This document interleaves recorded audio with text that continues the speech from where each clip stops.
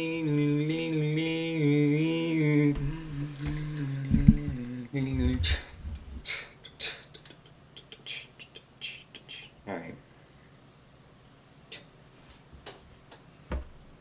There we go. Got the phone. Got everything. Okay, cool. Anyways, yeah. So, you've read the title. You know what we're doing today. We are going to be trying to learn Blender. In quotation marks, anyways. We're going to try to learn Blender.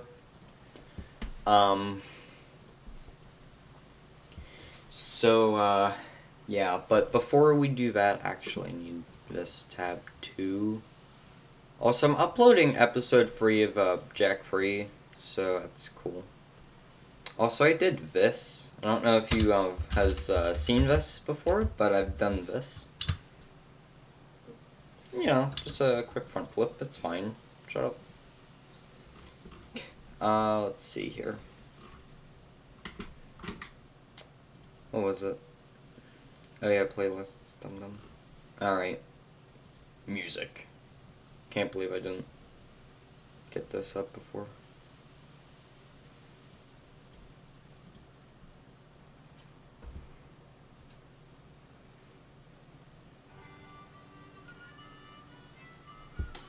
Sure.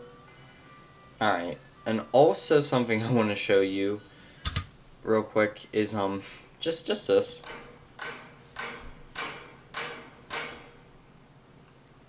I forgot my tools again.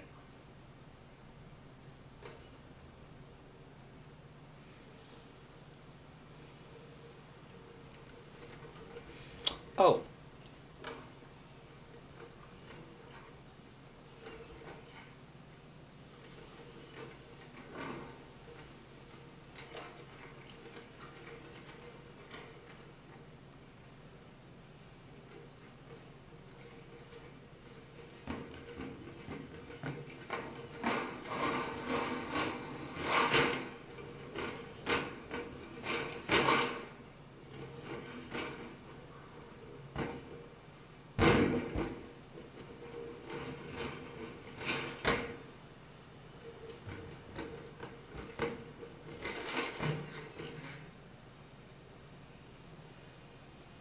Such a show off.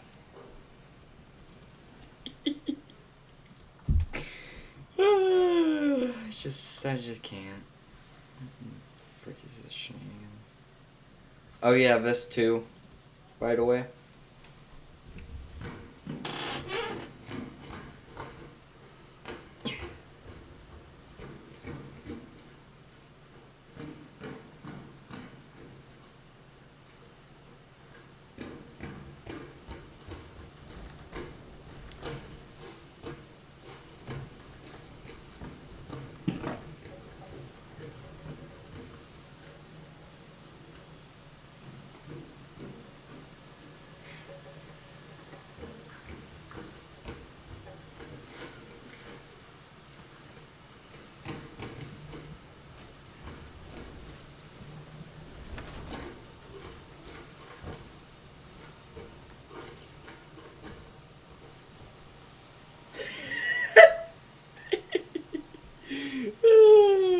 I just can't.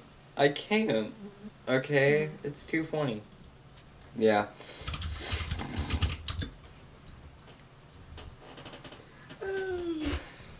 Blender. Anyways. Yeah, we're screwed. Anyways.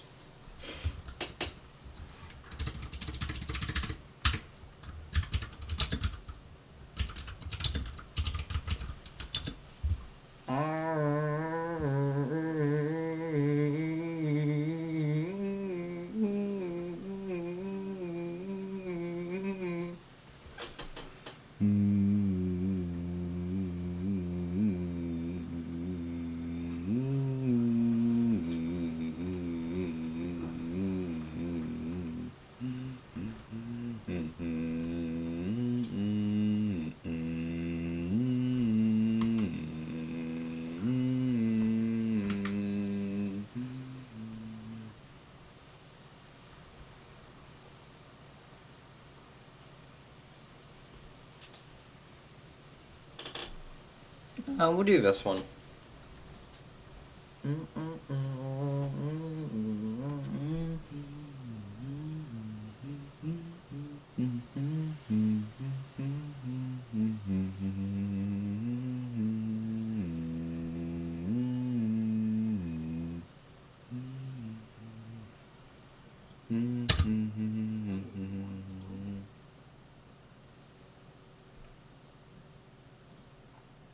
Put that in queue.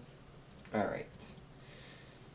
Now, first steps, before we actually, like, begin doing shenanigans, first of all, I gotta open this. Gotta open Blender, first of all.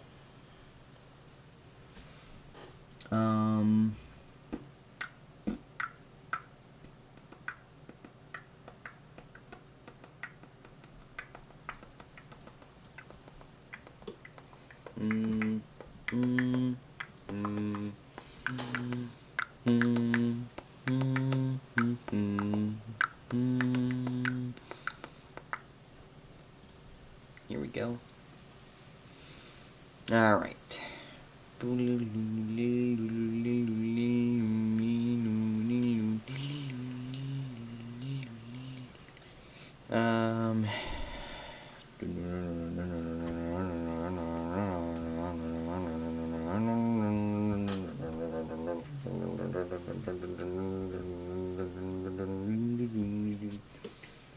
Whatever.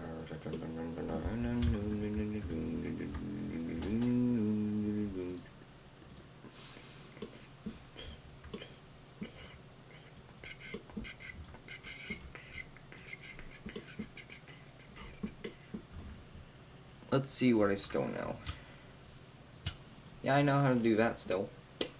Just, extrude! Yeah, that one. The E.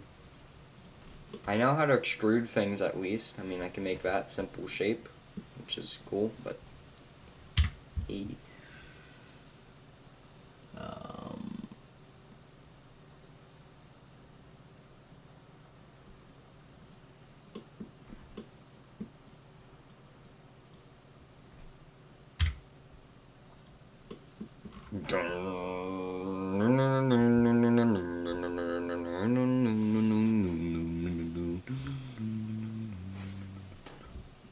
Add a cube. Can I add a cube? I can add a cube. I'm gonna quickly add a cube. Add a cube. Thank you, Control Z, for existing.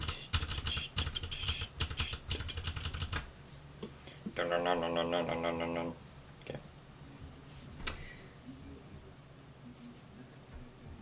Oh, hey, Dingaling. What?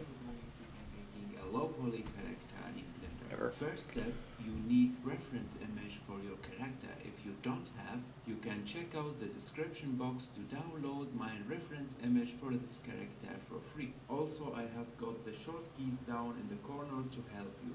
Hit A to select all, X to delete, 1 on the numpad to go to the front view, Shift A, image, background, and select the reference image. Important shortcuts for navigation your object. G to grab, S to scale, R to rotate. Now we have to position the reference image in the middle like that. Hit 3 on the numpad to go to the side view. Click on Add, Image, Background, and select the image. G again and position the photo in the middle just like that.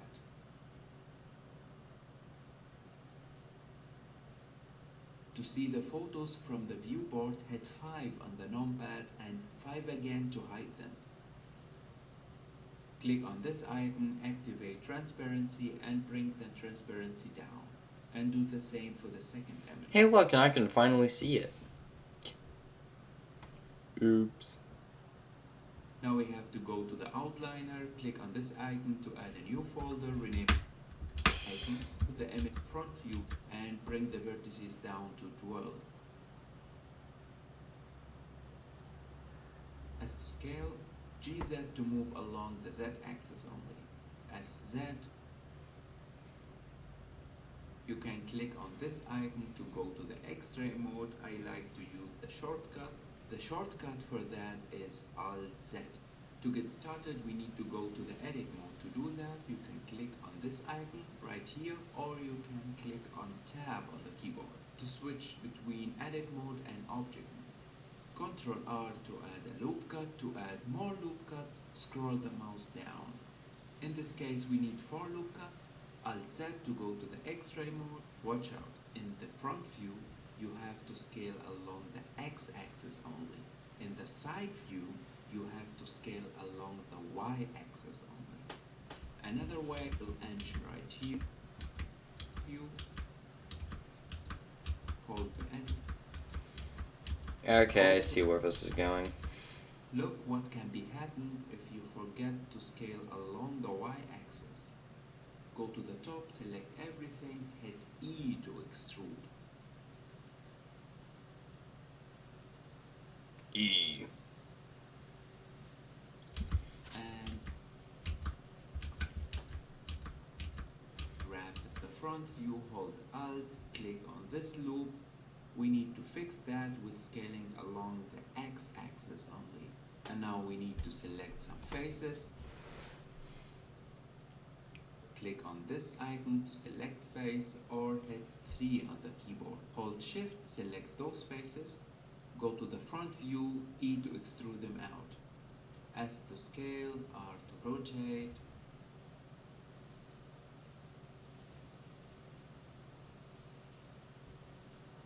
Go to the X-ray mode with Alt Z. Select these vertices, G to grab them. Select those vertices, GZ.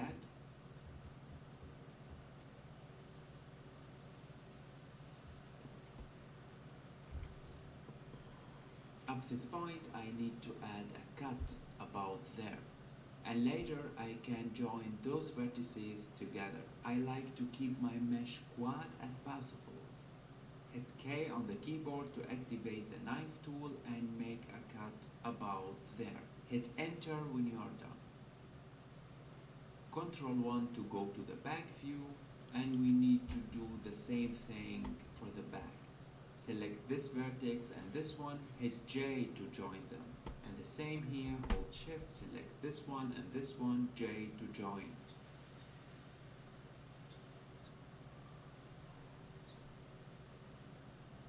Select all those vertices.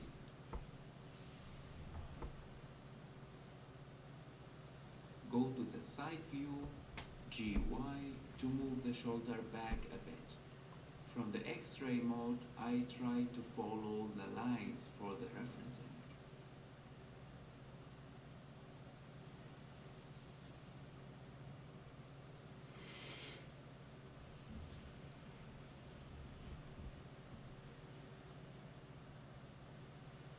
Now we need to extrude out the arm. Select those vertices and E to extrude. E. As scale. Now we need to add a circle. Right. So there's a lot, but it's really just extruding a bunch of crap.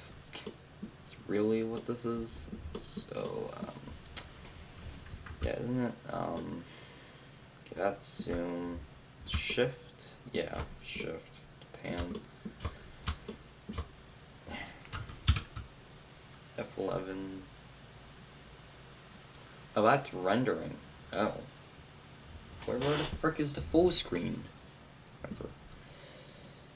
Can add shenanigans, I guess. We will delete this.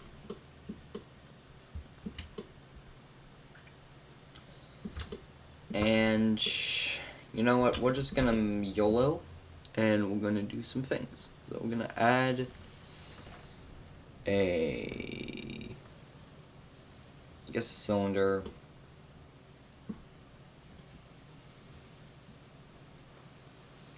Three vertices. Literally a triangle now. Whatever. Now it's a cube. Now it's a pentagon. Okay. Okay. Okay. Okay. Okay. Okay. Okay.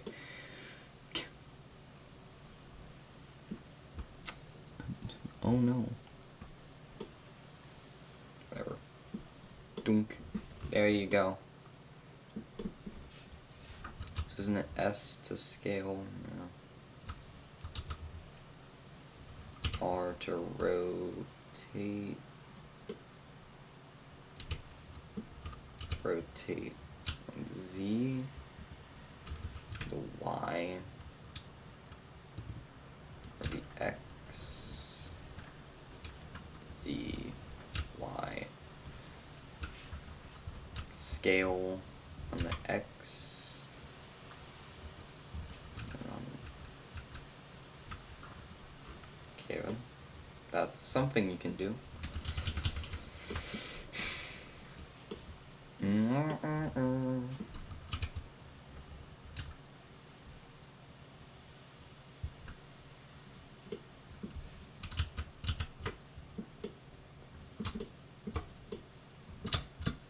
Spaces. Okay.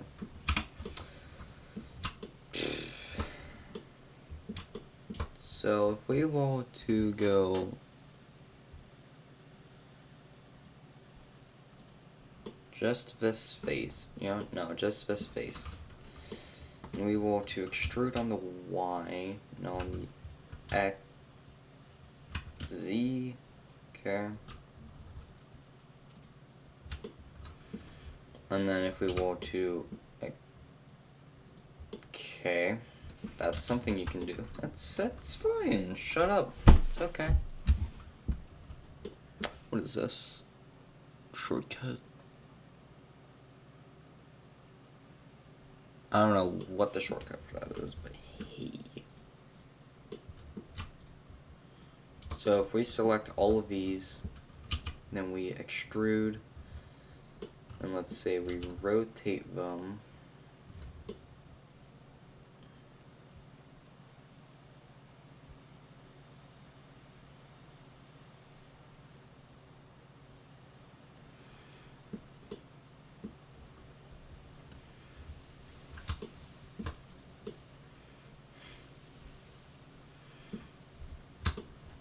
Okay.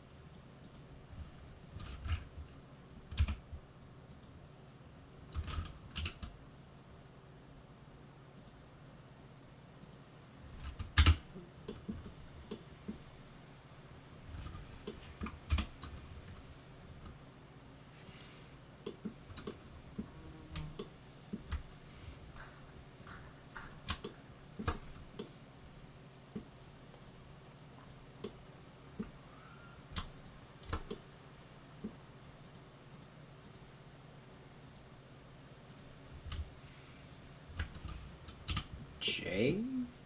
Join apparently. You want to extrude? Hey look, it's 2D.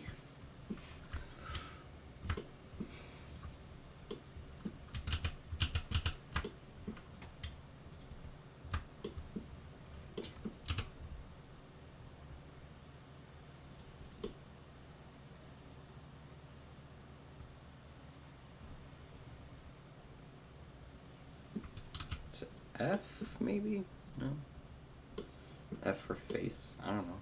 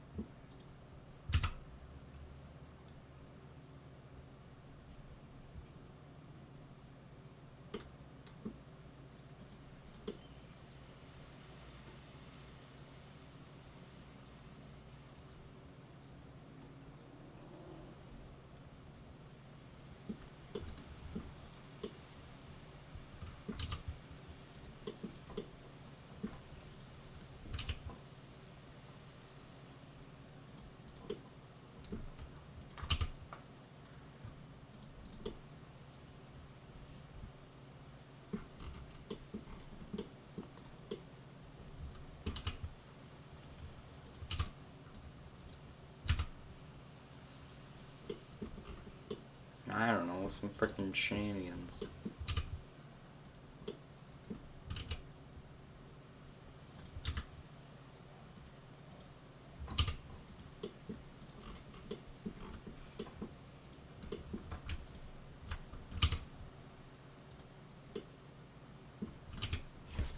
Get out, bug.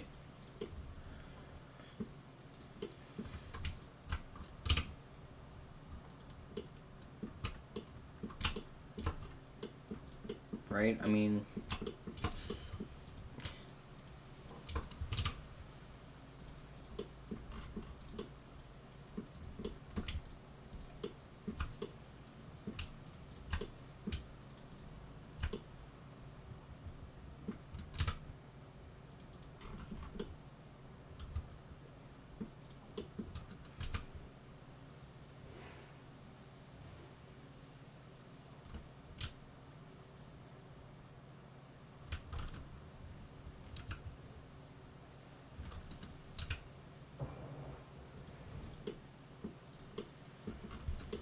I mean, jumbled mess right here. What do you think? Do you think this is a cylinder?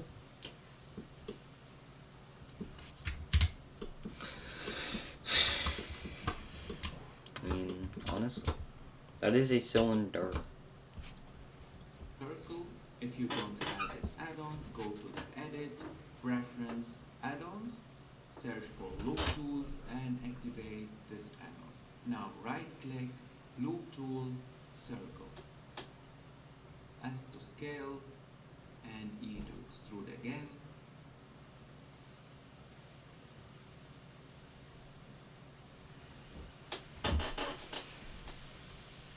And again, select everything, E to extrude.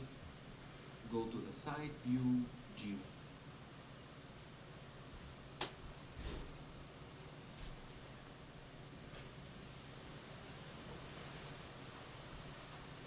You may be struggling with making low poly characters, but no more. Today, I'm going to walk you through all the steps that you need to create your own characters. Starting now, let's hop in. To add images, all you got to do is just go, as you can say, it's front view. It makes it easier, just go Shift A, Image Reference, and pops up with your file browser. Just go find your image. Okay, and just click load the reference images, and it pops to your scene.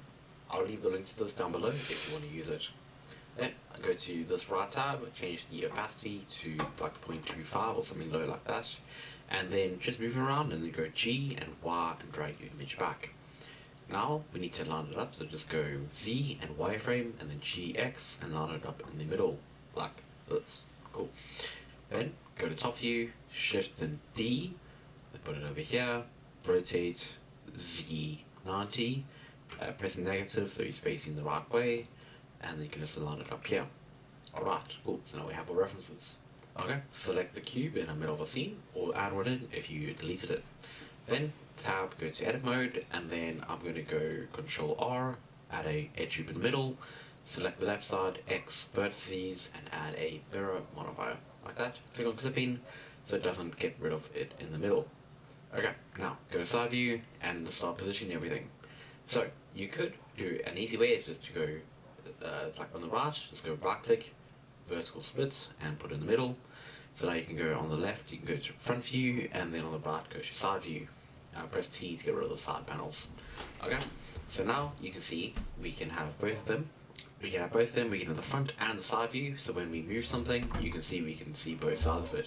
So, let's start positioning everything. So, it's very simple. Let's just start with moving these to the top, so just pressing G, and then bringing this down to the bottom, like that.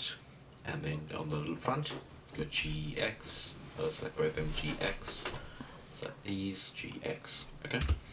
And then you can just go add like, I don't know, 2, maybe 3 edge loops.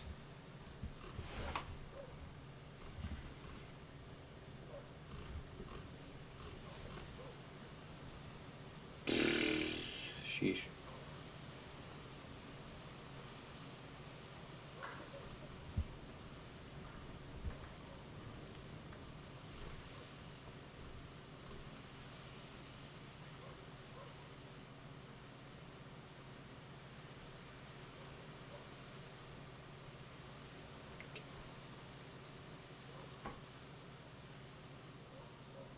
Hello?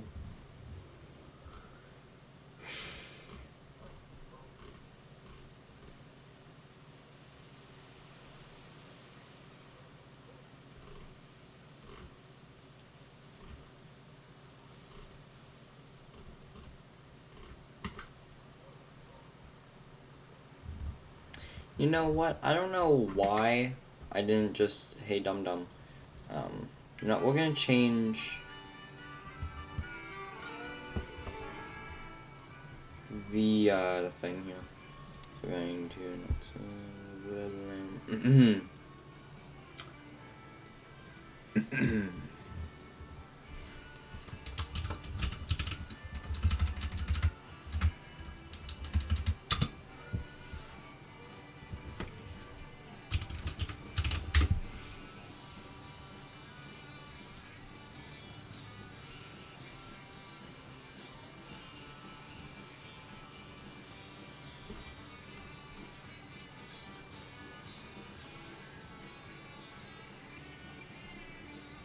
You saw nothing. It's been of Unity the entire time. Totally. Yep. It's fine. Whatever. Anyways.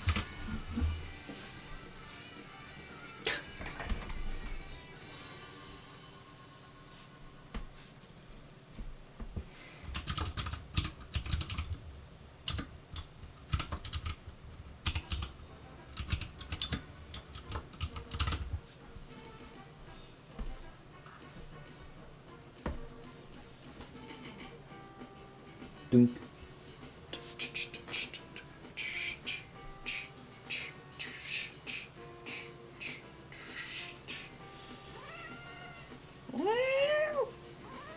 I can't. Now we wait. For how long? You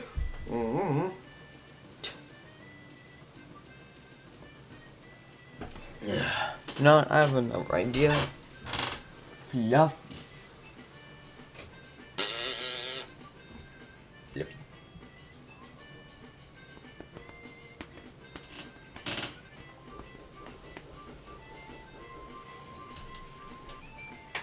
Okay, while you guys can watch this, I'm gonna go see who the frick's at the door.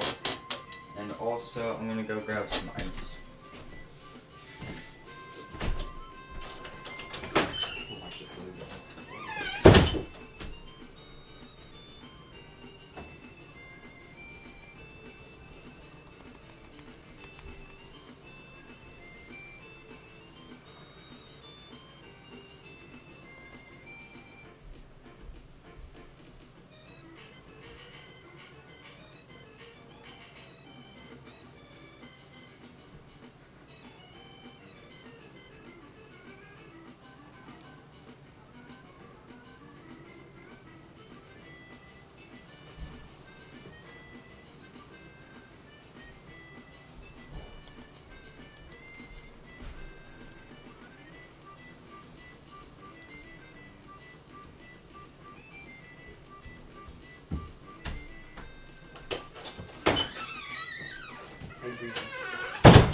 Hey, look, it loaded.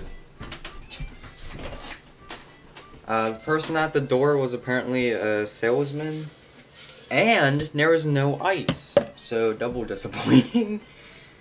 Whatever. Yeah, I'm gonna close this actually, and we're gonna go edit the file name, because you can do that. It's not even that hard. You just go to here and close this.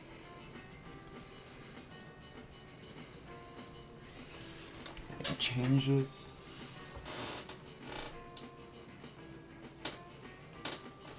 Yeah, nah.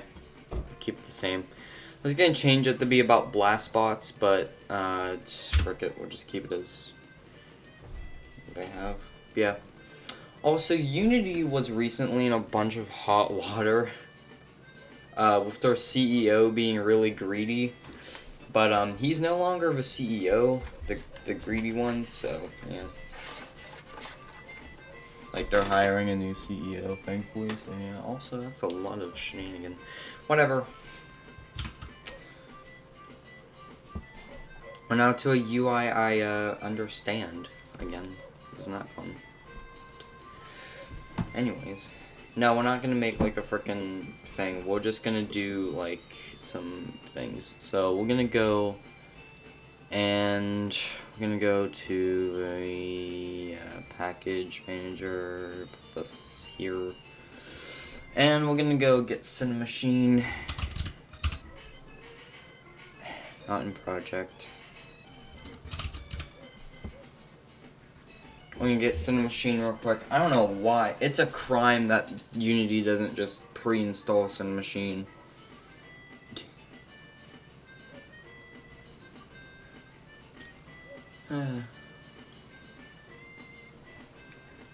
It is a crime that Cinemachine is not pre-installed. It should always be pre-installed, and I don't know why it isn't. We'll also get like Pro Builder. Actually, nah, we don't need Pro Builder. Frick it. We'll close the tab, and then we'll head over to the asset store, which we'll do that by going here, wherever it is, window. Alright.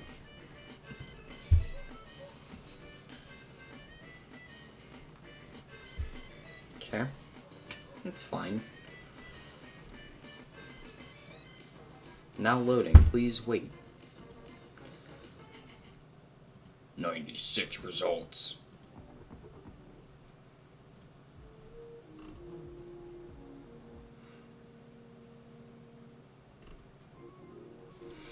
And now we're going to search for. Yo, nice. We're gonna search for the asset store. For a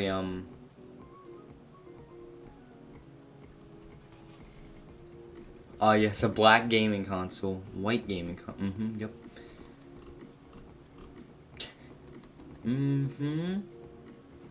Whatever.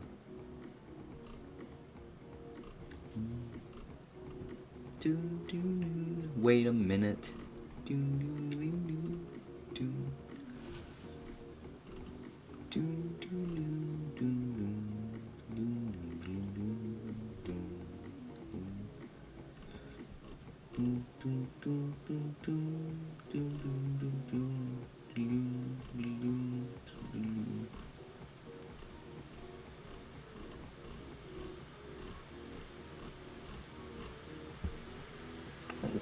Wait a minute.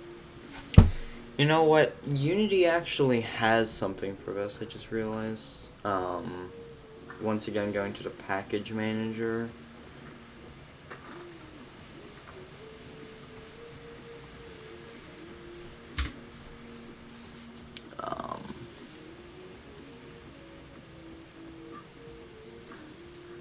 Wherever it is. I know they have something for this. Like a third-person character.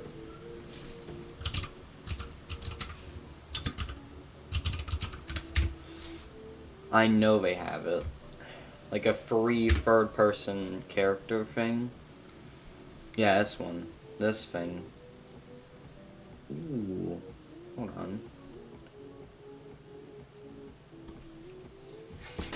Basic locomotion.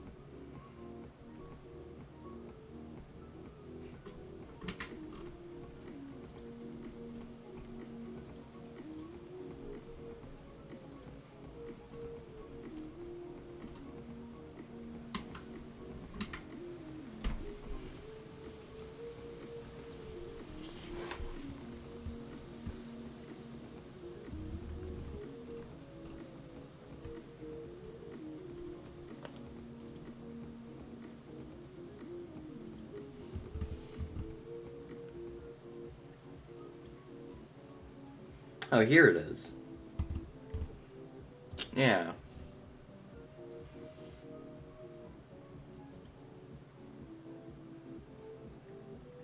Oh, here's my ass. Okay, I see. Snow materials.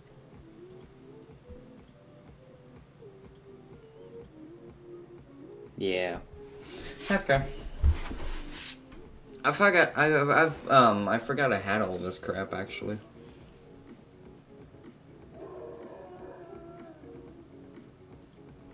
Okay. Okay. Now loading. Please wait. Whatever. Yeah, and there's no ice, so that's sad. But we don't need ice while we're all going. Oh, Fluffy. Yeah, that's right. Hi. Fish. Taco cheese.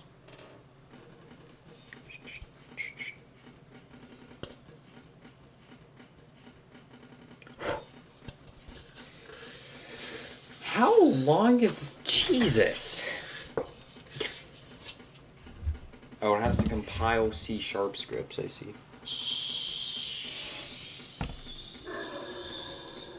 Hiss. Yeah, that one. Arf. Arf, arf, arf. Shut up.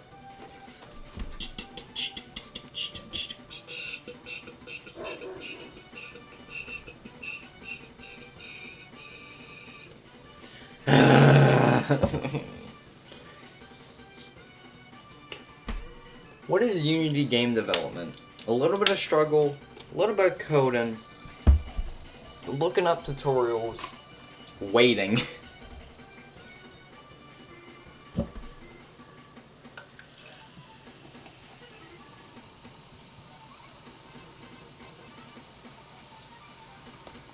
Jesus. Are we almost done?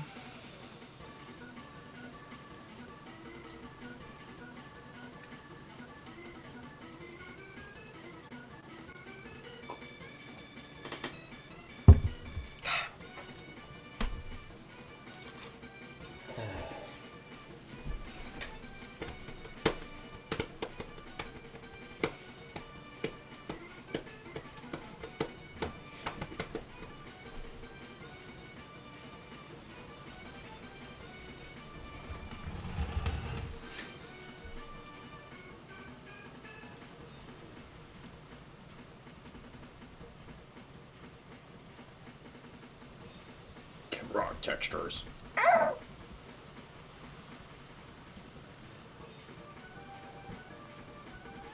What? Okay.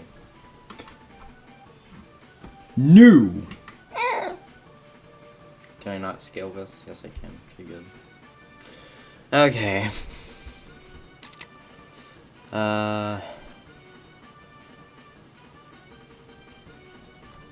We don't want these. You know what? Nah, we'll keep them. We got everything. Frick it. Import.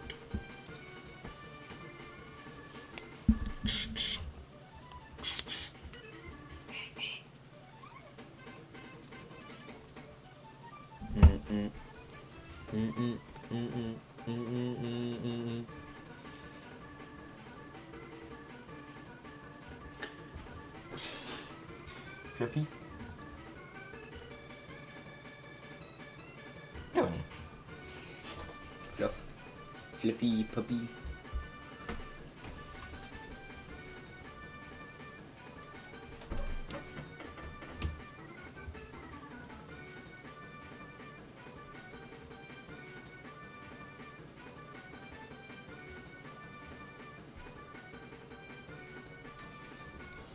Okay. Hey, look, it's here. Can't read me.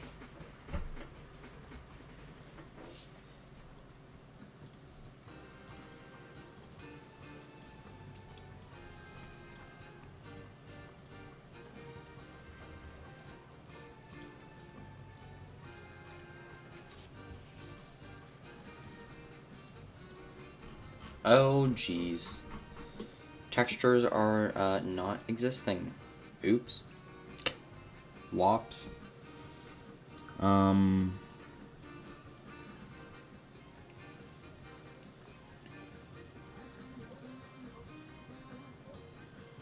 Black writings on the wall.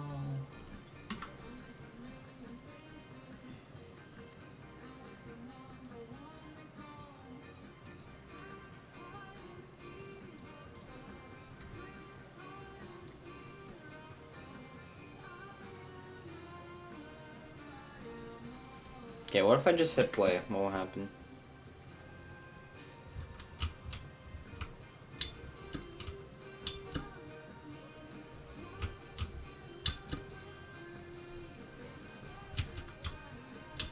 Well, I'm definitely jumping. Just that nothing is textured, so I can't tell. Okay, we're just gonna create a few new textures. Or, materials.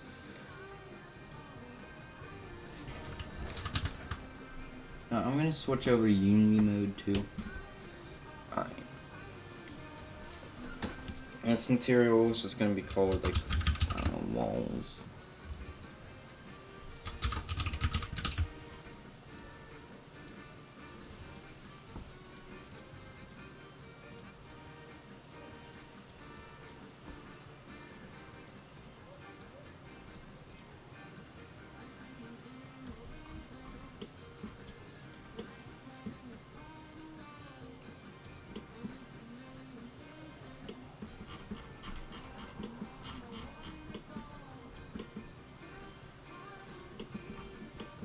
Okay, well now I can tell slightly what's going on, that's helpful.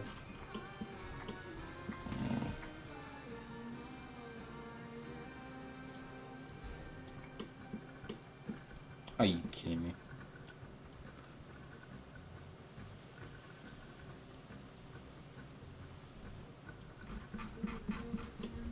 See through me, do it if you dare.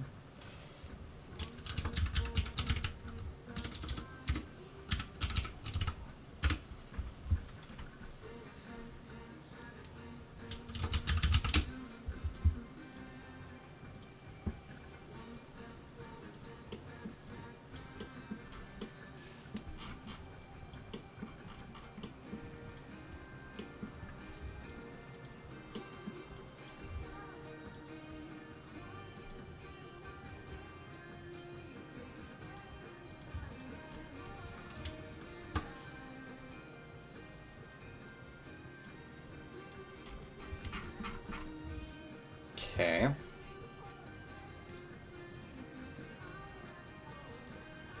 Now, I should be able to see what's going on.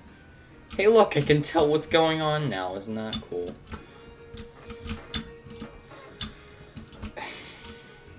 Whatever.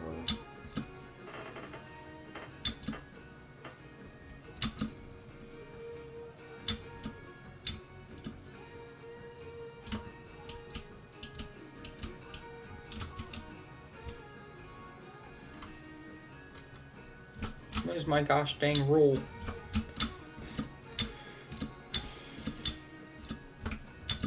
Where's my climb up? Where's my grappling hook? What the frick? Whatever.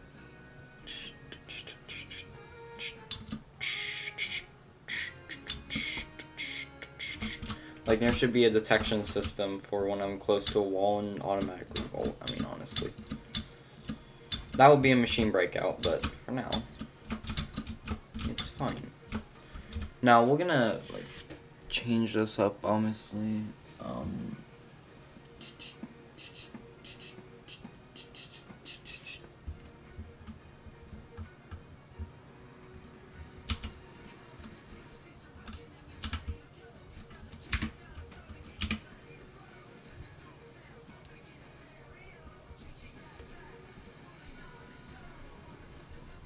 No time to rest, and if you put your tuba, he's like a in this world is, and if you want to test him best, but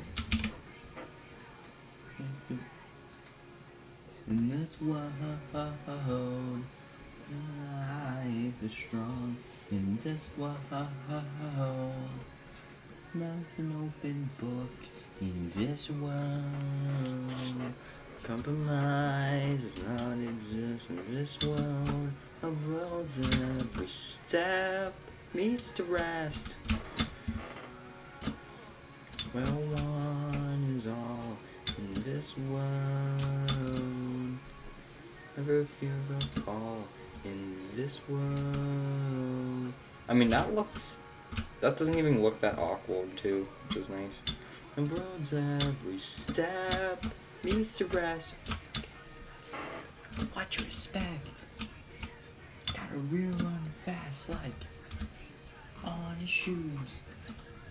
Watch out how the news.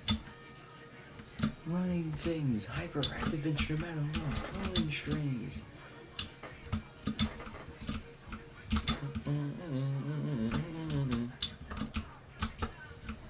The beats and the rhymes, cause they're here to stay. Day moving up, coming fast, and you blow your way. They can take the toll. The only way to break free is to break the mold. You can't stop now, lock and load. In this world, life is strong. In this world, there's no open book. In this world, compromise does not exist in this world. Of roads every step, gosh darn it, needs to rest. Like, I should be able to cat leap and then do a climb up. I mean, seriously. In real life and in Machine Breakout. Because currently, I can't really do that.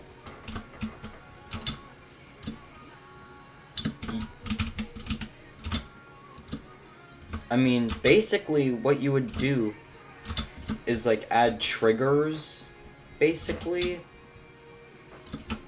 I think that would, like, detect where you are. Like, really, really absurd triggers. Like, tons and tons and tons of triggers that just detect everything.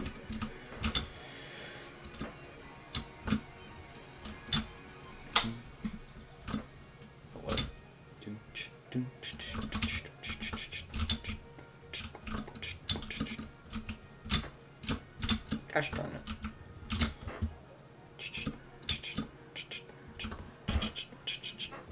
Like, I just want the guy, so if I just delete the entire environment, keep the camera.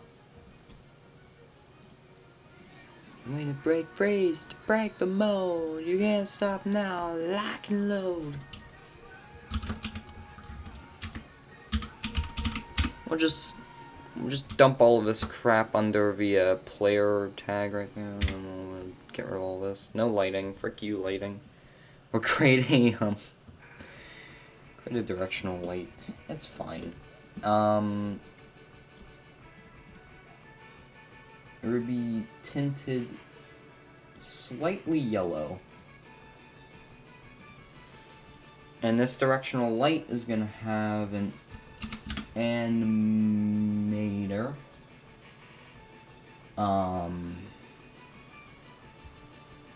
So yeah, and it's gonna be called the sun.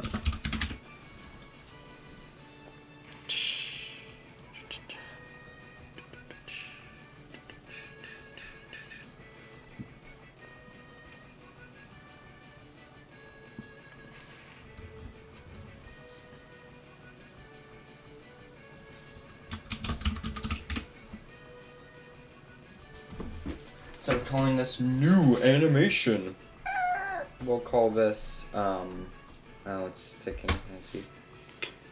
Call it day night. Now, I swear I have done this animation so many frickin' times in the past. But, you know. Okay, fine. There, frick off, jeez. Anyways, I swear I've done this, like, just all of the times. But hey, so make everything perfectly zero, right?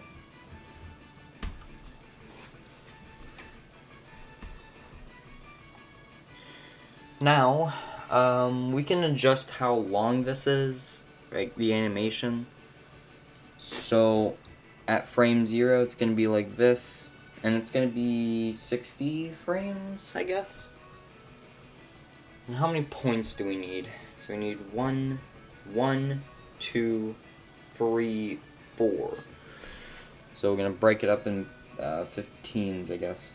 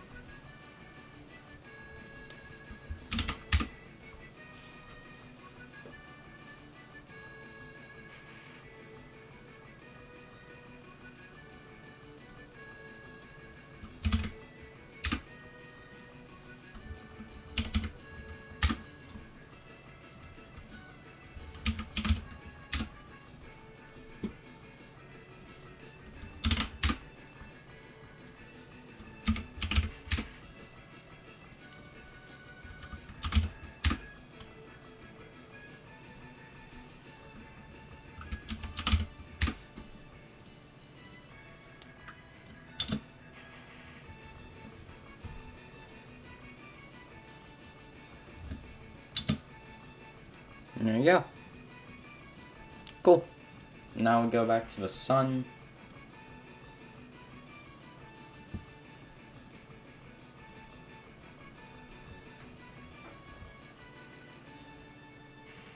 And, well, I probably want to create some kind of a cube for me to stand on, but that's okay. I don't need a cube. Why would we? We're gonna add a cube. A cube, you say? Alright, this cube is gonna be 0.25, 100 by 100 shenanigan. And also we're gonna move the player up a little bit. Okay. Now we should clearly be able to see the sunset, sunrise cycle. Yeah, there you go. Now obviously we don't want it to be this, but hey. Also, I could probably turn down the tint on that. Like a very small tint. Like the ittiest, tiniest bit of tint. Yeah.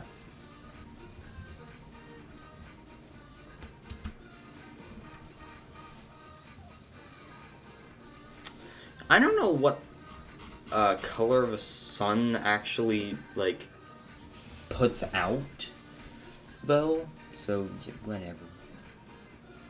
Pa, pa, pa.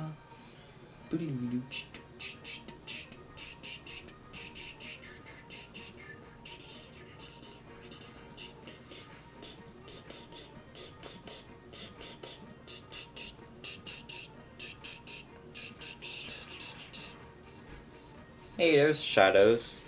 That helps. You can see the stretch. Yes, stretch. Whatever. Okay, we need to fix this, obviously, but it's kind of funny. We need to add an animation. Or not an animation. The other thing. Where is it? Animator? Yeah, that one. Here we go. Okay. Day, night, speed. Here we go. So right now it's at 1.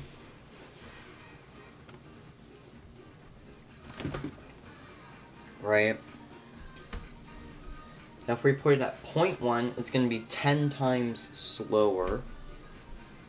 Right? So if it's 60 frames, and in theory that 60 frames is 1 second, which I can just verify real quick.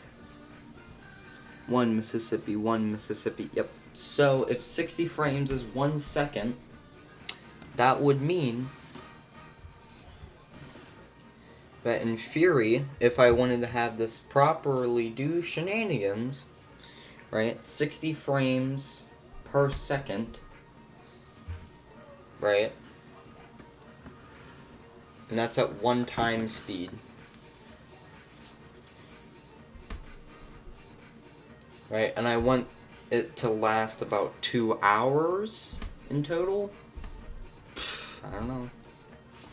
We'll just do 0.001. That's probably good. Now let's start.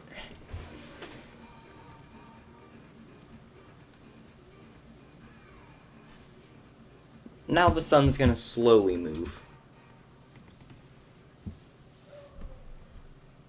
You can see it slowly rotating, which is the point. Yeah, there you go. I don't know how fast it will be, but it seems to be pretty slow, which is the point.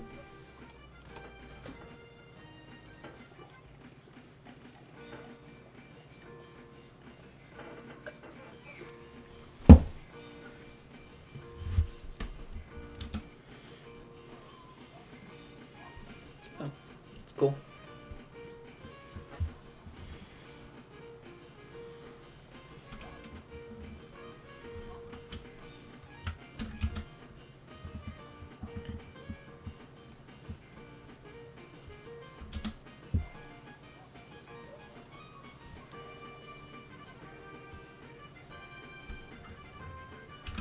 See how long the shadow is.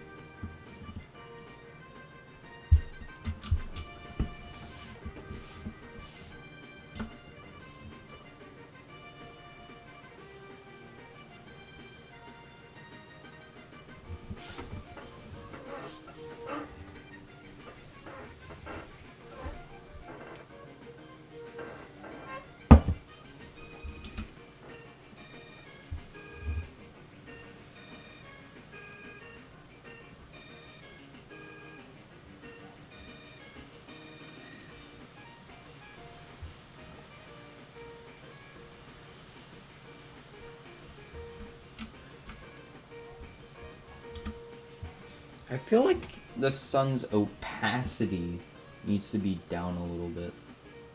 Like, it needs to be not as bleh as it is right now. I don't know.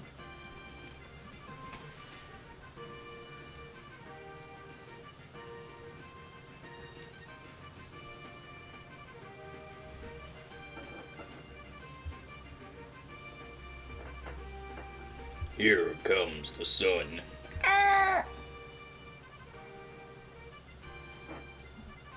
And again, it's all in the shadows. You'll watch the shadows as they move. How that works. So, yeah. I'm happy with that. We got day-night. Day-night is one of the easiest things you can add in a game, but it helps so much if you do. So, yeah, I think that was save. I kind of forget what I mapped all of the buttons on my G502 Hero for Unity, but whatever. Anyways.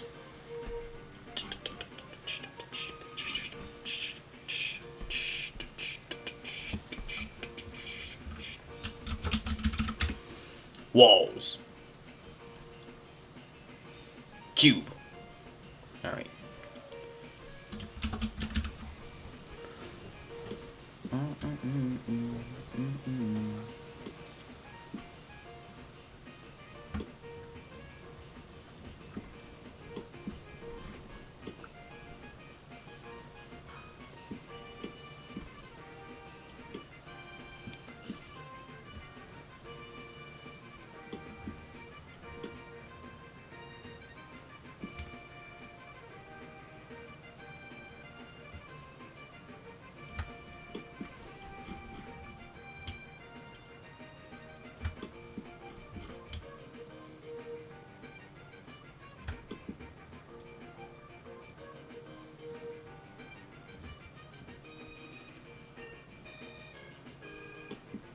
I don't want gizmos. Get out.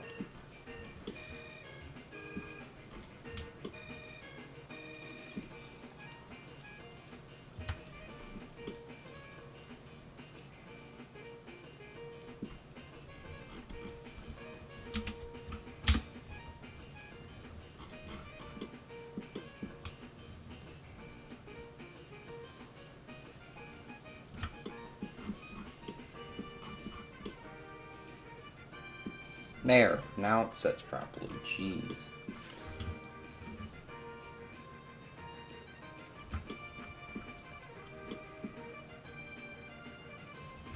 I'll be the same shortcuts. S to scale, I guess not, whatever.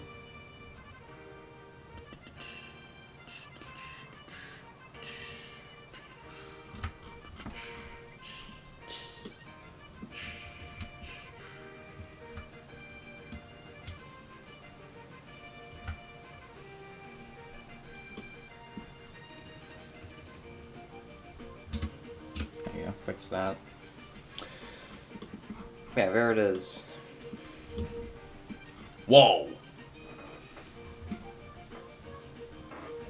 Now, obviously, this wall was not much of a struggle to get up, but hey. That is not the point. Anyways.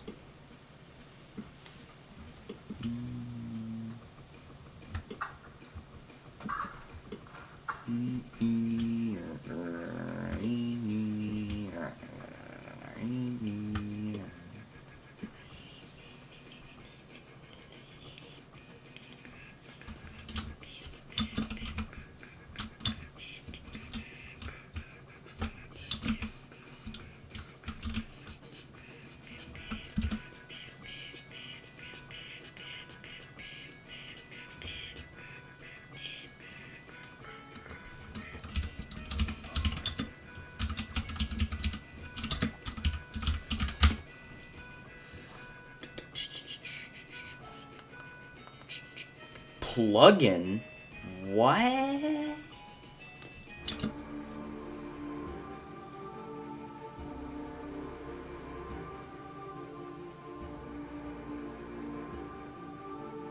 What in the frick?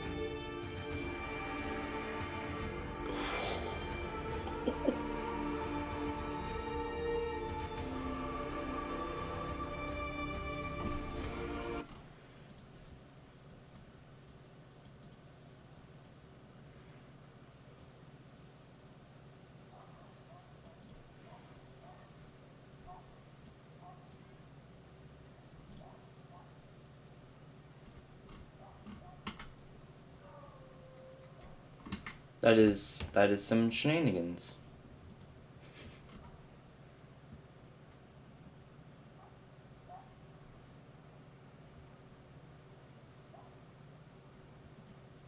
Hey, it's been a while. Here is the project that I've been working on. I tried to recreate the procedural animation interactions found in Uncharted 4 in Unity. That's something I do in real life, actually. That little bump thing right there. Real. Here's a before and after comparison in my own project. And here's a small look behind the scenes with some gizmos turned on.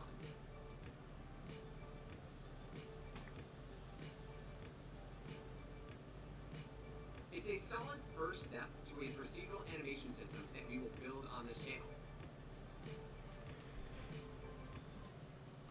That is some shenanigans.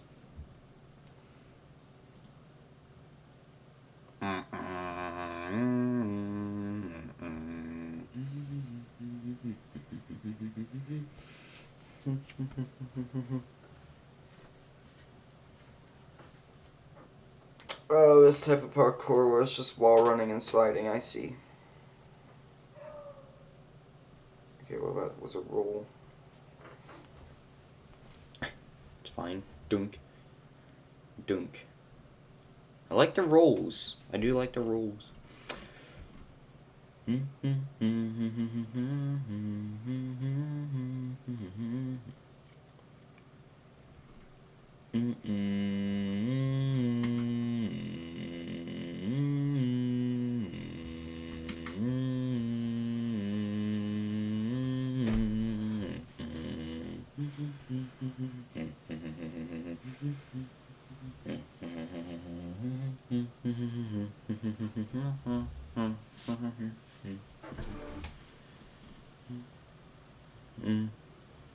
We're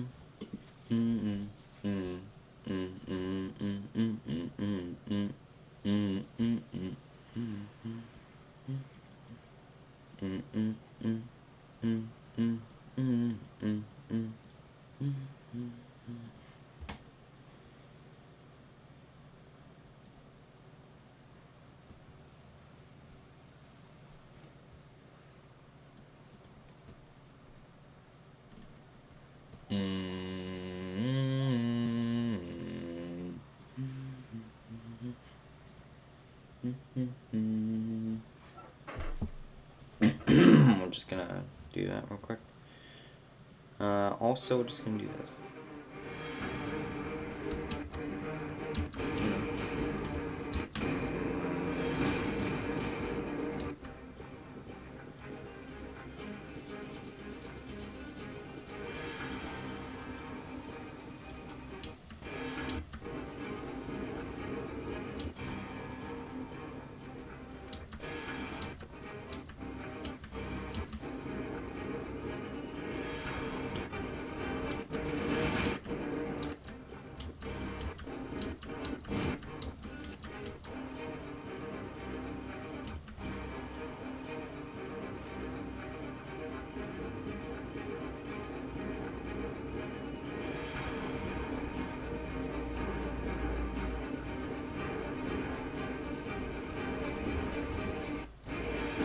It's just a little stupid.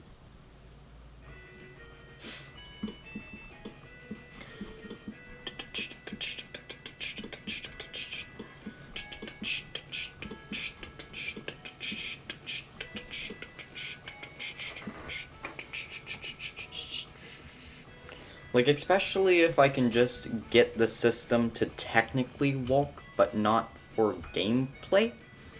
I could just use it in like a cutscene or something, which would be kind of cool.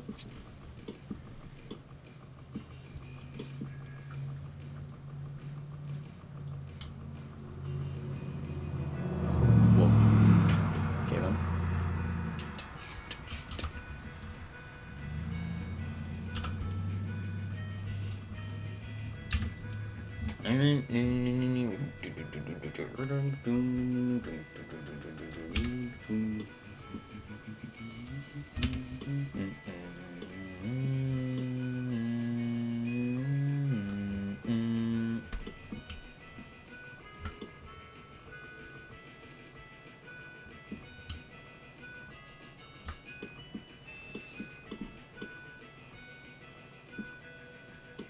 Okay.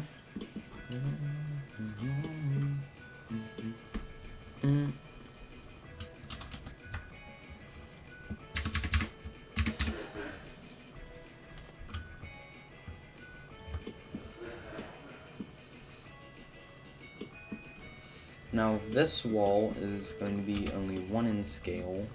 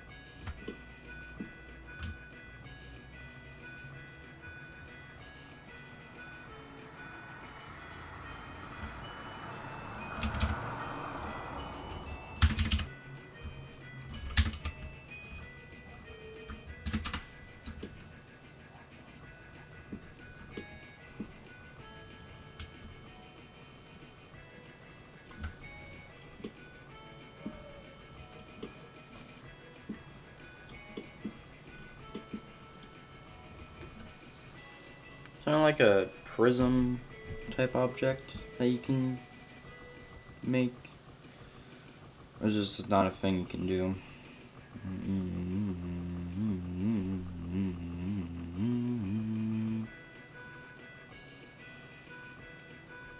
Apparently not. Whatever.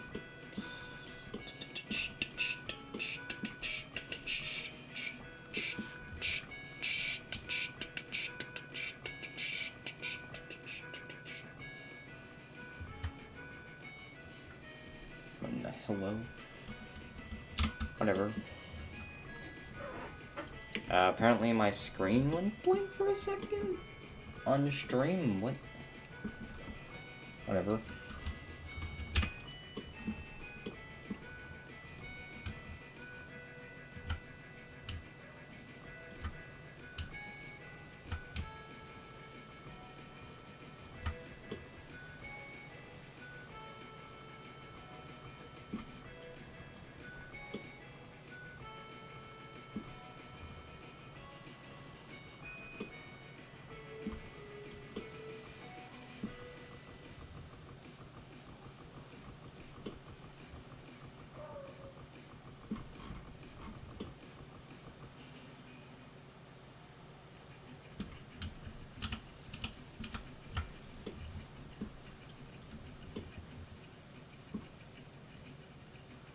You see, if I want to make this, like, flat, then we run into the issue because this clips, so we have to keep it like that, I guess. I don't know.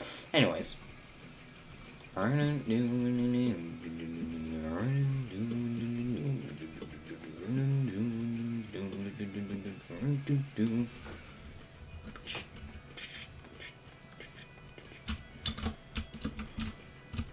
Now, currently, this guy cannot get up this. And it looks like we also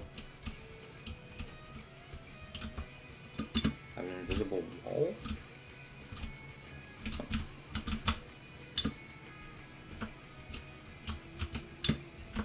Hello?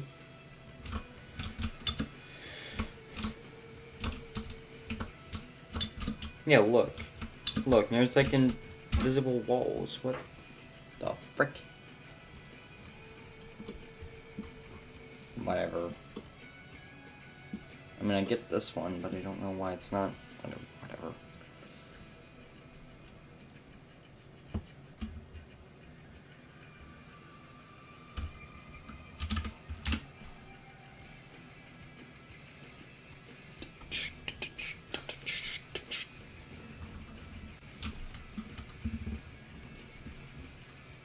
There you go.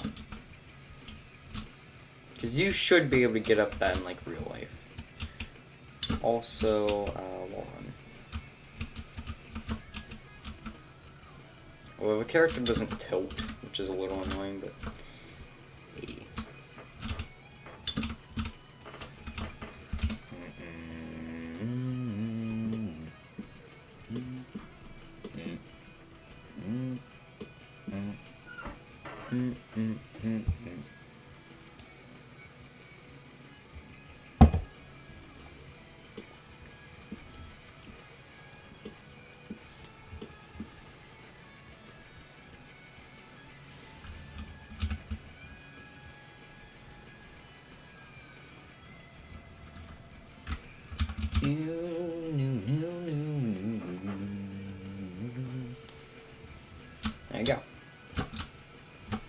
There you go.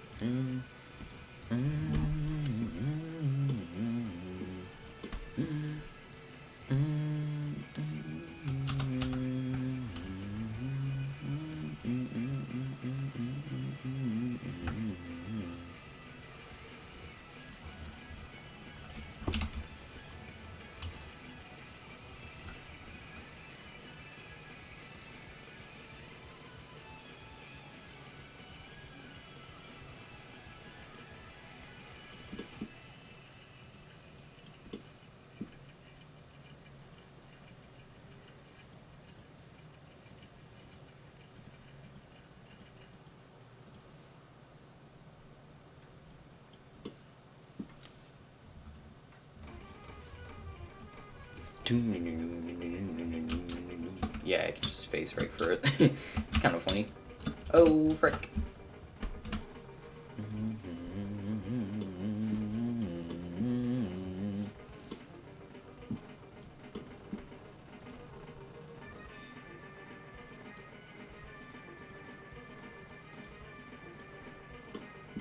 We can just remove that component.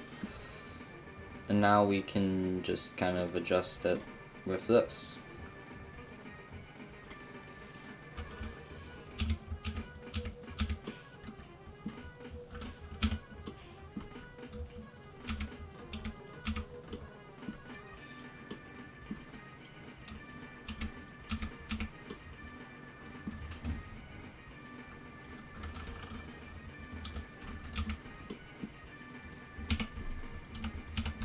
go.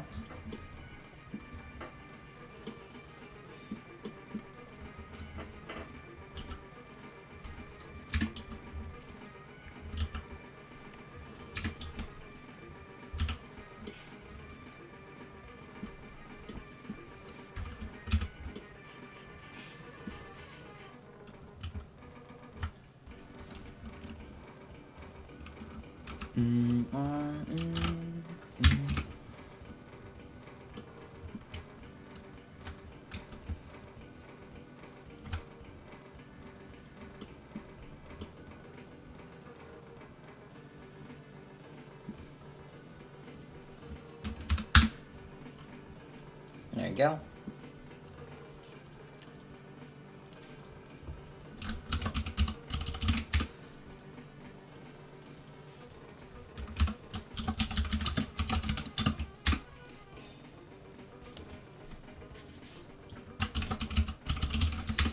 We're gonna see if I can do this, basically. That's how this will work. So, trigger tutorial.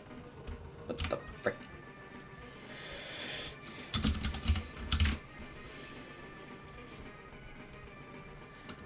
Hi Unity fans, I get many requests from you guys to create Unity tutorials for beginners, so here's one about triggers. I'm using Unity 2018 here, but you can use older versions as well. This is a new scene that just contains a directional light and a camera, and what I do now is to import the characters asset, because I want to demonstrate how to use triggers by using a third-person character. So I disable here the first-person character and the rollerball, because we don't need it. Then I press import.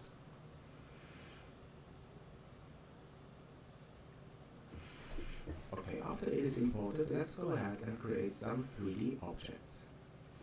First, a simple plane. Objects with the shape visible box with you. I'll show the behavior now in the game by using an example, so I drag in a third-person character prefab. This one here. This is the character Ethan, and he also has a collider, a capsule collider, whose camera is aligned. You can see this in the lower. Okay, so what happens here is that the colliders prevent, but this video is not about colliders. It is about triggers, right? But what is set to true? And when I check this, the character or other objects won't collide again with the trigger. I will scale down the cube now to get a kind of small platform.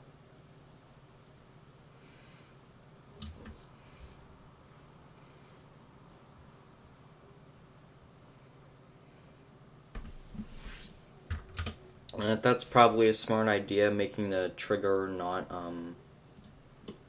making the trigger not chungus in size.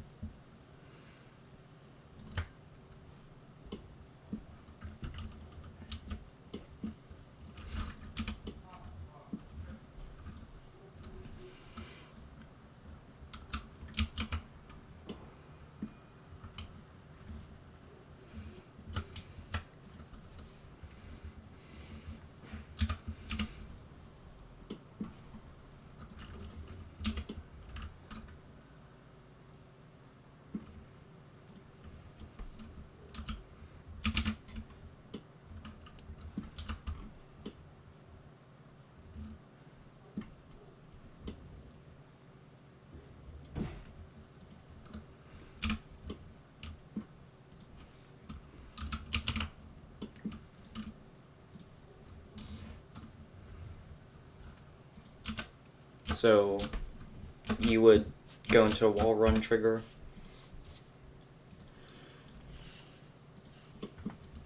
And then shenanigans will happen. Now you know what? I need to scale this up more actually. It needs to be more of a 5 and then that needs to be back a little. Cause you need like a really cause in real life whenever you're doing a wall run you need like a big run up, but yeah, I guess you don't.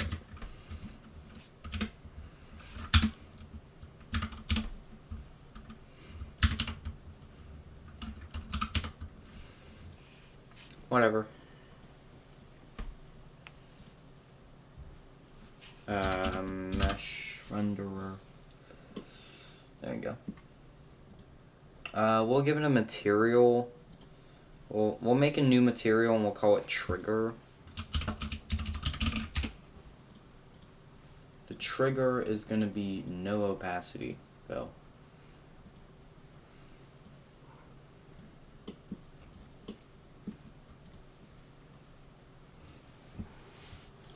Frickin' spell trigger. What in the hello? Jeez, man. I said no opacity. What are you doing? What the frick? Transparent? Ooh, fancy. Fade. Sure. That way I can still get the outline of it, but you don't see it. So that's really nice. Alright, so now I don't get the outline, but you can still technically interact with it. Basically is how the thing works here. Yeah. And if you change it to opaque, then you can see it. Make it bright green. Cutout also walks. Let's do cutout, and also cast shadows needs to be off. Whatever that is. Lighting. Cast shadows off. Receive shadows off too. So basically we don't want this to appear that it exists, but we want it to exist, but we don't want to have it appear that it does exist to the player, which is really confusing. But hi, Fluffy.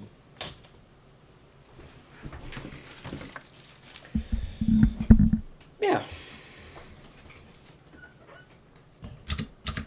Okay, now we have a shape like this, and then I enable is trigger. What I want to do now is to change the color of this platform when the player is entering this trigger area.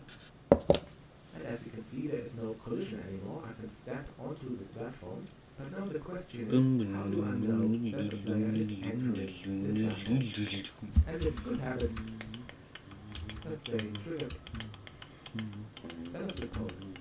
Within file, put C# Magnity scripting API reference into your code. So I quickly want to change that. Destroy. Start the game and walk. I don't want. Whatever. So takes in a collider thing right there. So that's fun. Hey, look, we get the code now. Isn't that cool? Call this wall run. Okay, fine. Wall underscore run. You Herbert.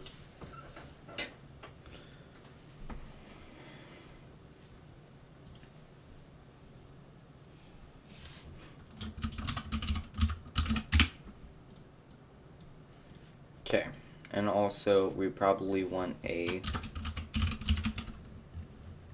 Oh, frick off.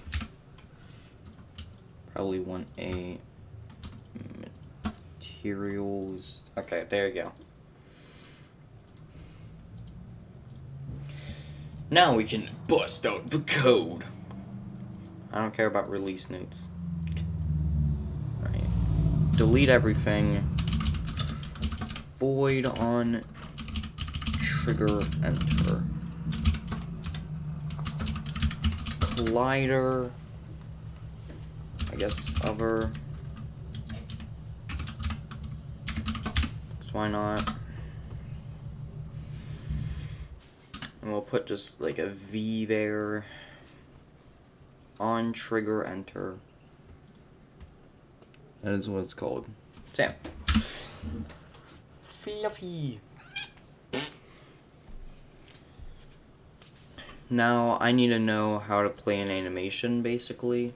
So yeah. Platform back is also very simple. Take is the on trigger enter, and I use a private very big exit. And this will have to be a root because Okay then, On trigger exit? What? he said, it's the color of this one. On trigger exit?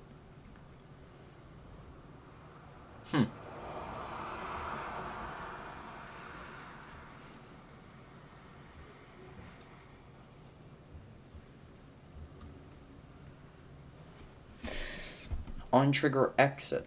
Okay.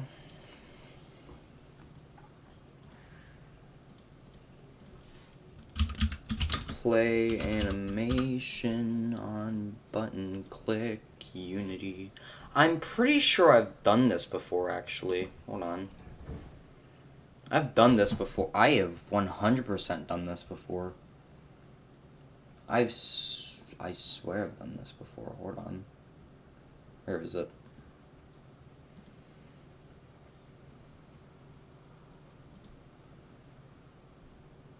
Machine breakout. I'm pretty sure I've done this before.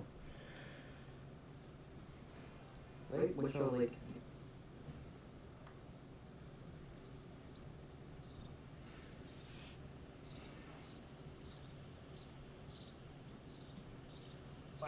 I definitely have done this before. I know I have.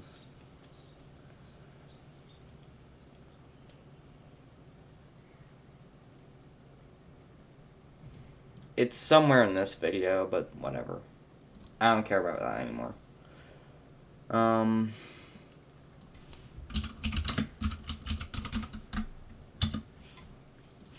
We need, yeah. How do you jump? Whatever. Ugh. Hey, look, it's Jimmy Vegas. Isn't that fun?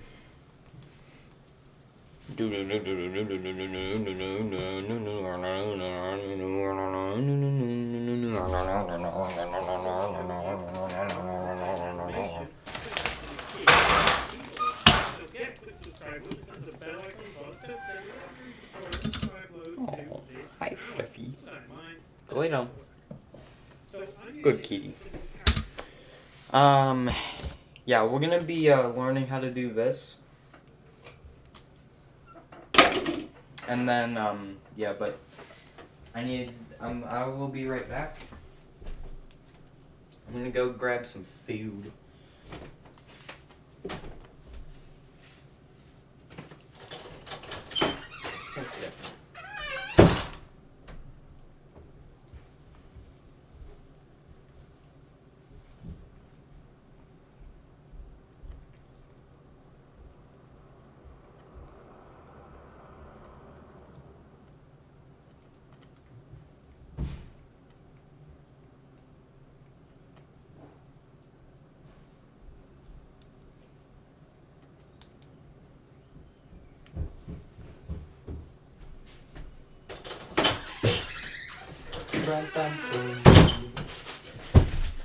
Show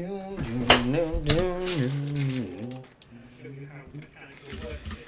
Obviously, really anything that has animations, whether it be like spaceship, whether it be person animation, or whether it be any range object.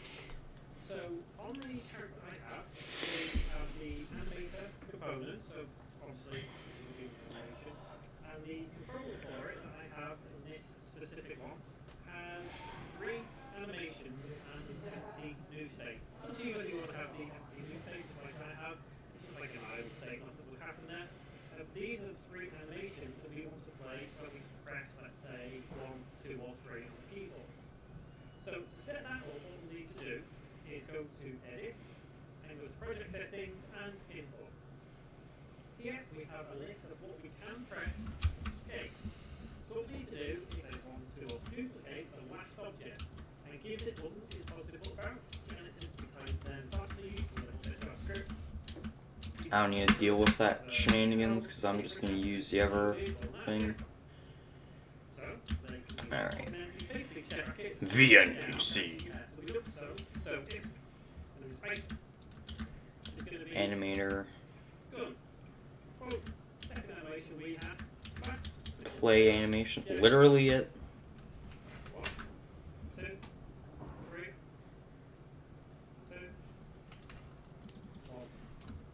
Are you freaking kidding me? Really? No, I bet that's in Unity Help, my freaking playlist I made here. I bet that's in Unity Help, isn't it? No, it isn't. Never mind.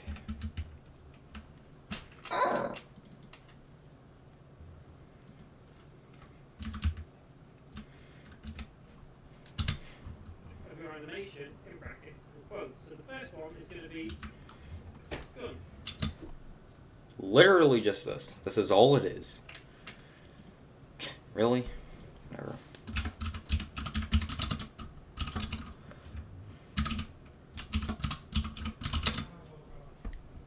Hi, kitty cat.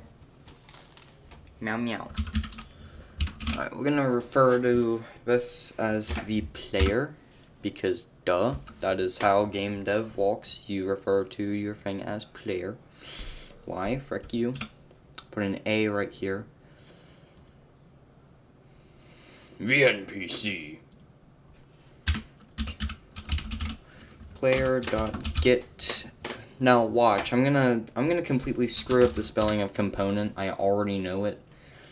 So we're just gonna go find where it says component somewhere and we're gonna go have fun.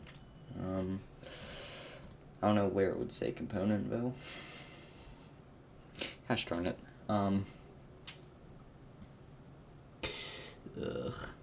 Great. Where would it say component?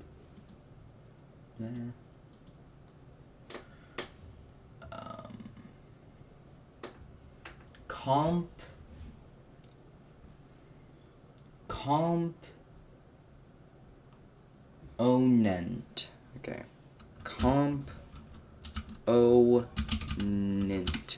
Sounds a lot like competent, which, you know, get component animator, which I'm assuming there's a component on the thing that's is an animator, right? No, what? Where's my oh, there it is. Hey, dum dum, it's right there.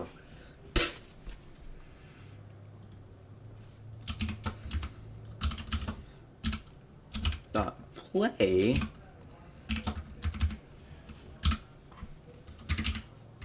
No. Yeah, there it is.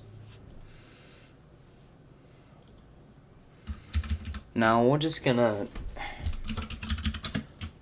make something called wall run, even though that's not something that exists right now.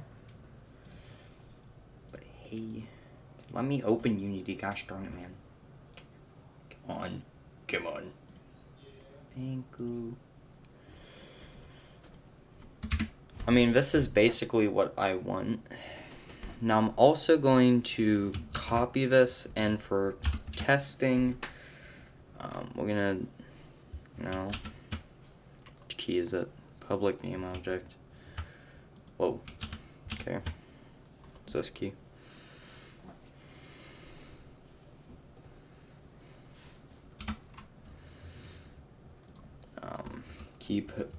Key code P. I don't know.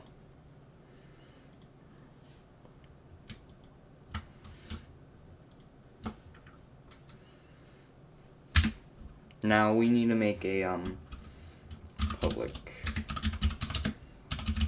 void.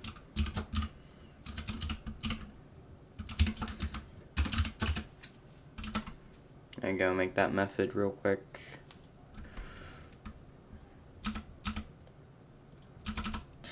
There, fix the stupid freaking dumb bracket. Okay, cool. I think it's capital. It might be capital. I don't remember.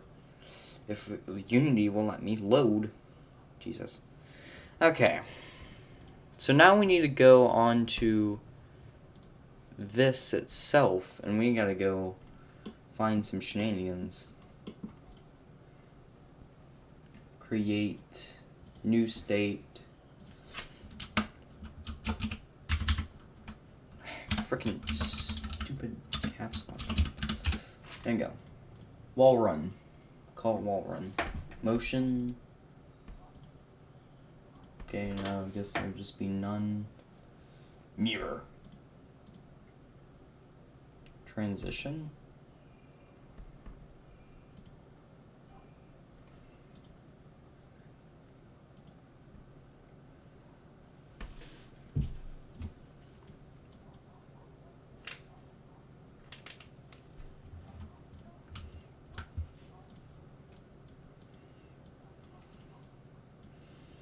Whatever. Anyways, wall run.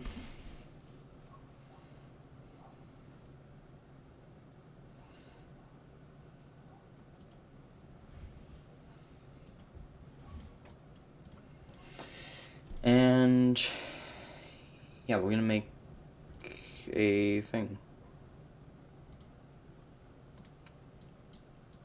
So we're gonna head over to this Goofy.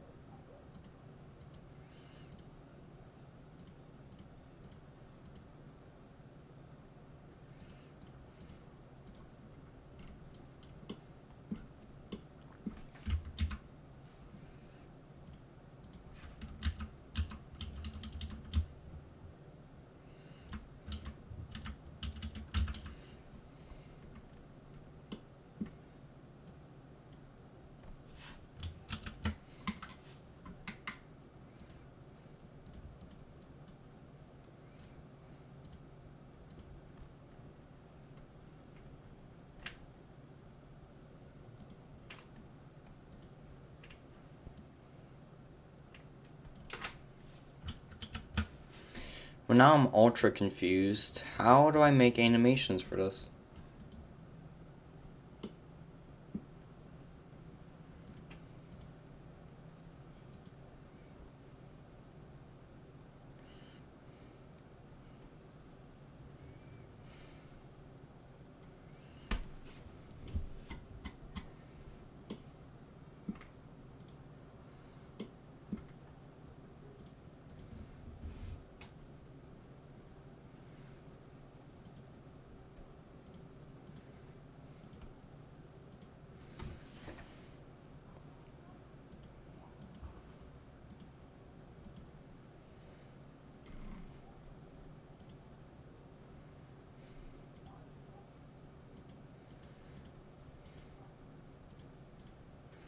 I am very confused. I have many questions, and I am concerned.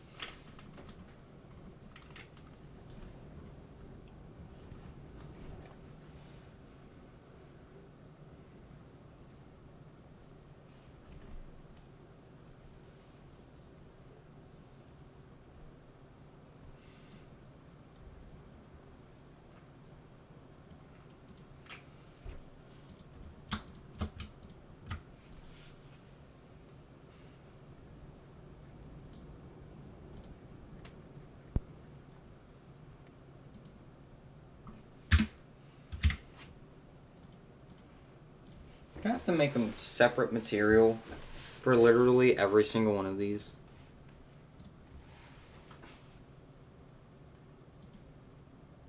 I do, don't I?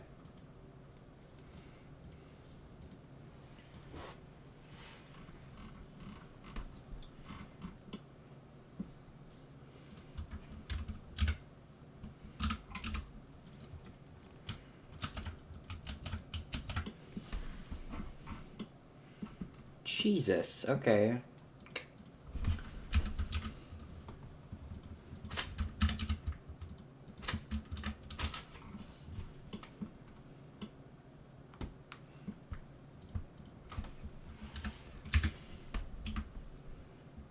This is Dog Track when he jumps. Whatever.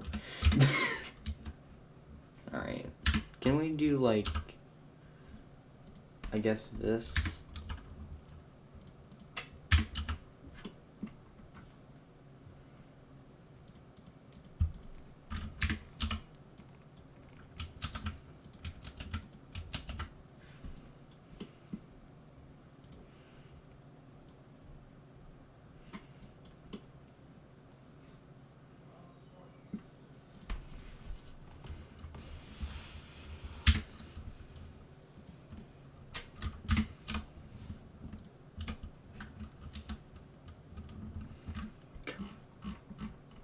Good gracious, man. Wide boy. 0.0. Jeez.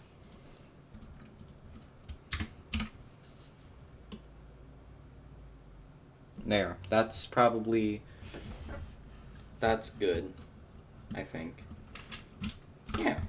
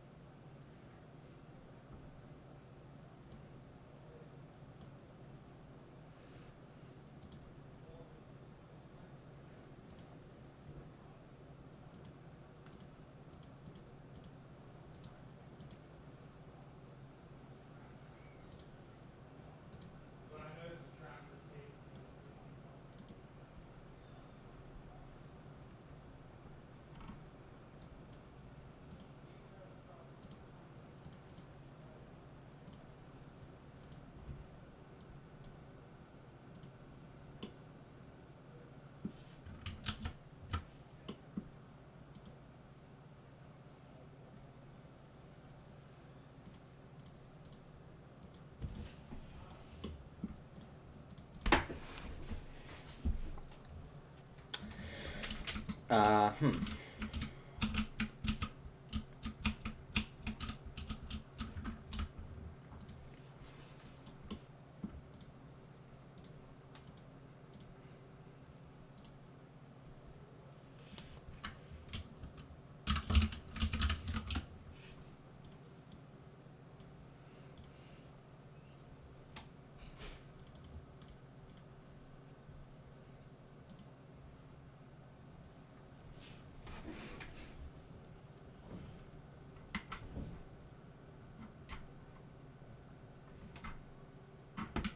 Wait, there's mats. Hold on. Hold on. Okay. You. Armor. Gosh darn it. Oh, I see how it is. You son of a gun.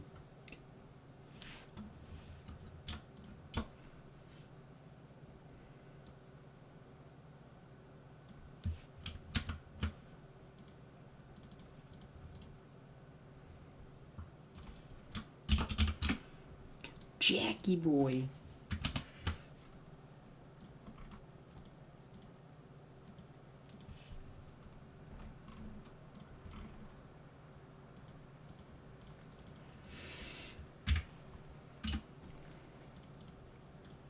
Really? Great. The frick? What in the hello? Did it... What? Are you... Really? How did I... Okay.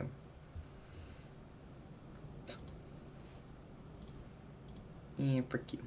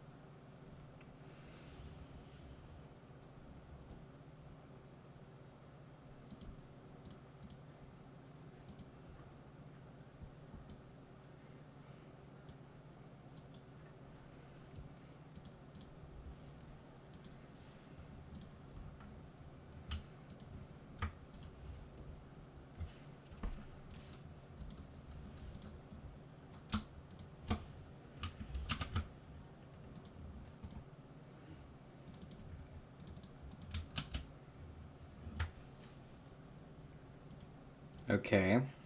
That's what I wanted to do last time, by the way. Just saying.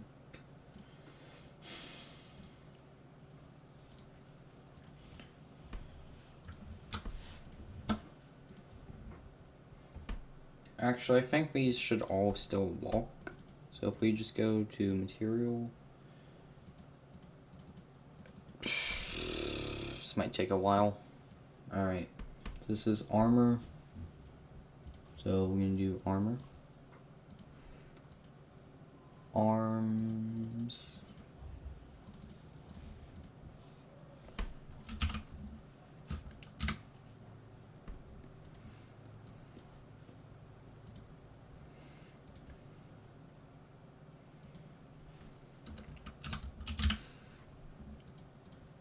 Belt.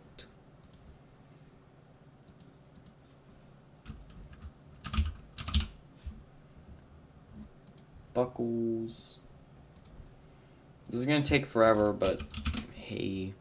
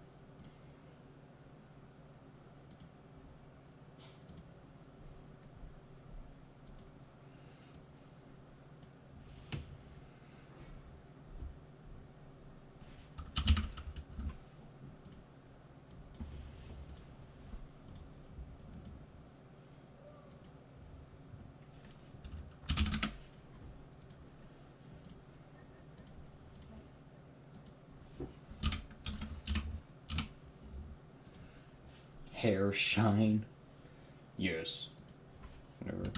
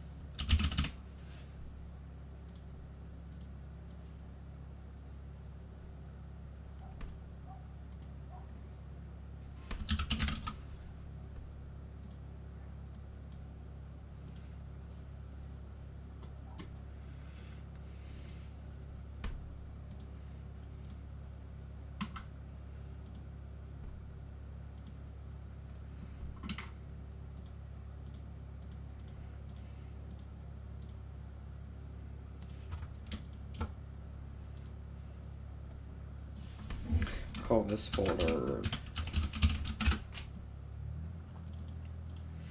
textures.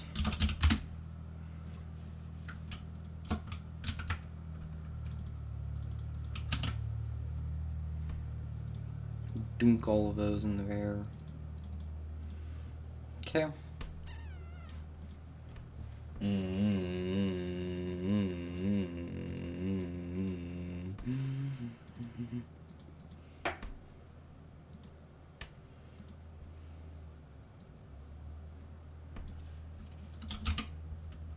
What in the hello?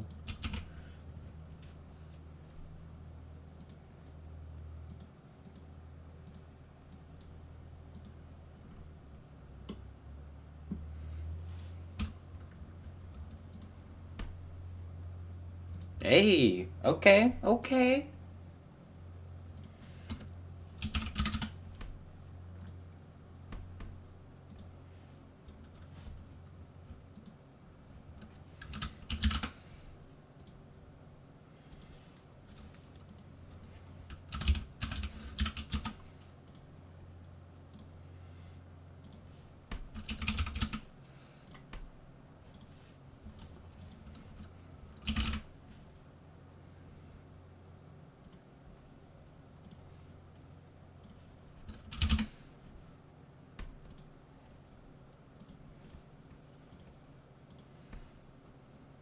Okay. We're gonna get a Jackie boy here. This is good. Okay.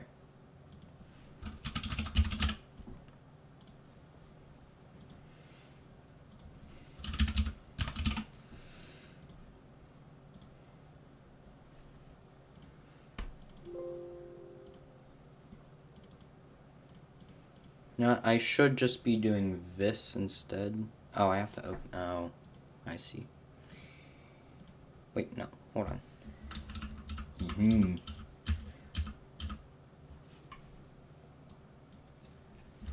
Lens.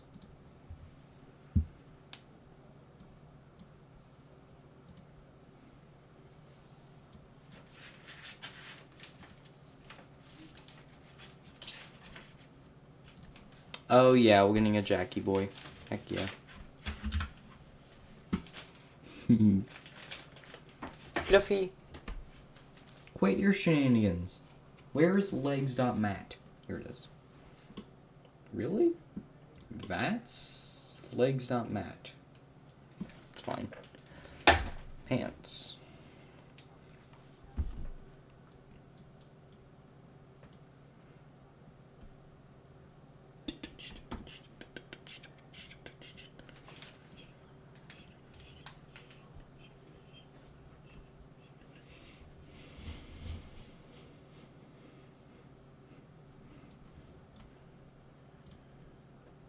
Oh yeah.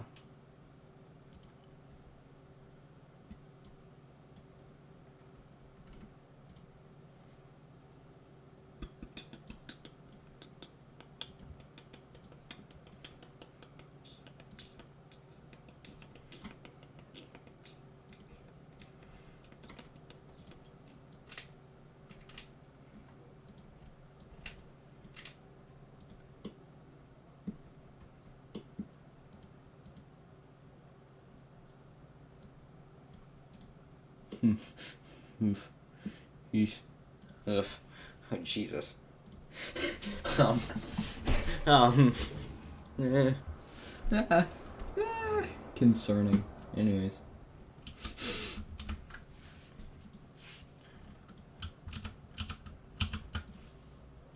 Yeah, we have a Jackie boy now.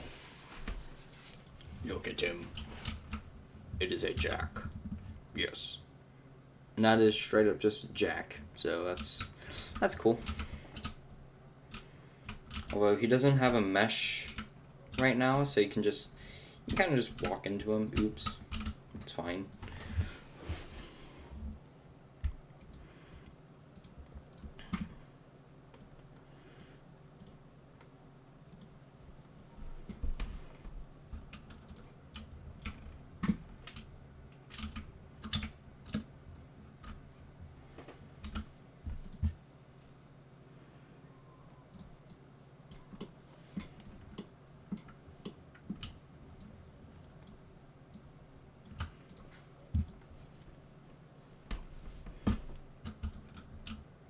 There you go.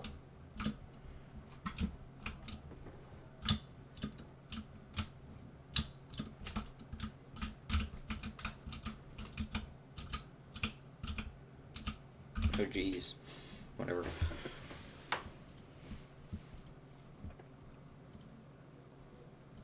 If we turn off the geometry real quick, there you go. We have a jack. Technically, obviously this doesn't work actually, but it's technically, you know, a thing. Yeah. That's cool.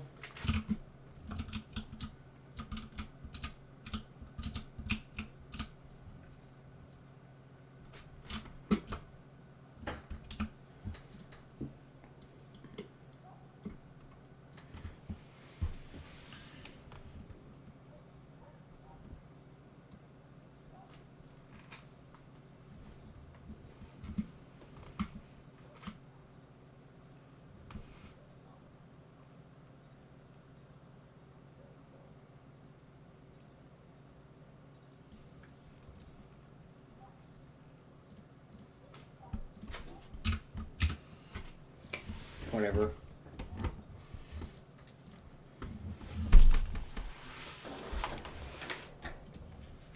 Alright. Hold on, these have meshes. Hold on.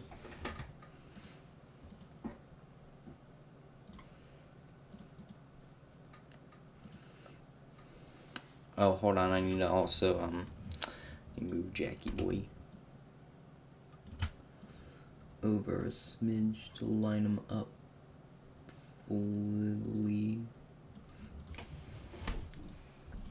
If I go to armature mesh, this is what it's pulling from. And if we do this, okay.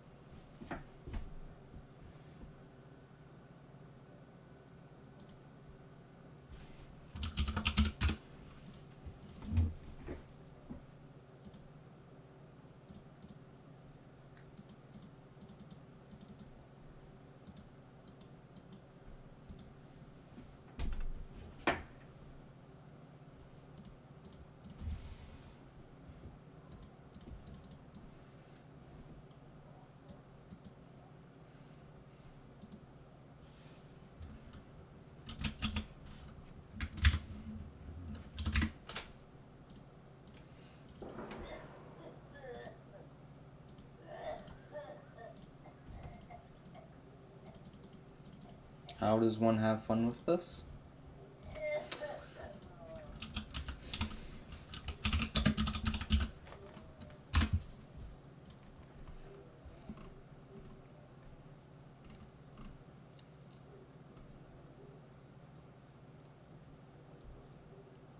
I see.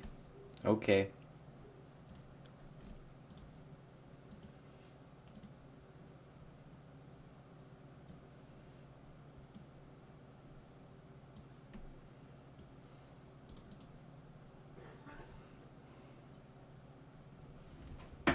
How does one create an avatar?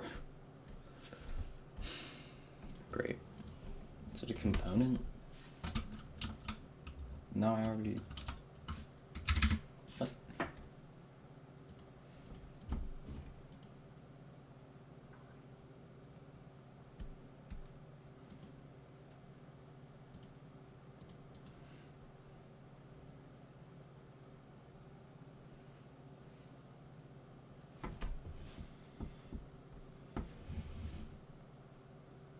I have no idea.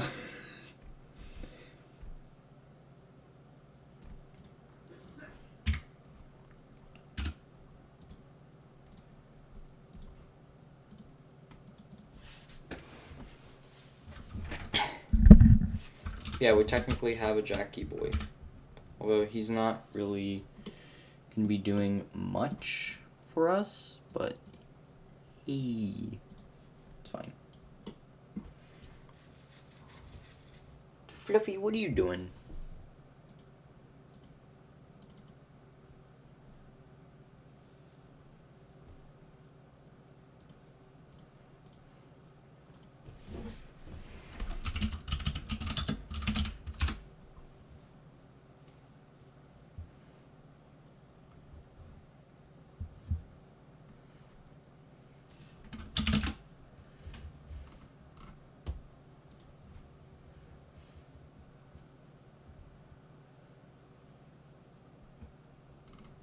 Can I, like, have this, please?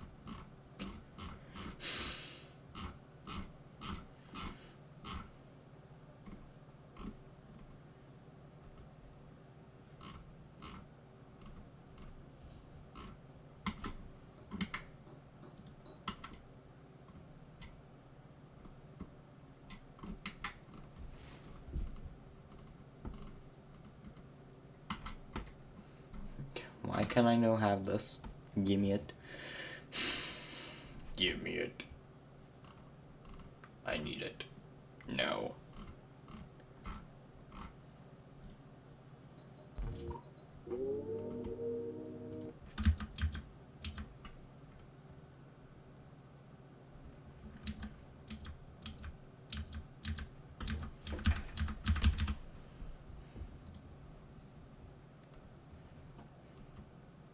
Oh, frick off.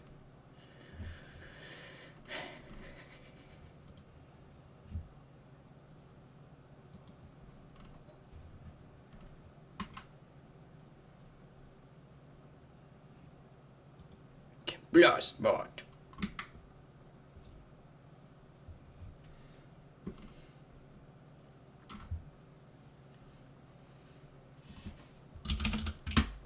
I actually downloaded that blast bot before.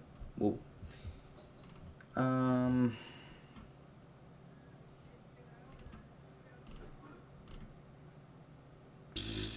That's a thing.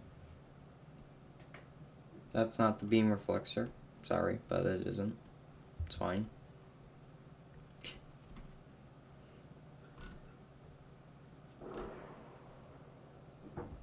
That is indeed Jack 2. That's an unfortunate angle. But hey. It's fine. That's Jack. Sand shark? You mean the skid shark?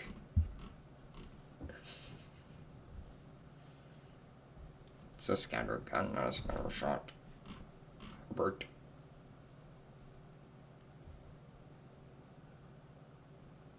That is indeed a health cube.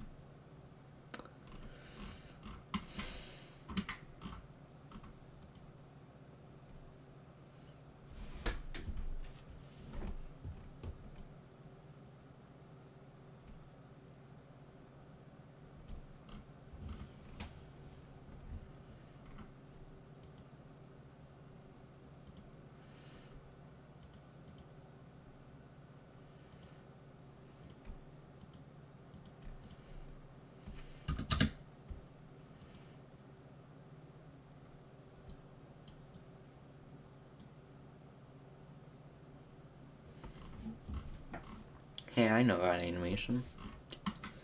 It's called a spin kick, kids. Yeah, I have no idea. I would animate this. I would 100% animate this. But it just doesn't want to. So, yeah. We are going to delete this. However,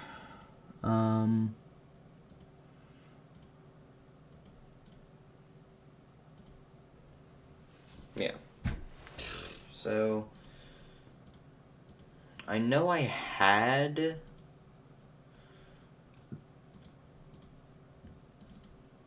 a Sonic model once, but I don't know if I still have it. I don't know.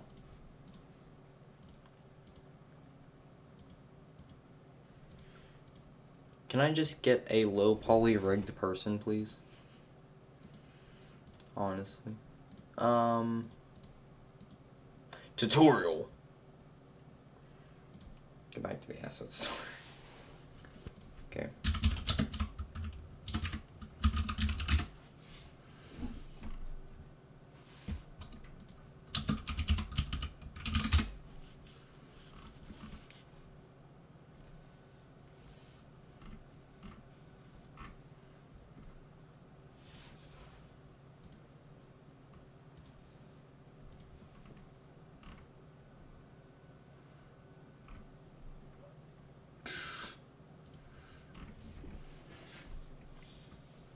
Sheep, sheep, sheep, sheep, sheep, sheep, sheep, sheep, sheep, sheep, sheep, sheep, sheep, sheep. The sheeps. Sheep, sheep. Sheep. Sheep. Okay. Really?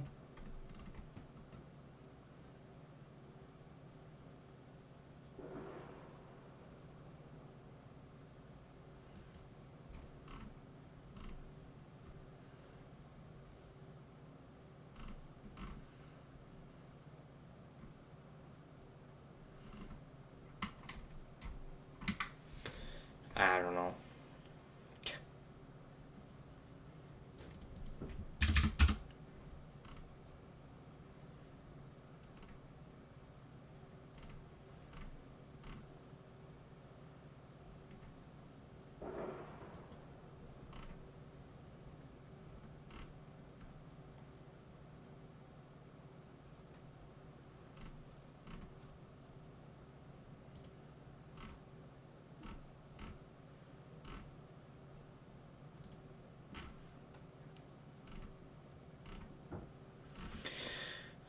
Mm.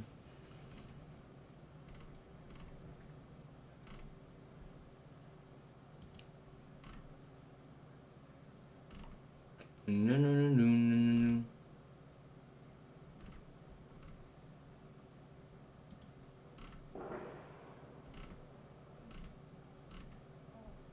Do, no, no, no, no, no, no.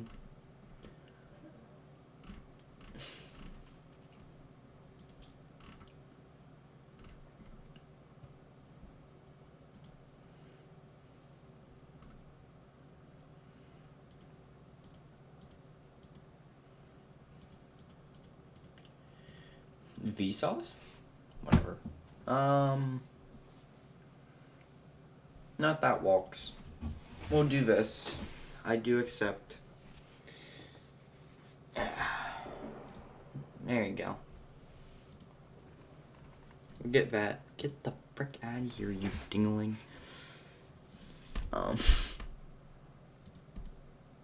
Can I, like, reload? Yeah, reload. Here we go. We'll download this. And we shall import. I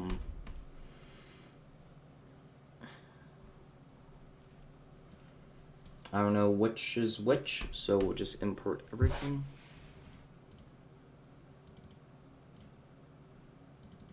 README.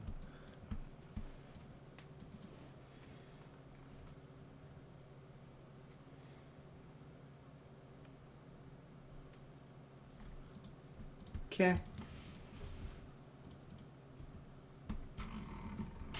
That's a texture, I think. Okay, here's our shenanigan. Okay. And then that's my stuff, okay. So.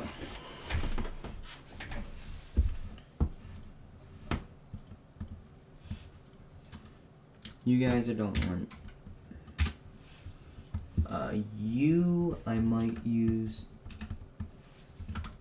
You two I don't want. You I will use. So we'll just name this guy player, I guess.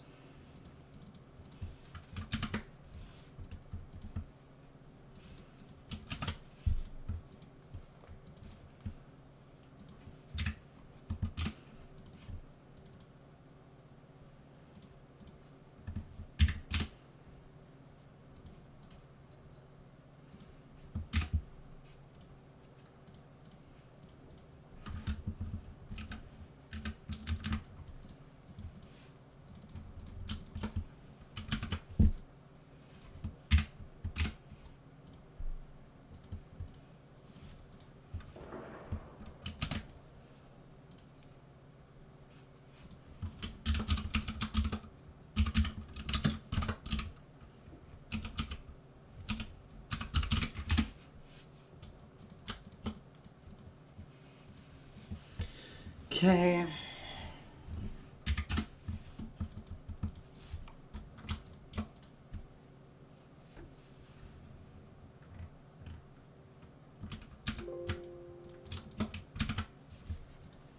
We will cut.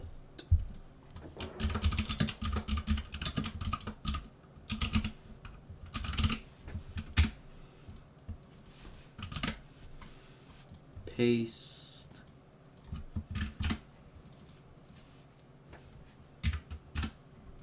Don't need you.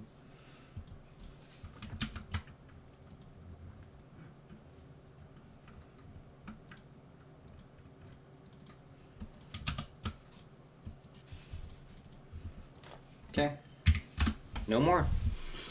Yay. So now we have a thing.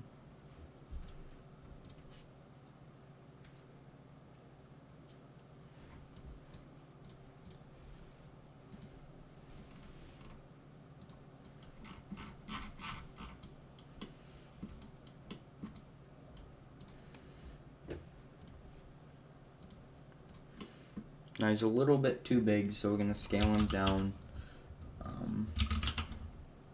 Yeah, 0.5. That works. There you go.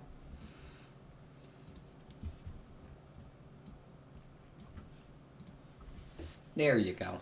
That's like perfect, actually. It's about the same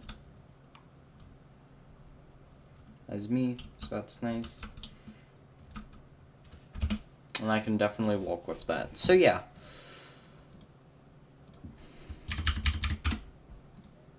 Here's player.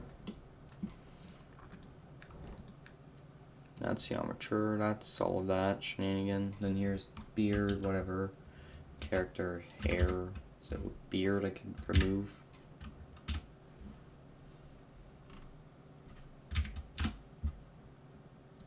Like what if I disable this real quick? What does that look like? Okay. Yeah, I'll take that. We will delete the beard. And also we're just gonna unpack completely here. Just so I can deal with this. Yeah, that works. There we go. Okay. Now, do these have like their own materials, or how is this controlled? Is it just okay. Whoa. Something went wrong. Oops. Whatever, beard.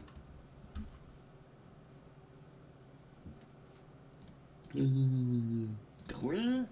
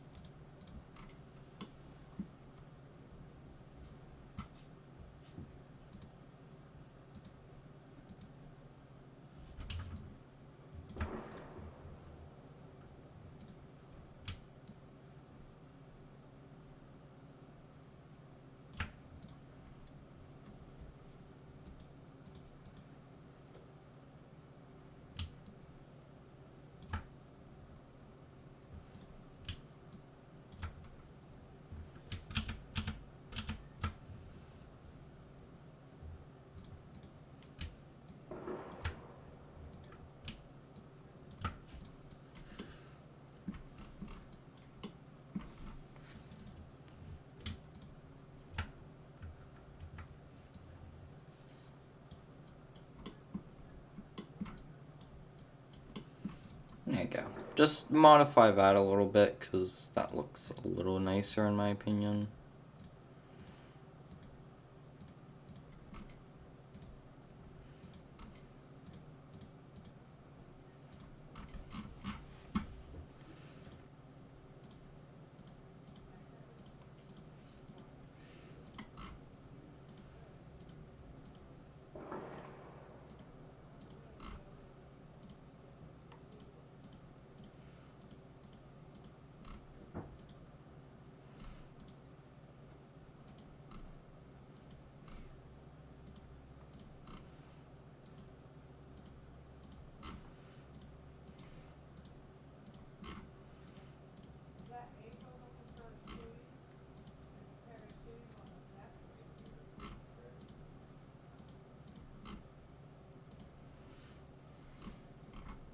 Okay.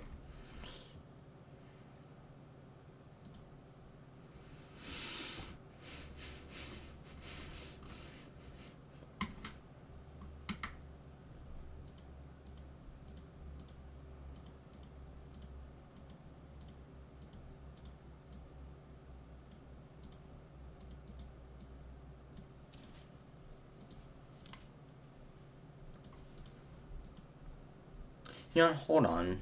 Did I go to this player? Go to this. Change this to the frickin' other character.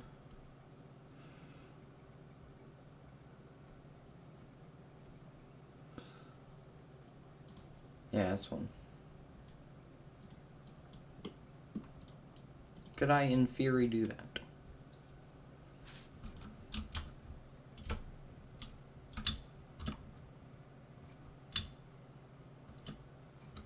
Oh, yes, but actually no, because it's kind of buggy, but, you know. Hey, it's fine.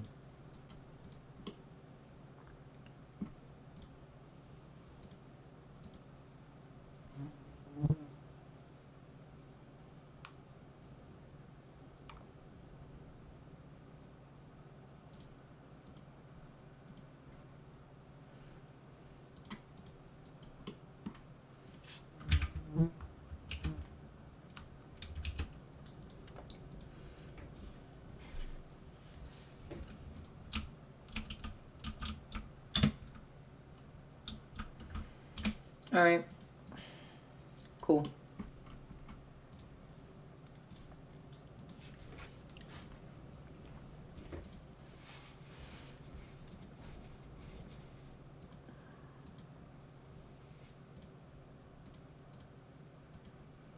Now, you know what, if I go into here, go into the third person, whatever character, wherever the frick it is, prefab, I think? No. Get out, bug. Where is it? Character models? Yeah, models. And I configure this. And whatever.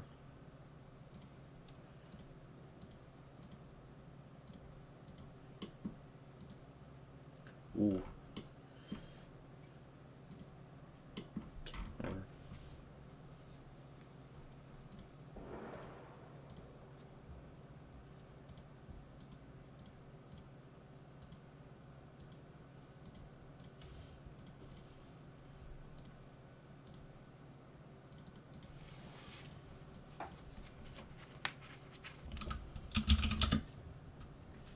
Hold on. Where's the scripts for this? I think it's on Player Armature, right? Yeah.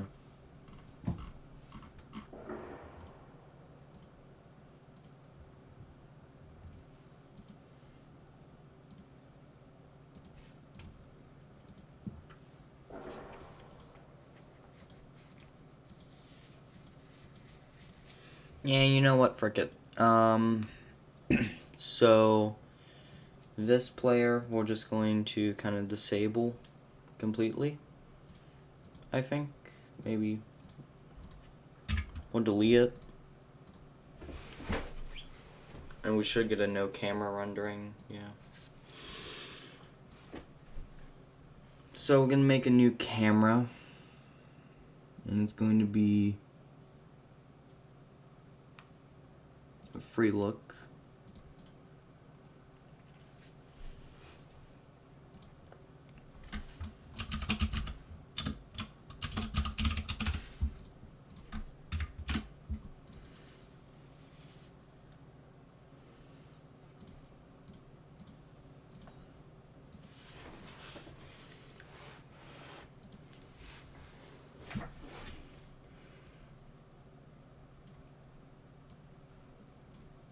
Okay, there you go.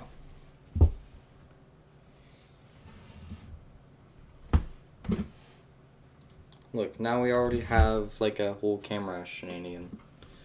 Okay, so yeah, now obviously this needs to be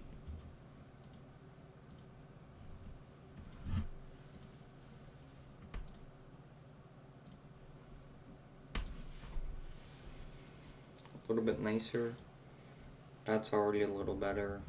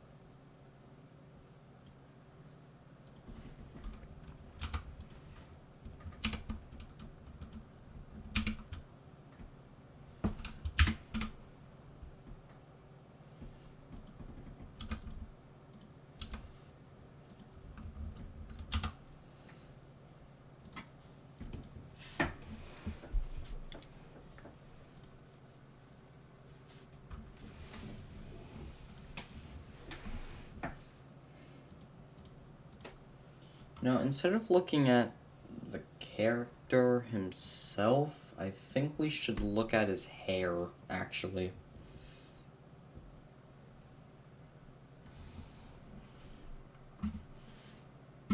This still isn't wet in the frick.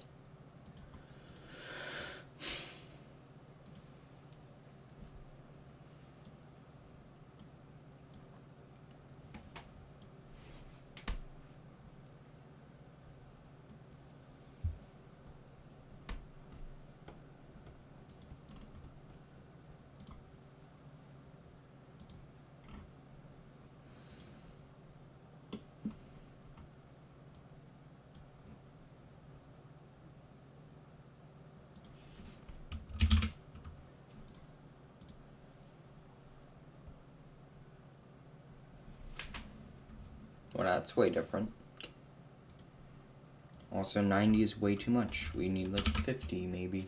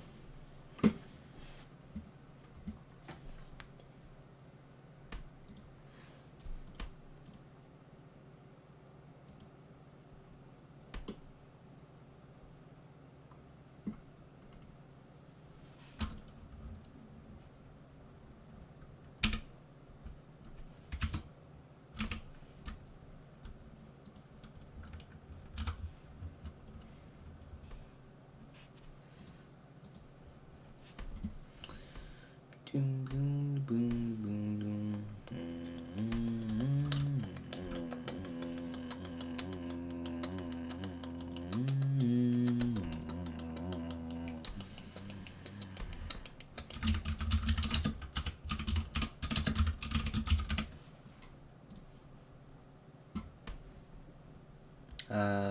Sure.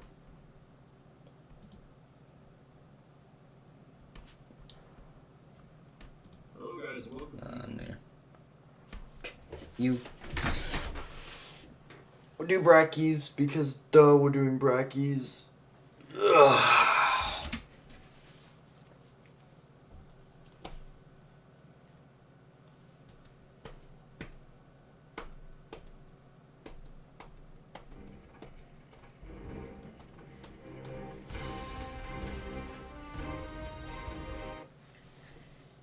You can't get very far with most games without some player movement.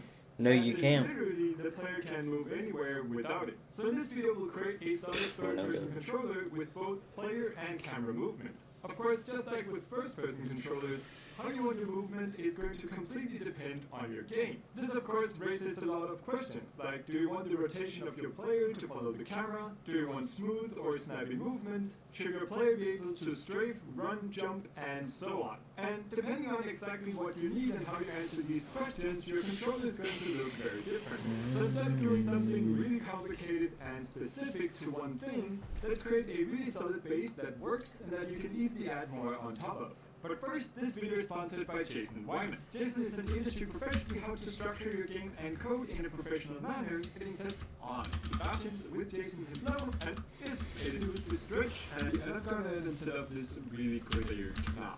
So let's go to the hierarchy here, let's right click, go through the object, and I'm going to add in a cylinder. I'm going to hit reset on the transform here and place him somewhere in my level. I'm also just going to scale him up a bit on the X and Z, and let's make him a bit taller on the Y here. So something like 1.2 by 1.8 by 1.2. And we're not going to be needing the glider here since this is just going to act as our graphics, so let's go ahead and right click on our capsule glider and hit remove component. And this will definitely do for now. However, this gives no indication of what direction our player is currently facing. So let's go ahead and right click on this and create a quick cube object as well. And let's just scale this down to make it a bit smaller and place it somewhere in the front of our player so that we can see that this is the forward direction of our player. It's not pretty, but it will do for now. I'm also just going to add a quick red material, remove the box collider on our cube, and that's it for our graphics. Now let's take these objects here and place them under a parent object for our players. Let's right click, let's create an empty object, and let's first of all center this on our cylinder. So let's drag it under our cylinder, reset the position here, drag it out again, and then drag our cylinder under our new game object. We then rename our game object to something like third person player. There we go. This way we've separated all of our logic, which is going to sit on the player himself, and all of our graphics, which are currently on the cylinder. That's it. Well, no doubt. I'm just gonna close that. Can't believe I actually haven't closed that piece of thing yet, but hey, whatever.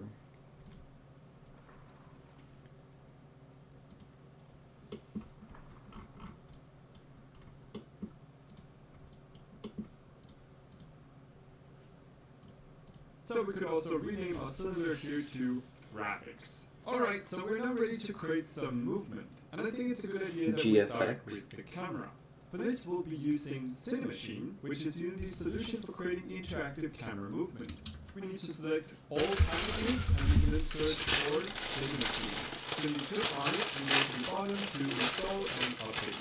And once this is in your project, we can start using it. To do this, we go to the top under where it says Cinemachine, and here we can create all kinds of camera behavior. What we're going to be making is called a free look camera. Let's hit create free look camera, and as you can see, this creates a new game object with a free look camera component. As you can see, this is a separate object from our main camera. Let's go ahead and rename this to third person camera, and what this essentially is going to do is tell our main camera what to do. As you can see, our main camera now has a frame component, and it shows here that the current live camera is the new free look camera. This means that it will currently follow the directions of our free look camera. So let's go ahead and set this up. The first thing that we want to do is have it follow around our player. So let's simply take our third person player and drag it into the follow slot.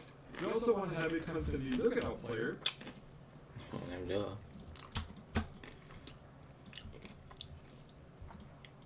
That still walks, right? Should. Yep. Okay. Let's take our player object and drag it into the look at slot. And right away, if we switch to our game view, we see that our camera is currently looking directly at our player. Let's just go ahead and drag this to the side here so we can see what's happening. Now of course, currently our camera is way too close to the player. So to adjust this, we need to go down under where it says orbits. Now, we can think of the camera as having 3 orbits that we blend between. In fact, we can actually see these in the scene view. There's one at the bottom, one in the middle, and one at the top. And this allows us to adjust camera settings depending on the height of the camera. For example, it normally works well to have the camera move closer to the player when it gets near the ground. So to do this, we can position the bottom rig here near the ground and give it a pretty small radius. So let's start with that. So let's go over here under our bottom rig. Let's decrease the height here so that we get close to the ground. And let's set the radius to something like 12. There we go. Let's then set the height of the middle rig to something like maybe 5. And the radius to something like 17. And we can see immediately that because our camera is currently on the middle orbit, it gets farther away from the player because we increased the radius. And for the height here, let's set that to something like 14 and give it a radius of 12. We also want to set the binding mode here from symbol follow to wall space. This is because that for this controller, we don't want the camera to be influenced by the rotation of the character. Instead, we want the character to move in the direction of the camera. And so our camera shouldn't be bound to our player, but to the wall space instead. Now we can go ahead and preview our camera settings by simply going up under axis control and changing the y-axis value. As you can see, this moves our camera down. And it seems that there's an obstacle in the way here, so let's just take our third-person player and move it over so that we can see what's happening. Or we can just hit play and try it out using our mouse. And as you can see, our camera is moving in and out of the 3 different orbits. Awesome! Now, by default, this is going to be using the standard mouse input. You can change the input axis names here in case you want to use something else to control the camera. Or even change the Y and X values manually through script by leaving the input names blank. But in my case, I just want to use the mouse. You can also change the sensitivity here by adjusting the speed. I'm going to set this to 4 and decrease the acceleration time. And I'm also going to increase the speed on the X. I'm going to set this to 450. Finally, you can actually compose your shot for each orbit by going into the corresponding rig in the inspector. As you can see, we can adjust all of these properties here for a top, middle, and bottom rig. Or even similar, if you turn on game window guides at the top, you control this using the guides in the game view. So right now I'm on the middle rig, and I can go ahead and adjust dead zones and position the player wherever I want. Really cool. But for now, I just want this to stay in the center.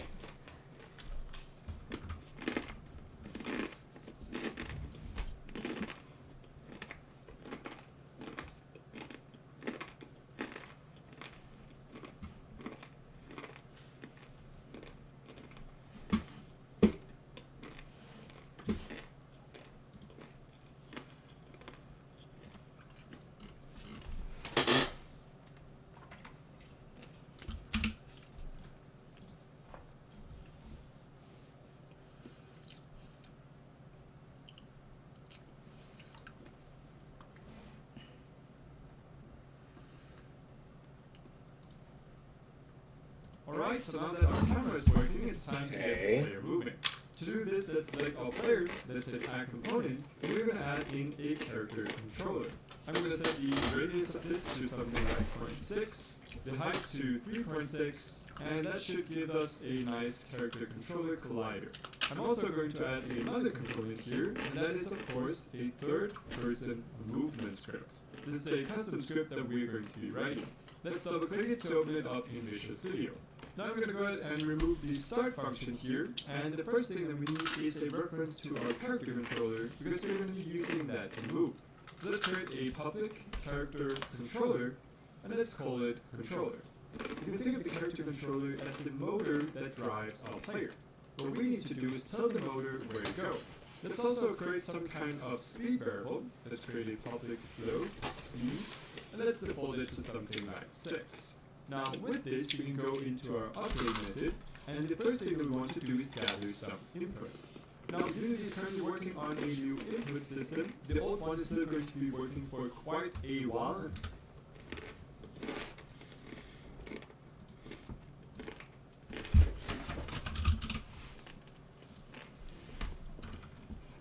Get out, bug.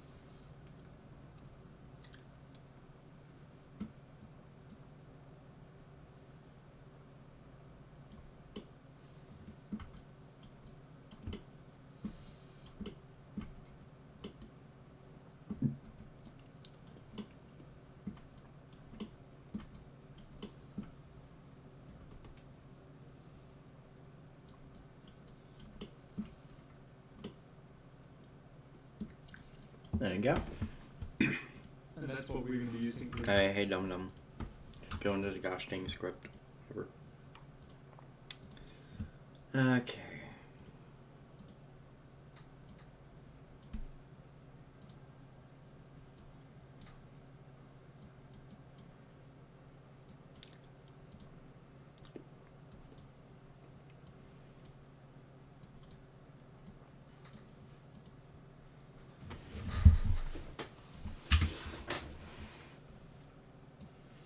Get rid of that shenanigan.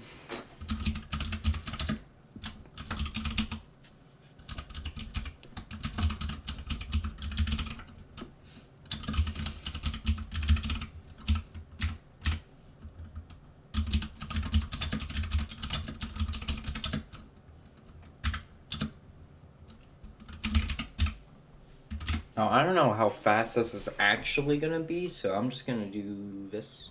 In this video, but if you're having issues, definitely check out our video on the new input system in case the old one is deprecated. Now, I want to be able to move around using VAST and arrow keys. Let's go ahead and get some horizontal and vertical input. Alright, float, horizontal, and let's set this equal to input.getAxis raw. We're going to be using the raw axis because we don't want any kind of input smoothing, we just want the raw input. And let's input in here the horizontal axis. Let's do the same thing with vertical. Again, input.getAxis raw, and we'll input vertical. So as always, the horizontal axis is going to go between -1 and 1. It's going to be -1 if you press the A key or the left arrow key, and +1 if you press E or right arrow. And the same thing for vertical, but with the W and S keys or up and down arrows instead. We then go ahead and create a vector 3 here, which is going to store our direction. And we set this equal to a new vector 3, where we first input our horizontal, we then input 0 for the y-axis, and then the vertical. And of course, the reason why we're doing it this way is that if we go into Unity, we want to move our character, if we have a look from the top here, on the X and Z axis, but we don't want to move it on the Y. And just to make sure that if we hold down 2 keys and go diagonally, that we don't move faster, let's go ahead and normalize this. Then we can check if we're moving in any direction by going if direction.magnitude, so the length of our direction vector, is greater than or equal to 0.1. Well, in that case, we're getting some input to move. And we can actually go ahead and move our character by simply going controller.move. Here we'll input the direction. We'll multiply with speed, and multiply with time that does the time in order to make it frame rate. So how would I do this? because I don't want to do input.getAccess raw because I don't want to. If it will compile my script, jeez. Let's see here.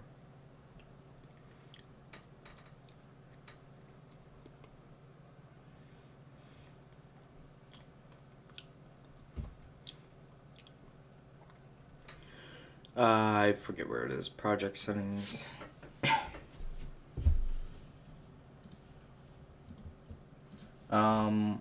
Yeah, V's. V's are what he's talking about.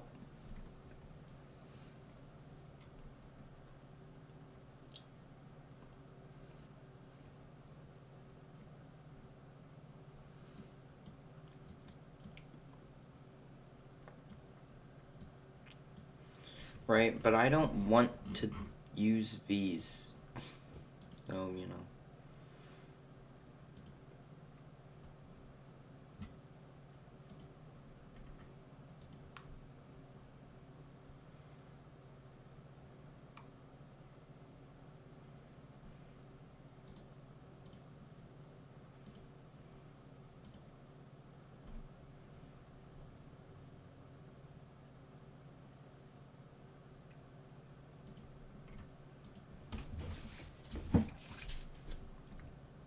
Yeah, I don't want to use those. So how do I not use those?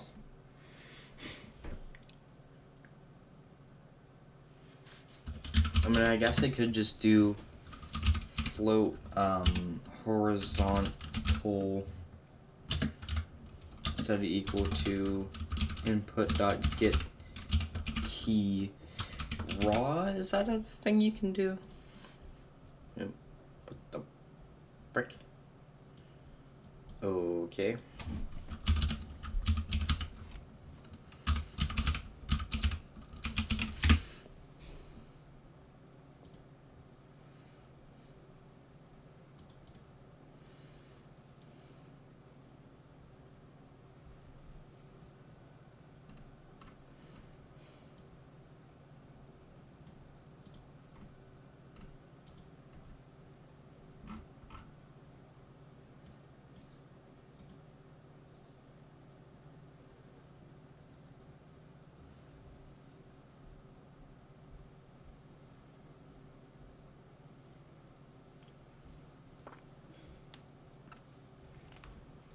That's some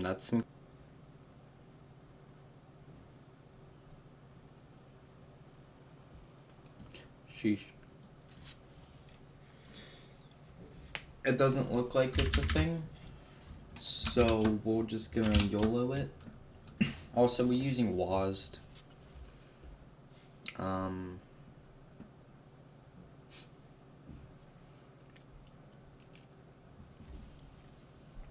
Hi, kitty.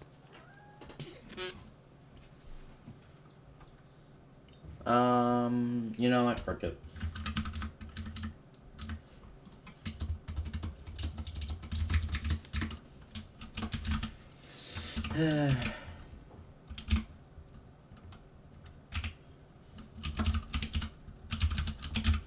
Specifically, just for movement, we'll use these shenanigans, okay?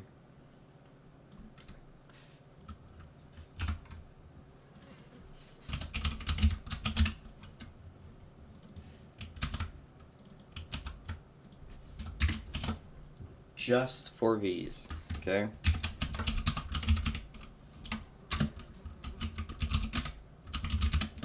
For literally everything else, I'm gonna use input.getKey, but for this specific thing, we're just gonna do 34.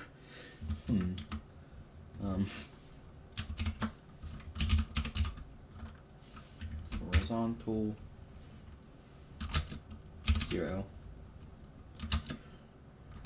Vertical.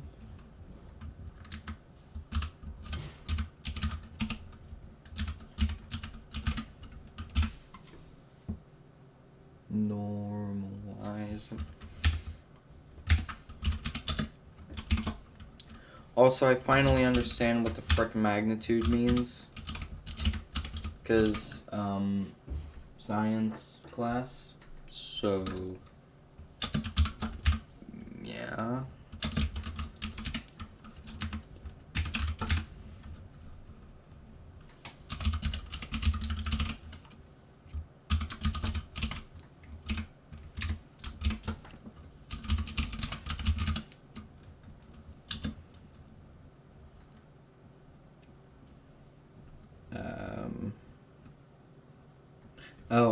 Oh, okay. I was looking for the time symbol. Thought it would have been below the key, but it was actually next to the key, and I was very confused for a second there. Oops. Whatever. I'm not Delta. Dunk. Independent. And if we save this and go into Unity, we now need to drag in our character control. Wanna frickin' duh. Do the thing. Great, of course. So fun. 15... whatever the frick. Oh, hey dum dum. Put new. There you go. Hey look, it's green again. I wonder why the vector free turned green. I have no idea. Whatever. Anyways.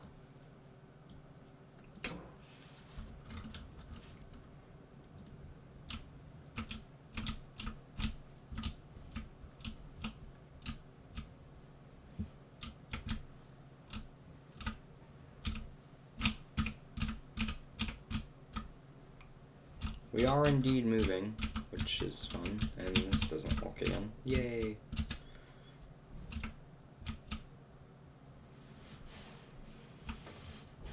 And I really need to fix that gosh darn camera, jeez. Like, I really, really need to fix that camera. Okay, X we don't really care about. X can say it's like 0. Why value we care a lot about though. Okay, so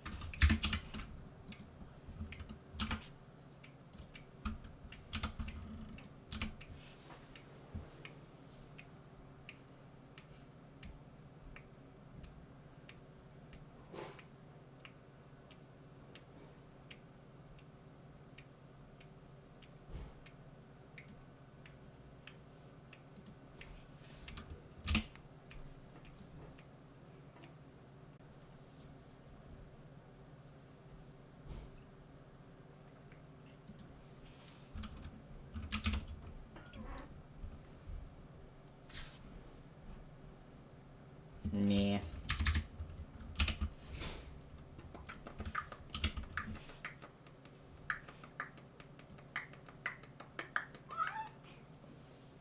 Excuse you, cat? Whatever.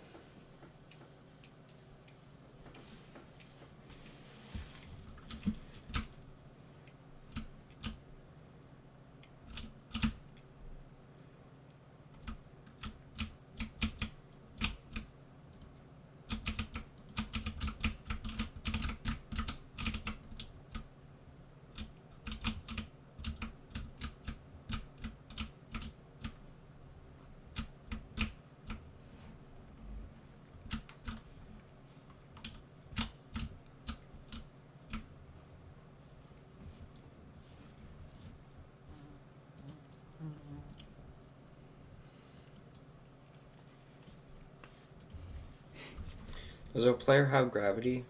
I haven't checked. No, they do not. Oh yeah. No gravity, let's go. Whatever. Controller here. Chance. Awesome. As you can see, this is currently completely independent of where our camera is pointing, so we definitely need to have it oriented towards the camera. And also, our player currently isn't rotating to face the direction that he's currently traveling. To fix this, let's first point our player towards the direction that he is moving. To do this, we need to take the direction and figure out how much we should rotate our player on the y-axis to point in that direction. And we do that using the ATAN2 function. So we'll create a float called target angle and set it equal to mathf.atan2, and here we'll input direction.x and direction.y. Now, what is atan2? Well, atan2 is a mathematical function that returns the angle between the x-axis and a vector starting at 0 and terminating at x, y. Now that might sound pretty complicated, but in reality it's actually fairly simple if we just visualize it. So here's a coordinate system. This represents our scene seen from above with our player in the center. The dotted line here is the direction we would like our player to point in. We can use the atan2 function, giving it first the y and then the x coordinate of our direction to get the angle from the x-axis to the vector. However, this assumes that our rotation starts at 0 at the x-axis and then increases counterclockwise. But in Unity, our character will have a rotation of 0 when he's pointing forward, and from here it increases clockwise. To take this into account, we simply pass in the x first, then the y coordinate, and voila, we have the angle we need. And if we have a look at our script, that's exactly what we've done. Dot we take x, the dot atan2 y, function, okay. pass in the x coordinate, and then the y coordinate of our direction. Now this will give us an angle in radians, so let's just go ahead and multiply this with mathf.radians 2 degrees in order to... Rad 2G, or Rad 2 Deg. So stupid.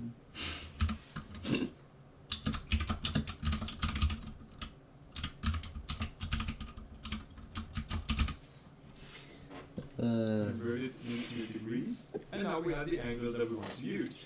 So let's set our rotation by going transform.rotation equal to quaternion.euler, and this allows us to put three numbers, the rotation around our x, y, and z. So let's put 0, around our y we'll use the target angle, and on the z we'll use 0 as well. And whoops, it looks...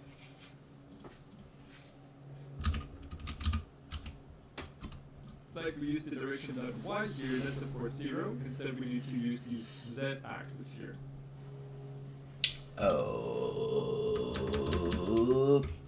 Okay.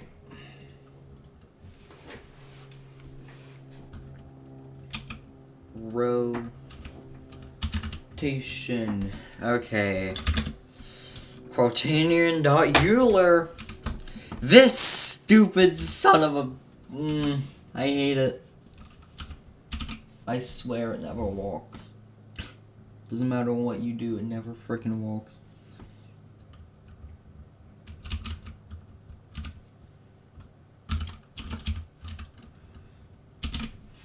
EULER 0F target angle 0F. So children, where did you get stuck making a third-person character? Transform.rotation equals quaternion.Euler. Yeah, that sounds about correct. Now we fail. Are you excited? Alright, children. There we go. And right away we see that our player rotates to face the direction that he's traveling. Oh, will he? Well, guess what? Okay, everyone, there's no errors. That's a good sign. Gosh darn it. Not bad. Hey, look! It finally walked! For once. That is... I think that's the first time that's actually walked. Quaternion.Euler for me. That is like the first time it actually frickin' functioned. I'm not even joking. That's like the first time it walked. And that is very nice. Hey! Hey, I got an error. Hold on. It's because I went into a trigger. Nice. Okay, good. So trigger is walking. That is nice. Of course, the currency snaps really quickly into place. Let's just go ahead and add some smoothing to this. Let's create a variable to adjust this called public float turn smooth time. So it's equal to something like 0.1 by default. And Public float.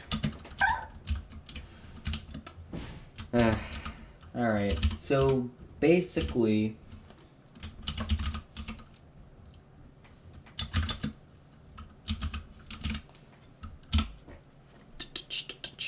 for this we can use a function called the smooth bend angle. So down here, before we apply our rotation, let's create another float. this is also where it normally never walks. In this kind of area right here.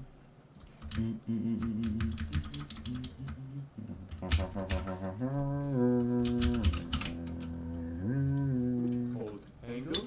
And so it's equal to mathf.smooth bend angle. Here we input our current angle, which is transform.eulerangles.y, our target angle, which is our target. Of course. Frickin' Euler. Should look up what Euler even means.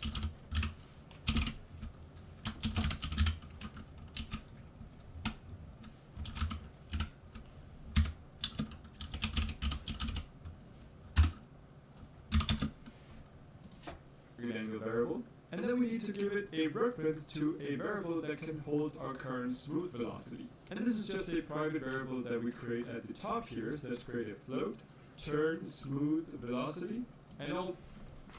Okay, I know what velocity means. Speed and direction.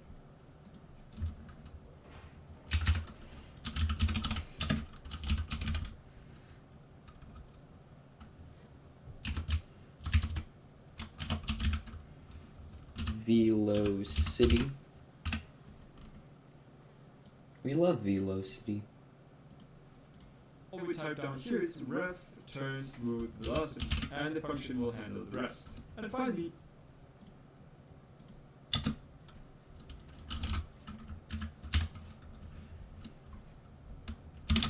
What do you mean, and we finally? input our smooth time. So let's put in our turn smooth time. Now, That is some shenanigans. What the frick is this? This is not coding. This is writing a paragraph. this function is definitely a bit weird, but it's a great way of smoothing numbers and particularly Great angles way, inside yep. of Unity. So if we now put in our angle here Great. instead of our target angle, we should Unity. So if we now put in our angle here instead of our Transform dot rotation.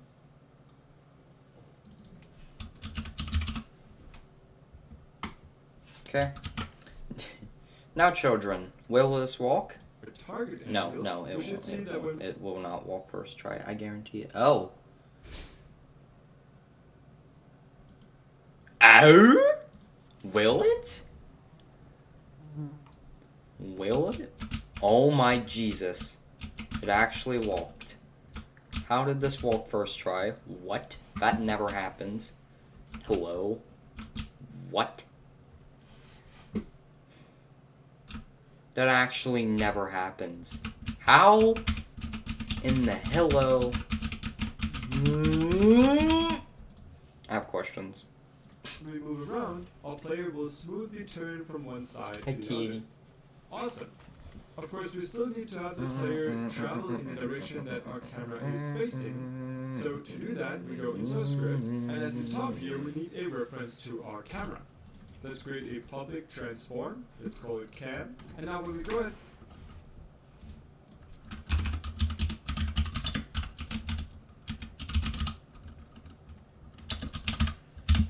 Dunk.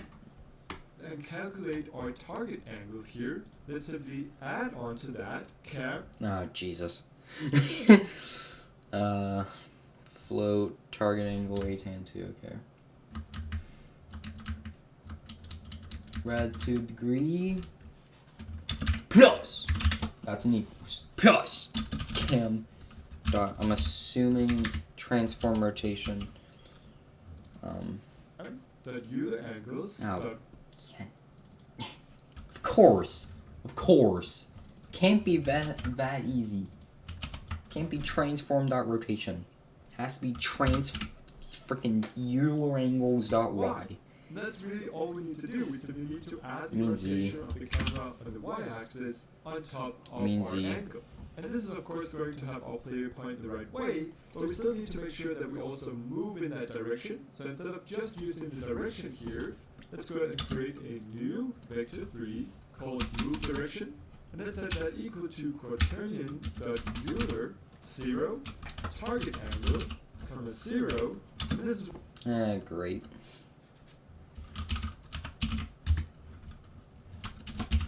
Move direction equals bullcrap.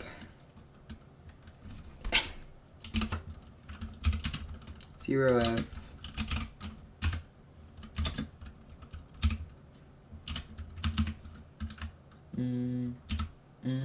where a bit of knowledge of quaternions and vector math come in handy, because in order to turn this from a rotation into a direction, we can simply multiply our quaternion with vector 3 dot forward. What? How does that work? Frick you, I guess. I don't know. I have no idea. So, yeah. And that should give us the direction we want to move in, taking into account the rotation of our camera. And so let's just change direction here to move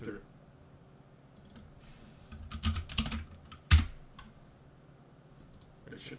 And as always, when moving, we want to normalize this. And that is actually it for our script. If we save this now and go into Unity, we then need to reference our camera, and for this, use the main camera and not our third-person camera. Use the original main camera here. And with that, if we play and look in a certain direction and press forward, we can see. Hey, look. His walks. Now let's see if mine does. Of course.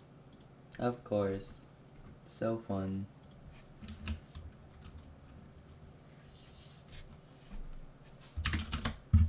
Probably needs to be capital, I'm guessing. One spelling mistake. Alright.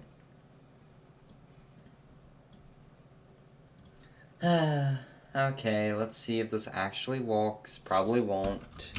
Except it does for once. Holy frick. Why does it walk now? Why are you walking? You're not allowed to walk. How dare you?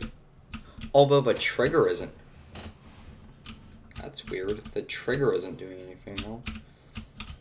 And I'm not sure why. Why is the trigger not doing anything? Hello, trigger. Trigger.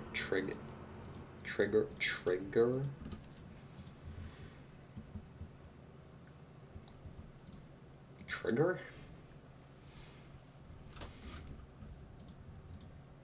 Wall one trigger. Should be right here. There you go.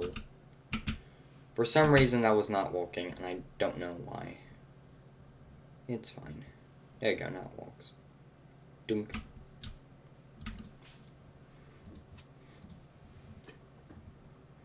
Oh, shut up. Whatever. That immediately our player starts to go in that direction.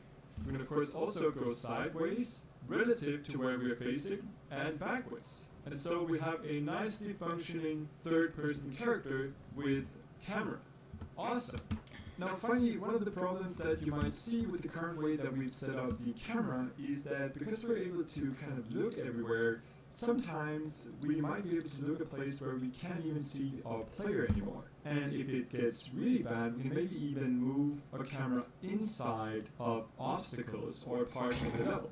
Luckily, Cinemachine actually has a feature built in to help avoid this. So if we select our third-person camera and go to the bottom here, you can see that we can add extensions to our camera. And one of these extensions is the Cinemachine Collider, gotcha.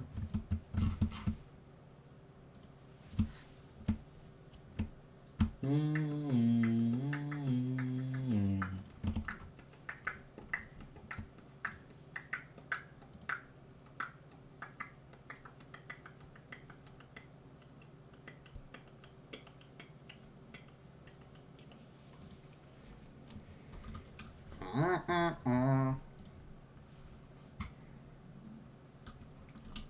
now if we hug the wall and we go here, now it does not do stupid shenanigans. Gotcha.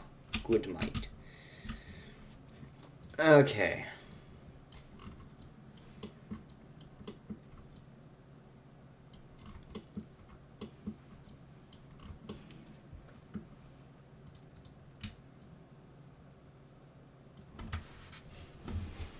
Why does it keep doing that? Anyways, this will be a free now.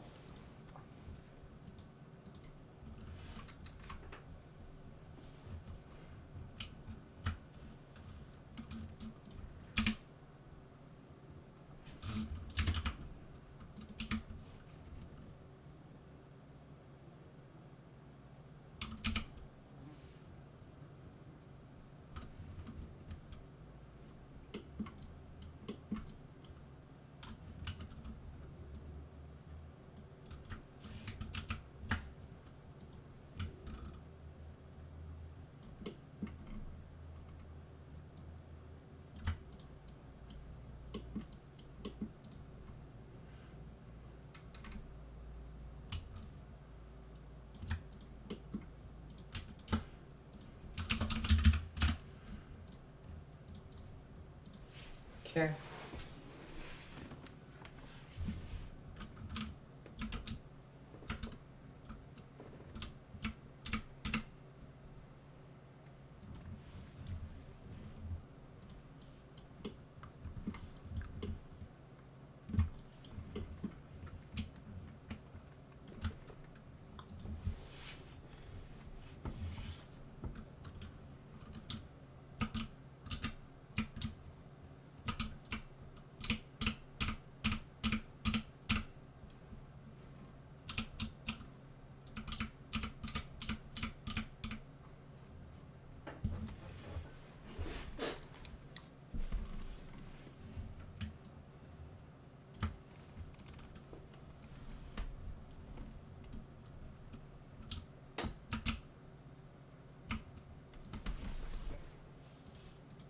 Okay.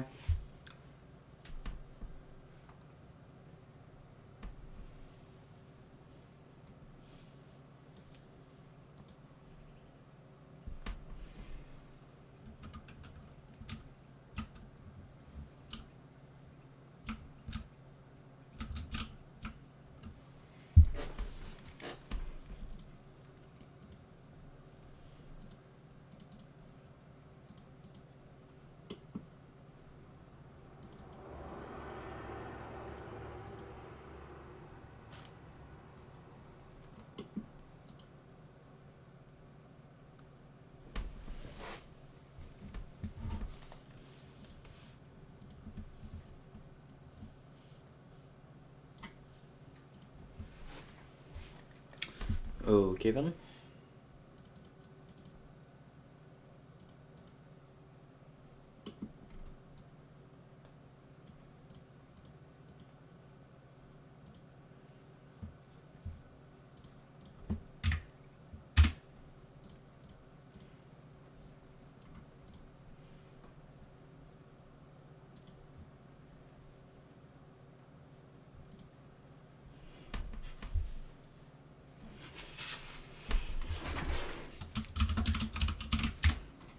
There you go. Yay. Alright.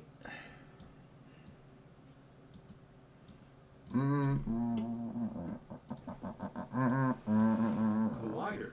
What does this mean? So the player will just help increase our margin and tell that you want to add where we show exactly how to do that. It should be pretty easy to just add to the script. Of course, where we show exactly jumping to your controller, we'll of course have a link to our first-person controller tutorial where we show exactly how to do that. It should be pretty easy to just add to the script. Of course, creating a really extensive controller can take a lot of time and quickly becomes pretty complicated. So if you want, you can always pick up a third-person character controller on the Unity Asset Store. I personally recommend this one since it's fairly easy to get started with, and it has so many features like driving, sliding, ragdolls, a moving platform system. It has so many features like driving, sliding, ragdolls, a moving platform system, inverse kinematics, and the list goes on. We'll of course have a link to that in the description. Also, don't forget to check out Jason's course on game architecture. Learn how to properly make big games by simply clicking the link in the description and get a free hoodie included. On that, thanks for watching, and I'll see you in the next video. Thanks to all the awesome Patreon supporters who donated in April, and a special thanks to Dash Black, Lost to Violence Love Forever, Faisal Verify, John, Replica Studios, SRT Mike, Leo Lisette, Jason Yutescu, Naga Ninja, Villa Battalion, David. Whatever. Anyways.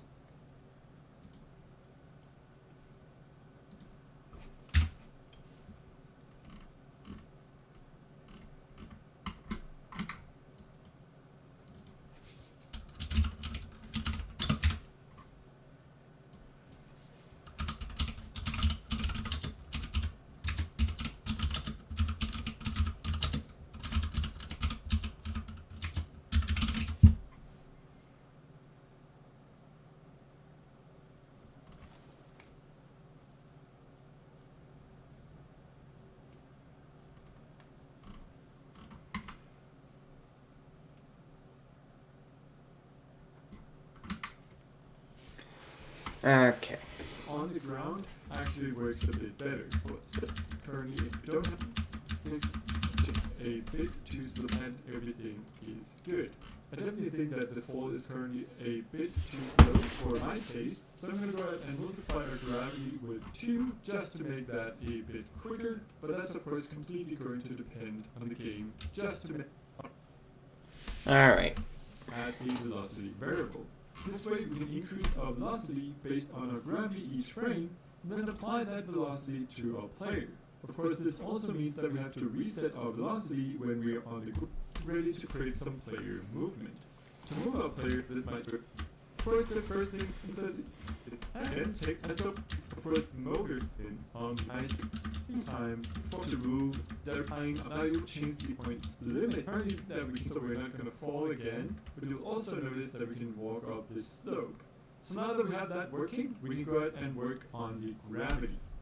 Now applying gravity is actually pretty simple. All we need to do is try to move the player down a little bit each frame. However, one thing about gravity is that it's a force being applied over time. And because of this, the velocity or speed of the fall is going to gradually increase. So our velocity, of course, this also means that we have to reset our velocity when we are on the ground. And so we have to add a way to check it to the top, and let's create a vector 3 that is going to store our current velocity. Now inside of our update method, let's simply go ahead and increase. Okay. Notice how much less code there is to move a first-person character. Moving on. Vector 3.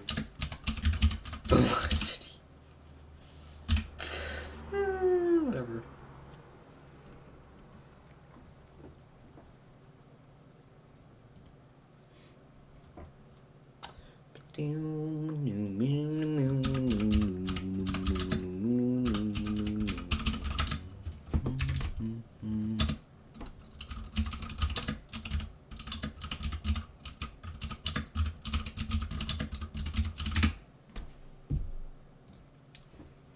Again, this is pretty simple.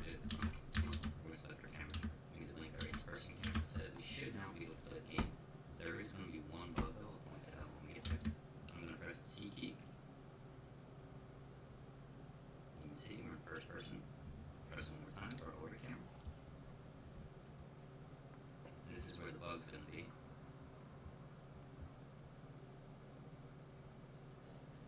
So we're using the order camera right now, and with this order camera, you'll notice we're not actually orbiting, we're still going forward to wherever our player is facing for the most part. Going forward is the camera.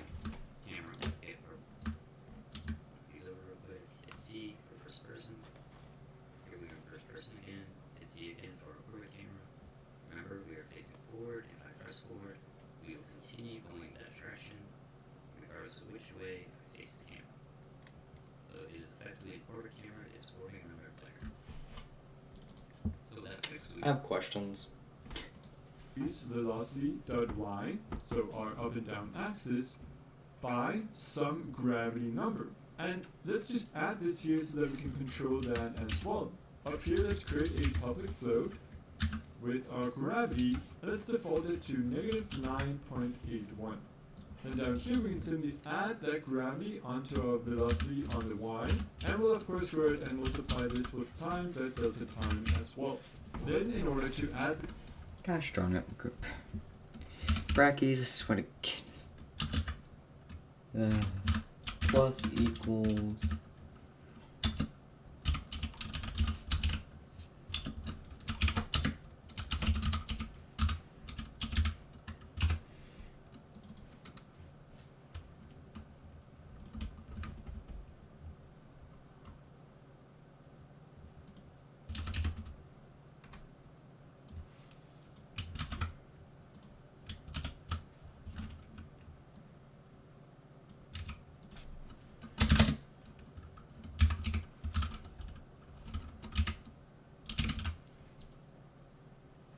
That's a number. It's fine. this velocity to our player, we can use controller.move once more, and here we simply want to move based on our velocity. However, as you can see from this equation here, the amount that we want to move on the y is actually going to depend on our gravity multiplied with time squared. And because this is squared, we actually need to multiply with time dot delta time once more. Why, you may ask, well, that's just the physics of a free fall. So if we save that and go into Unity and move our player up, and let's hit play, as you can see, he's now going to approach. Okay, Brackies. Will he actually fall? Yes, he will. Oh, okay. Well, that's cool. It's, yeah, fine. I didn't. Hey, dum-dum.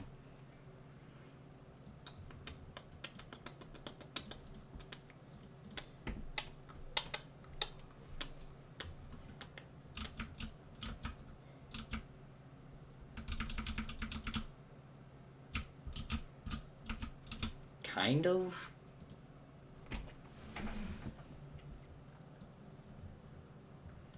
We probably want to put this first.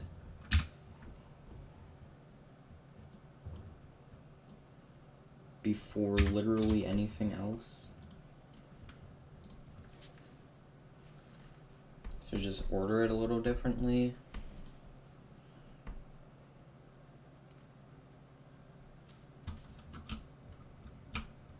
Really? Why is it only...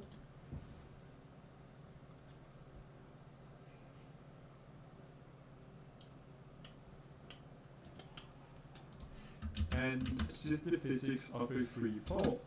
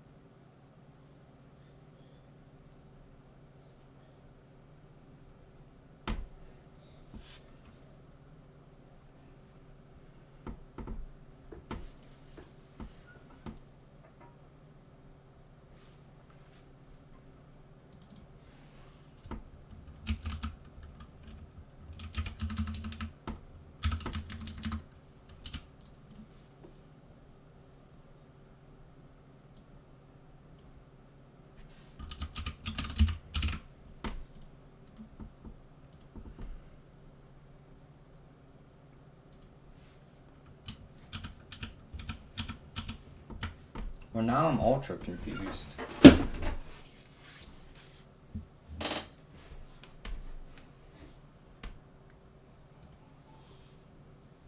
How to... what?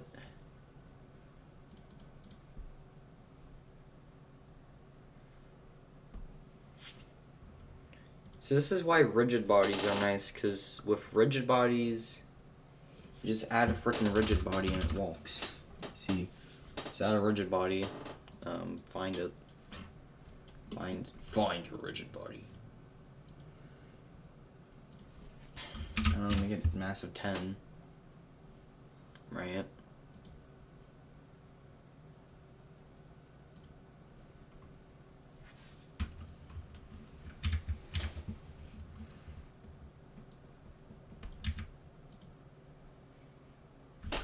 Oh! Oh, I see. Okay. This makes more sense. Get this right here. Dum-dum. There you go. Now that should walk. And now I don't need the rigid body. Okay, so gravity was walking only if you move, which makes no sense. There you go! Okay. Now it's walking. Now the next question is, can I get this? Can I get our player here to fall onto a thing? Right? Then move and fall. Yes. Okay, good. Although that gravity may be a little strong. Good gracious. How strong is that? Jesus. Okay. Maybe I don't want the gravity to be 9.81. I probably want it to be -1.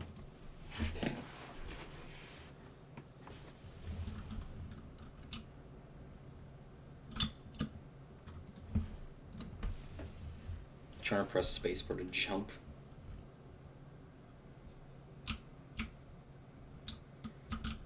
But hey.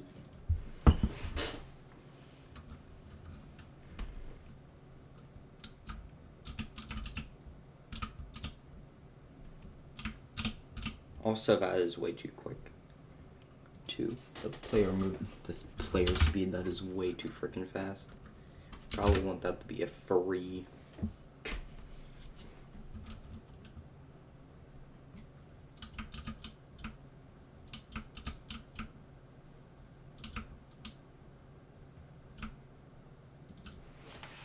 How freaking quick was that? Hello?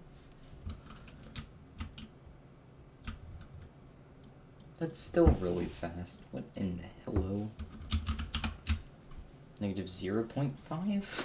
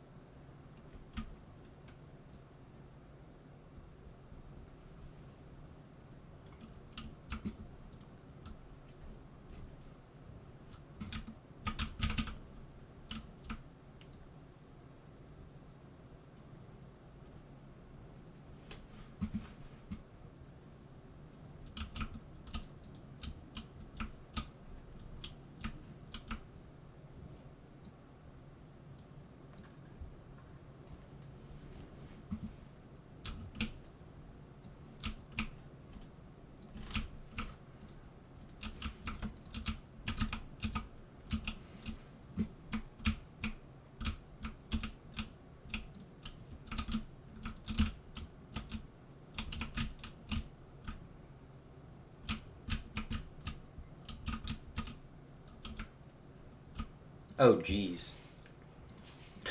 So if we save that and go into Unity and move our player up, and let's hit play, as you can My see, phone he's now died. going to appropriately fall to the ground. However, if we then go ahead and move up this slope here and drop off the edge, you can see just how fast that went. And the reason for this is that we're currently constantly building up velocity and not resetting it at any point. In fact, if we go ahead and go to debug mode in the inspector here, we can see our velocity on the Y just rising and rising. Oh! So 0.5 is a little stupid. Gotcha.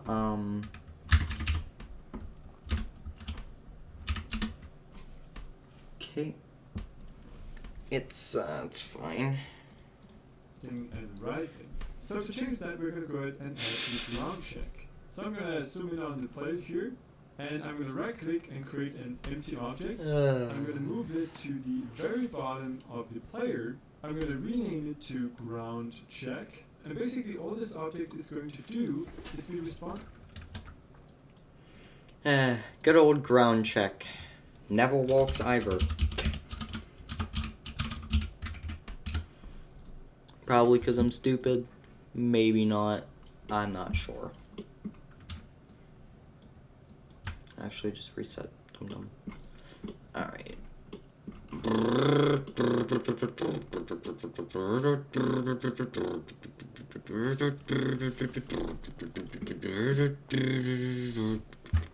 Responsible for doing a physics check to see if our player is currently standing on anything. And it's going to do that using a method called check sphere, where it's simply going to project an invisible sphere around this point and see what it collides with. So to do that through script, we first of all need a reference to the object that we just created. So we'll create a public transform called ground check. We'll also create a public float with the ground distance. This is going to be the radius of the sphere that we'll be using to check. And Okay.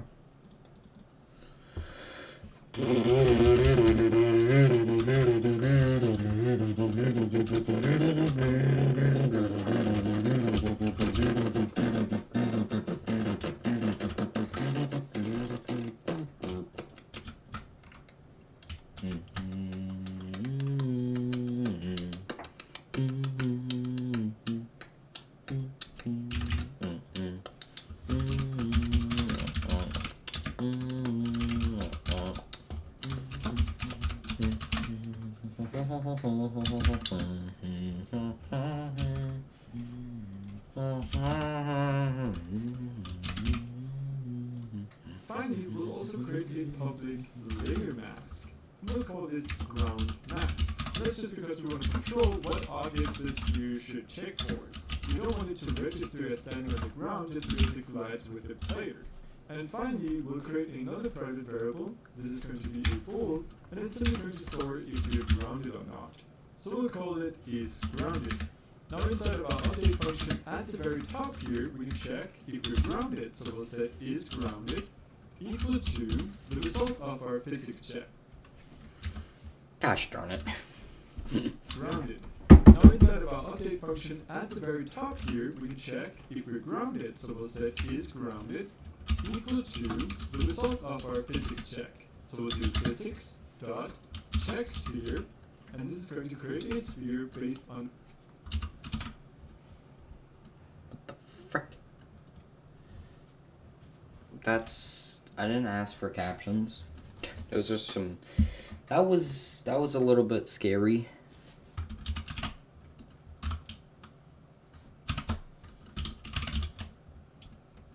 SPHERE.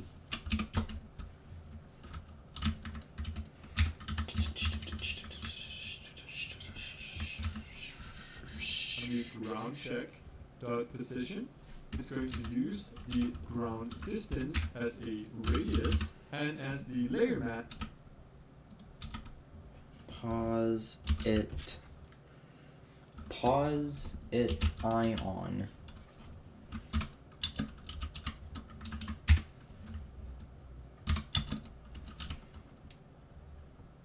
Ground mask. as it's going to use the ground mask. Okay. So I know this looks really scary, but it's really that simple. It's simply going to create a tiny visible sphere here at this point. We'll specify, and if it collides with anything that is in our ground mask, well then is grounded is going to be true. If not, is ground. Loop is going to be false. Then we can simply check if is grounded and our velocity.y is less than 0. Whoop. If is grounded. If you are grounded. Yeah, that one. Velocity dot y. Whatever. Well, then we can set velocity.y equal to, and here we could put in 0. That would make sense since we're not moving down, we're standing on the ground. However, since this might register before we are totally completely on the ground, I found that setting this to something like -2, if that is a small number but still there, just to force our player down on the ground actually works a bit better. So there we go, we are now resetting our velocity accordingly, and we can now save this, go into Unity, select our player, here we want to drag in our ground check, and we also want to go to our ground mask, and as you can see here, we can now see all of the layers currently in our scene. As you can see, I've already gone ahead and added a layer for ground here. Okay. There is no errors for once. What the frick?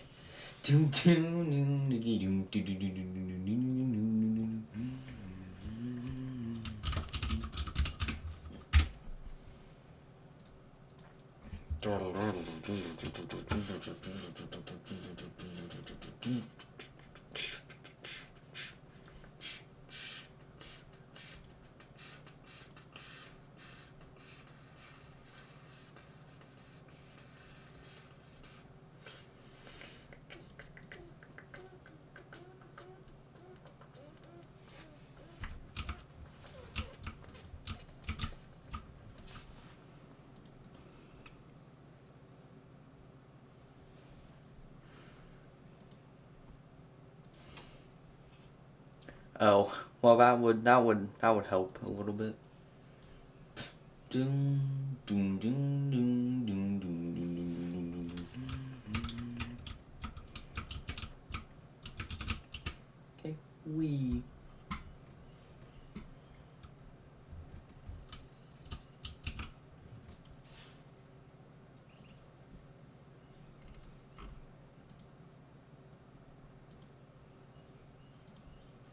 How did you go to debug mode?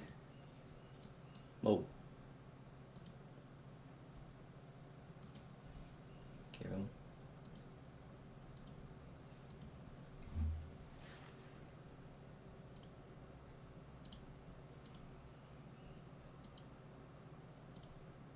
How the frick did you do that? Whatever. Anyways.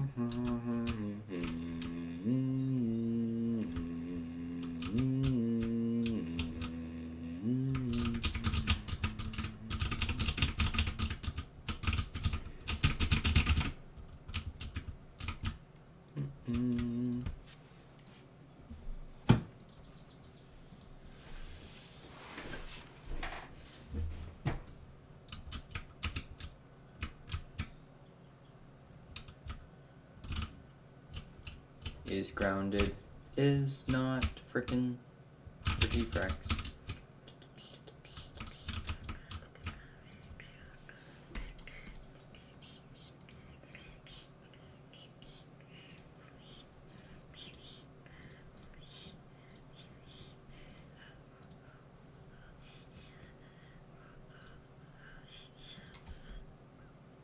Should probably change that to 0.5. Then it hopefully will protect, or detect, not protect, detect the slope. So now if I fall, yep, that's it, good. Nice. Now I just realized this also is ground. just realized that. Whoa. Do do do do do do do wow do do wow do do wow do.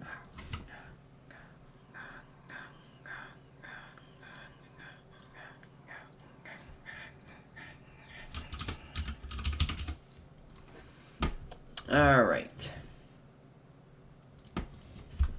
Now we still probably want to decrease the gravity because that's a little stupid. 9.81, just halved it. Half gravity seems to work pretty nicely. So we'll keep it. Hey, Fluffy! Aw, nice cat.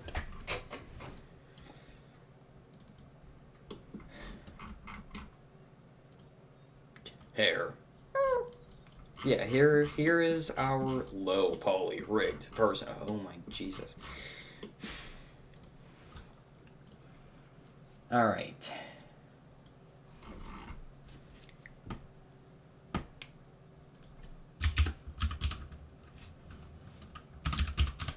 Public float. I'm gonna call it jump height.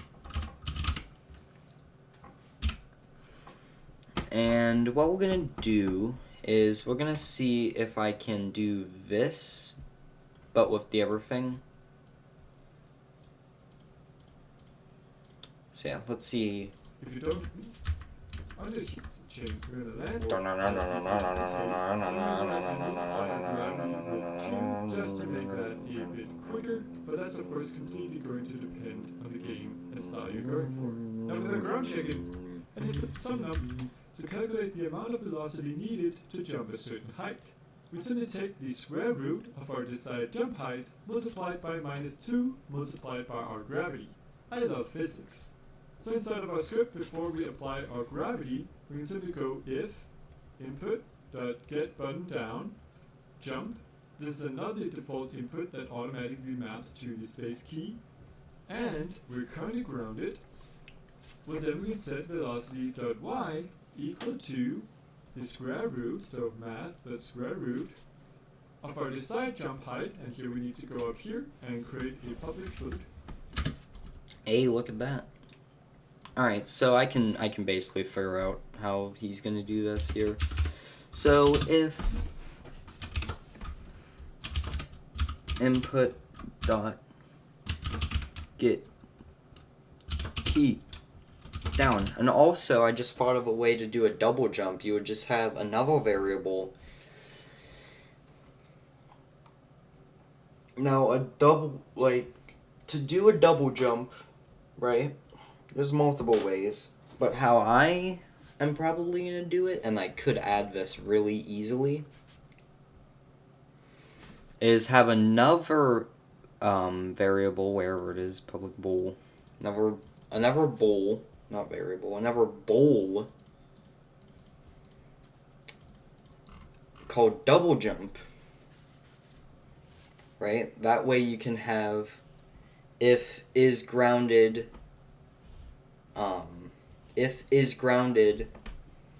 then you can double jump, and then if, like, I can do a lot with that, but whatever. Input that get key down space,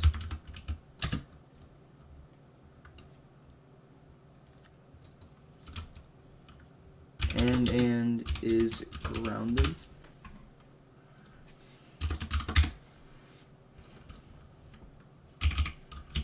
And you want to jump. Now, before I do that, I'm just gonna do this real quick.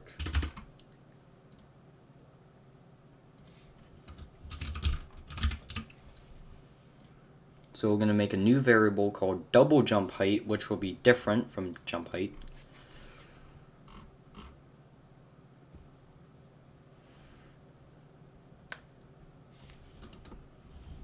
And we're gonna do an or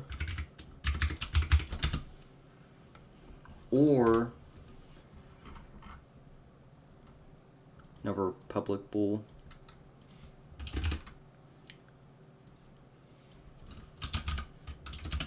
can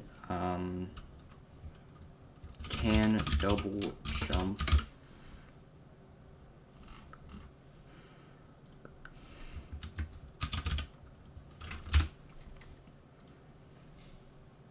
and yeah. So now what we would do is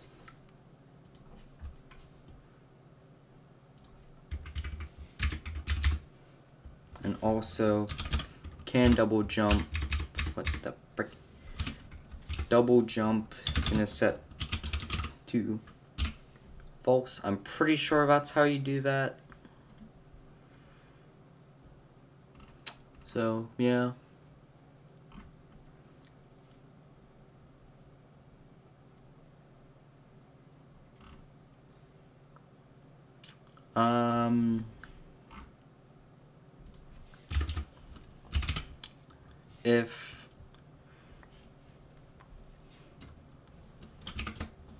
If you are not grounded,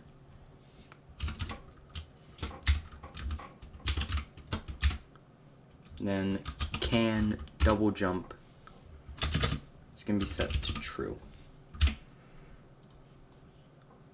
So if you're not grounded, then you're in the air, which means you can double jump. But if you are grounded, then you can't double jump, because duh. So, yeah. And actually, no. Because I still need that. Because if you're grounded, right? Okay. So basically what this is doing is if you're grounded, then you can't double jump. If you're not grounded, you can double jump. And if you're grounded or you can double jump, you can jump, basically. Although, actually,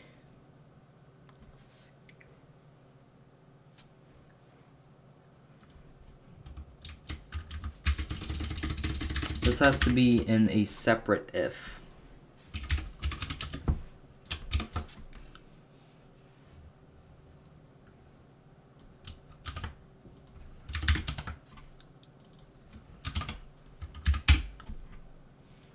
Oh yeah, after you jump, after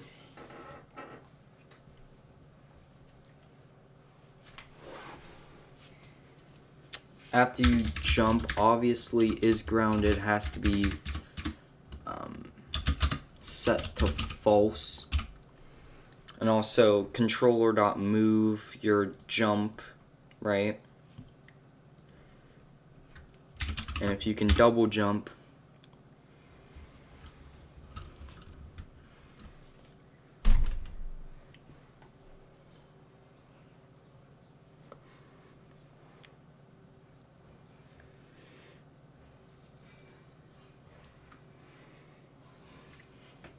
yeah. Can double jump needs to be set to false.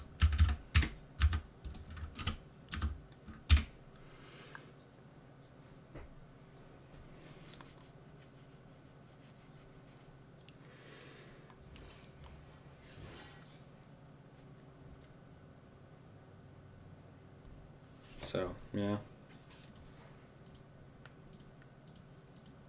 For the side jump height, and here we need to go up here, and I'm just going to apply it by -2 multiplied by gravity. And that's all we need to do. Now just save that, go into Unity, let's move our first person player down so he doesn't fall every time. Let's hit play, and maximize our game view here. And as you can see, all player can now jump as well. And that means that we now have a working first all player can now, let's hit play, into Unity, let's move. Is it seriously that simple? Really?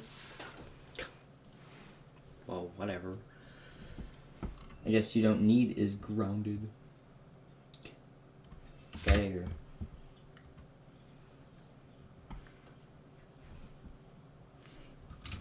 Although can double jump does have to be set to true. And now we need to write basically 2 lines of the same code, which is a little unnecessary. It's a little bad, but hey, it will walk technically. So, yeah.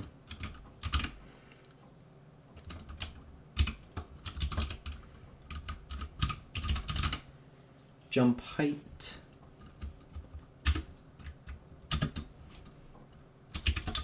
Times -2f.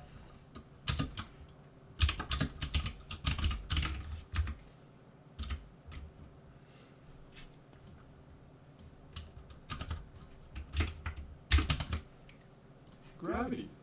Let's also create a square velocity E jump. This is another default input that put inside of our script with the 2 multiplied. We're going to take the square root of our desired jump height multiplied by -2 multiplied by our gravity. Why -2? Whatever. Okay.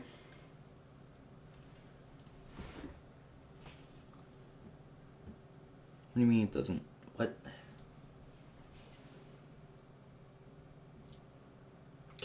Hey, dum-dum. Right.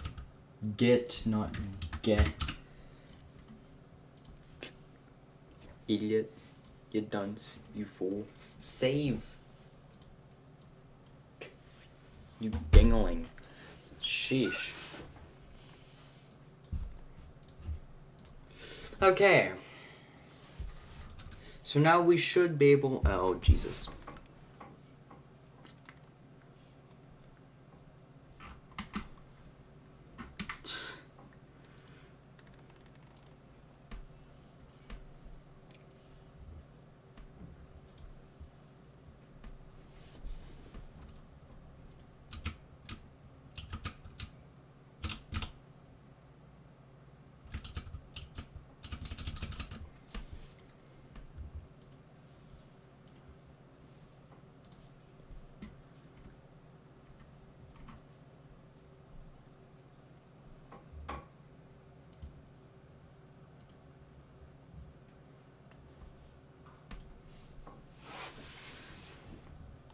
Probably want to be doing this like first.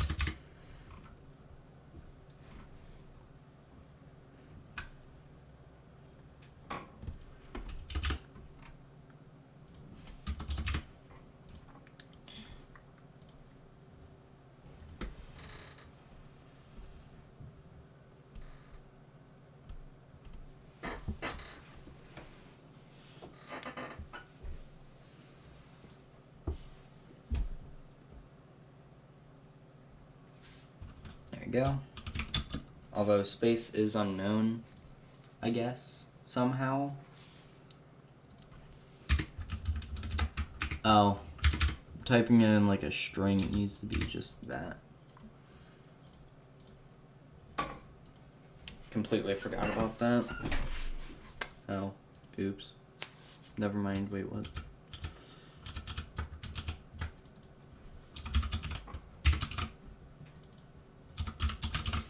It's lowercase, isn't it? It's lowercase, isn't it? It's frickin' lowercase. Of course.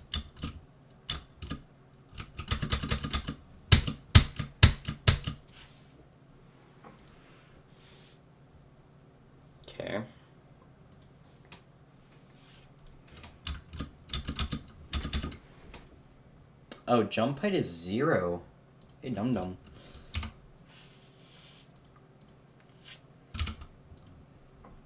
Make double jump height of 2. Here we go. Yep, that's what I was afraid of.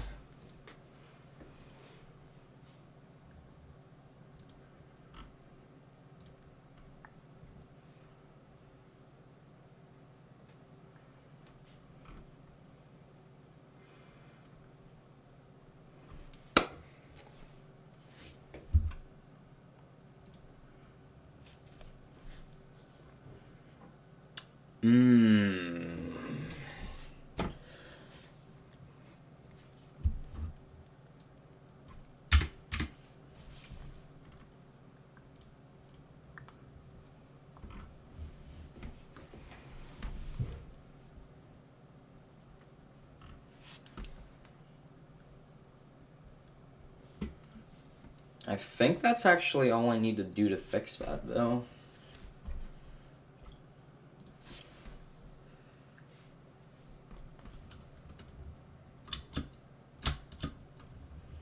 Well, now can double jump never gets set to true.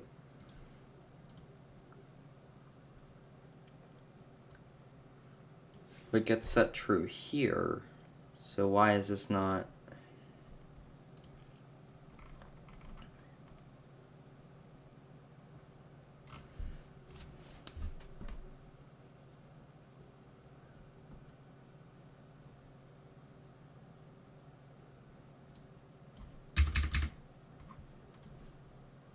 Okay, maybe get rid of that.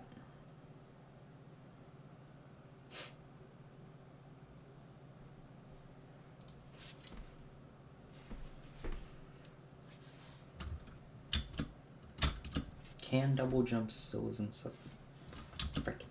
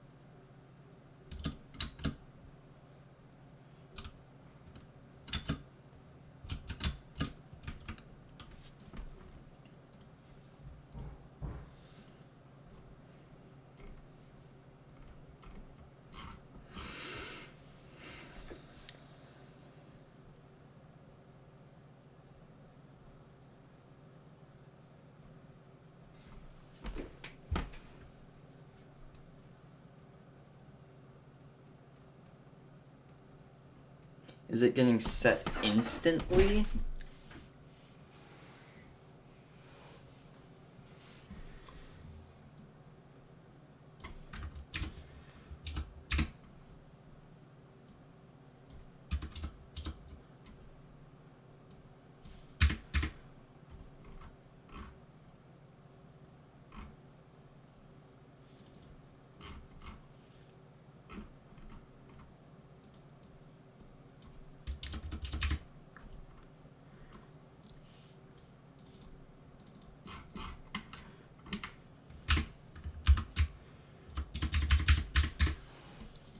Well, whatever. I don't need it.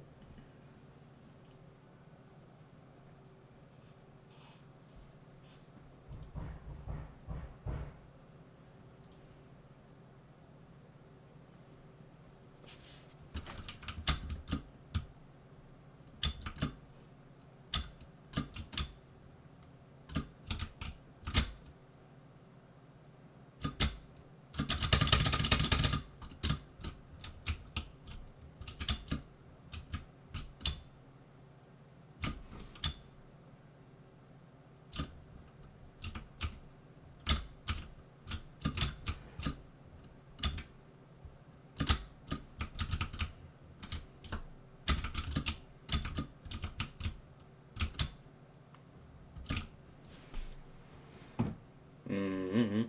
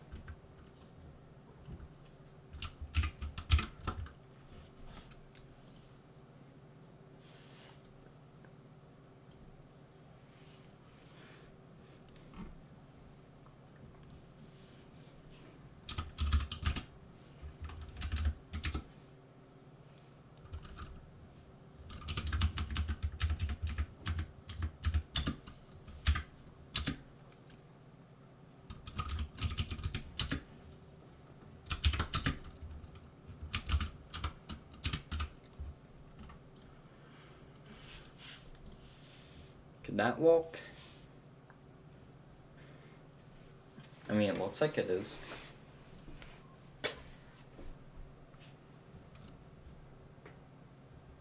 Okay, left shift is unknown.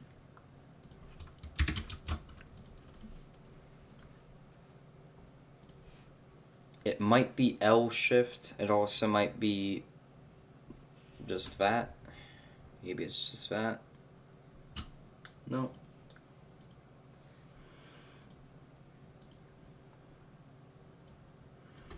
Okay, we'll just set it to F for now, I guess. Let's just set it to F. Now what I'm expecting to happen is it will never reset again. But it does walk. It's better than nothing. Oh jeez.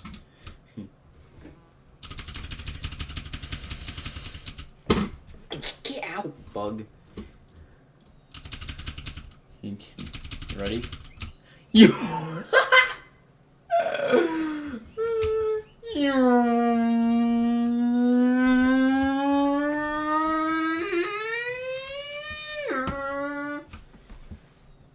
What is that? Frickin' 256,000? Jesus.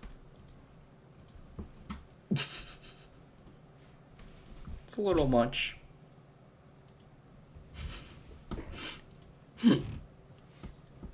Jeez, man.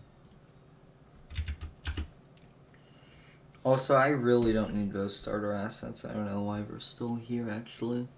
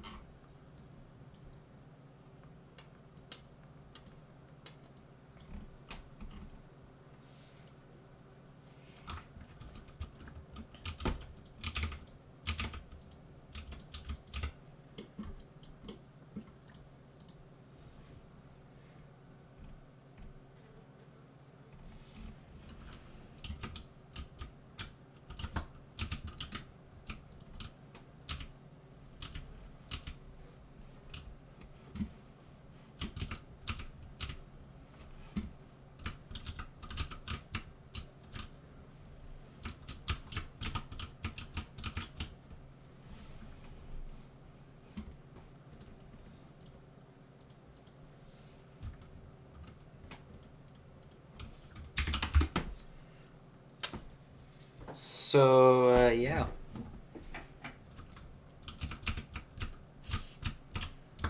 We now have a button that allows you to speed up as much as you want, I guess. .jpeg. What's our speed? Frick you. 50. Ah. Yeah.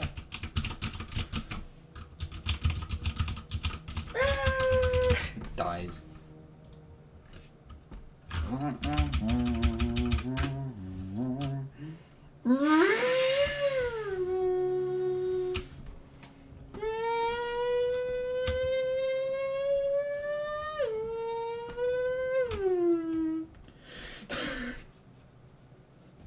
Animator is visible. No one cares. How fast did you go? Yes.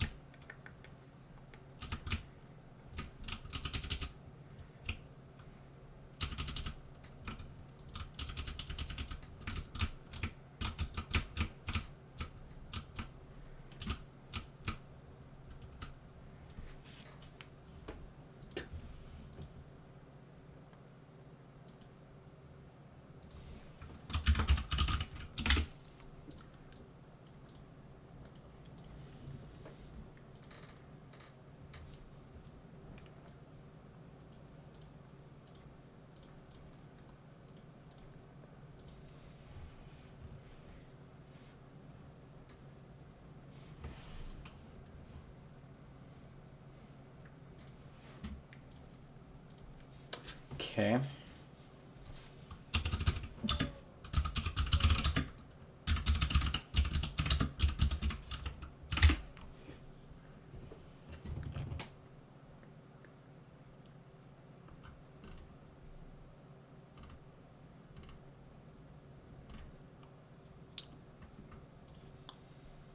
Cheers, and we actually want to get rid of the anti-aliasing. That's because we'll apply this later as a post-processing effect.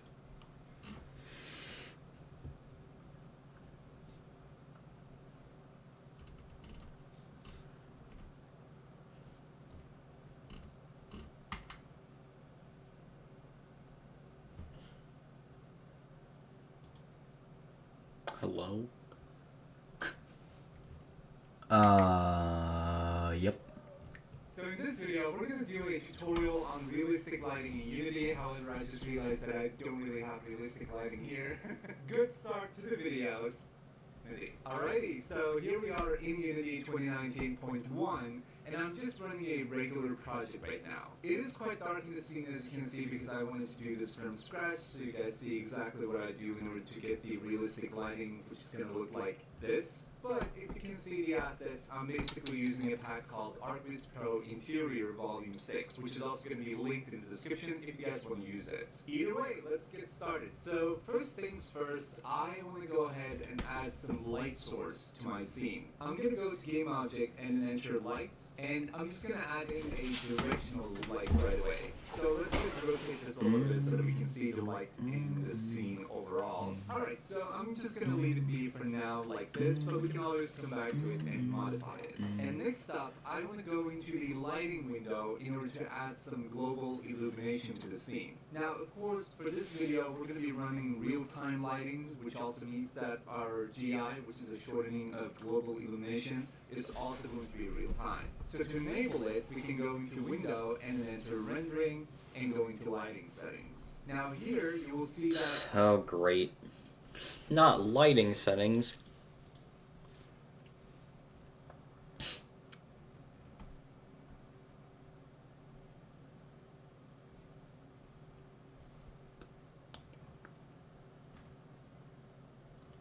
First.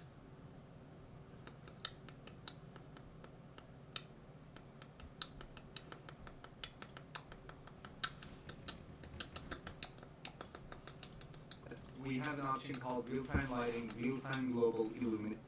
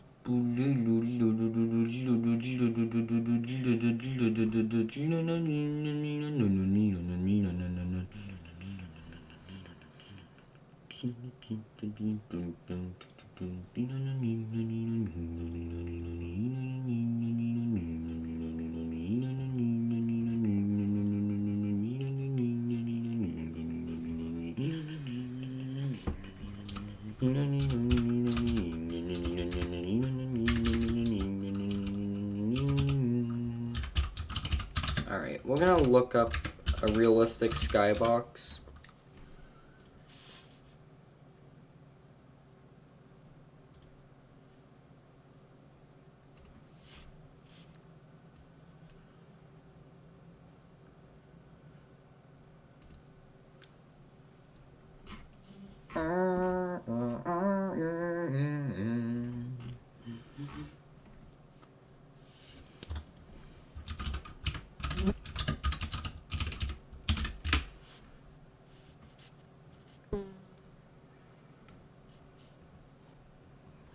That would be so nice to have, but I'm not going to.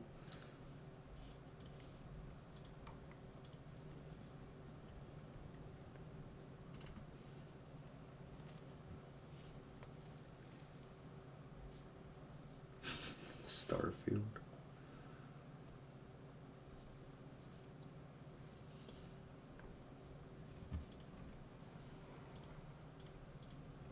Oh, frick yeah. Yeah, we'll add V's.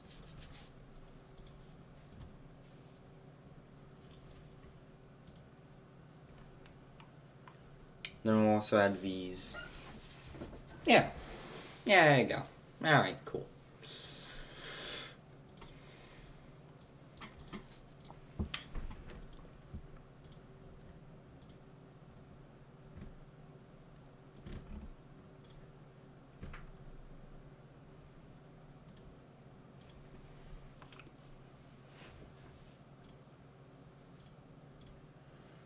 Did not mean to hit cancel, whatever.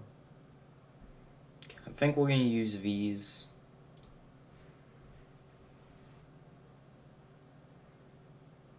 Sure.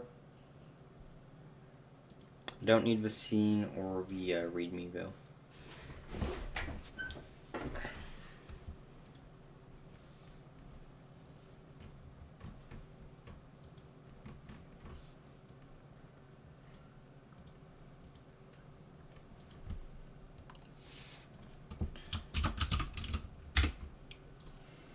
Should probably have made an other a long time ago, but hey. Here we go. Nice, nice, nice.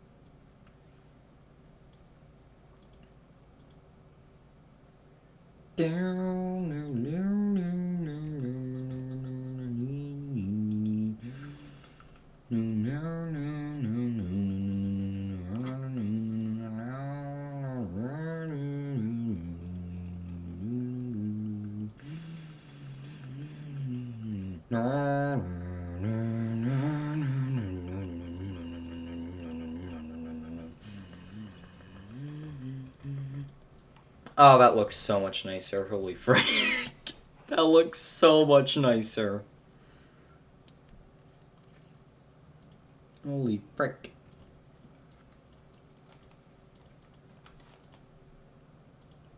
Alright.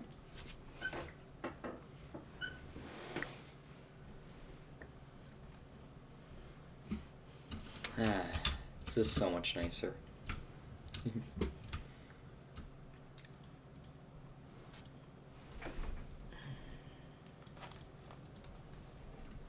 But I still have to frickin' tweak the gosh dang camera though.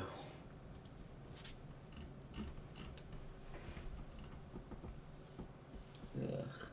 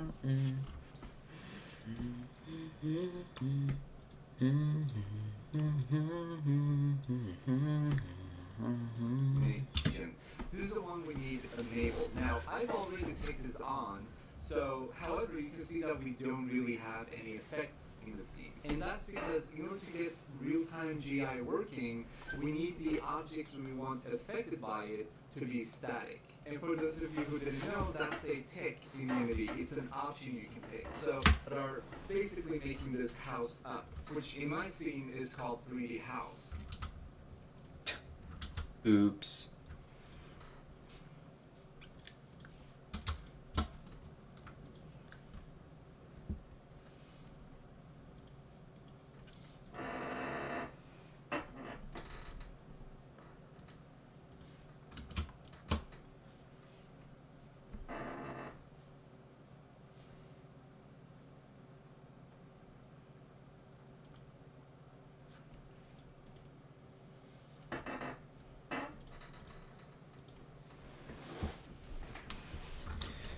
Alright.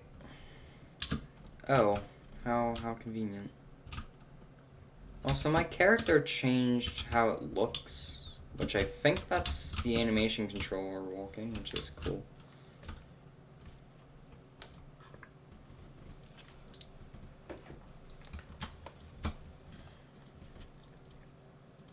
Although making those static makes the player phase through.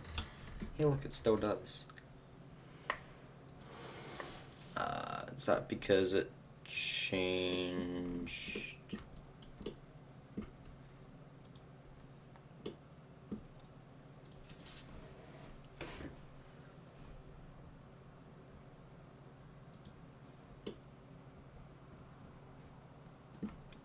Yep.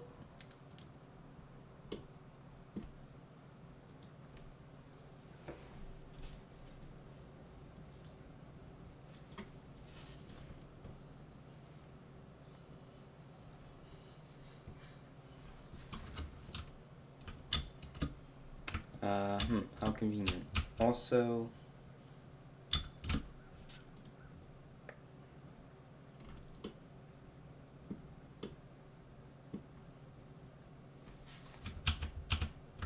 ah, jeez.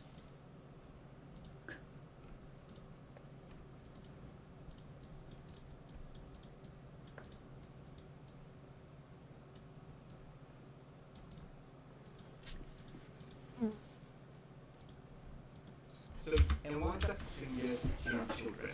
This is going because Unity should be generating the lighting, even if it's real time, because any window rendering lighting settings in order to get to the lighting window and once. Alright, cool. So now you can see that we have some reflections at the edges here and some overall more color affection here as well. So here you can see that we have a field called ambient colors or gradient.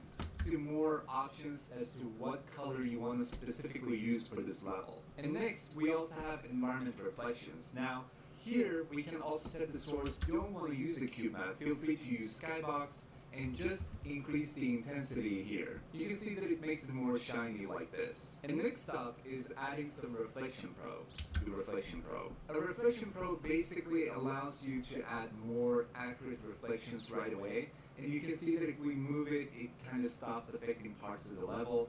And that's because it has a certain radius where it's working. Now, first of box projection, which you're going to see that it makes the windows more glossy and actually reflect whatever is in front of them. And remember I was talking about this radius, so if we click this button which says view, and we can keep the area to like larger now. Oriented and just increase the undo. I normally set multiple reflection probes in my scenes. So now I basically have just giving probability to go back in time. You can put it in your package manager, and then we can just browse down in the list a little bit and find post processing right here. And Oh, she.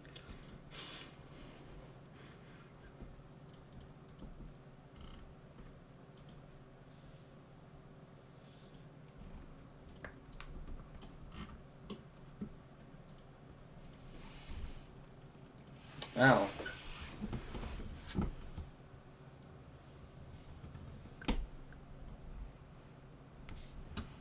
Well, that's a little strange.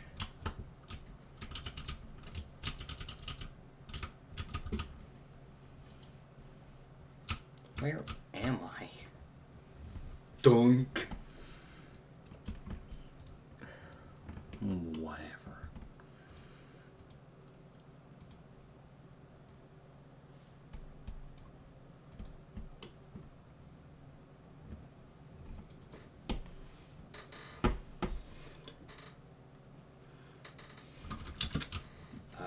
Nope.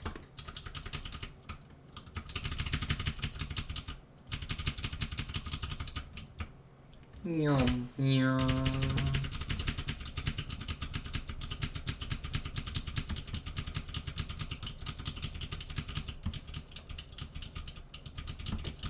We can just, keep on going. Yeah. I think I broke Unity.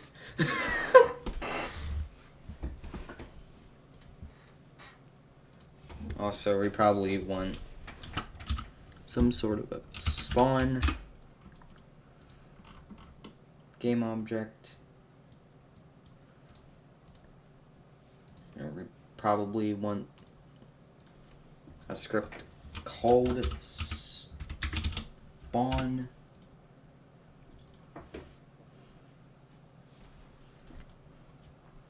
So yeah, we're gonna make a new script here. Just a quick new little script, boy. And yeah. So we're gonna open up this script.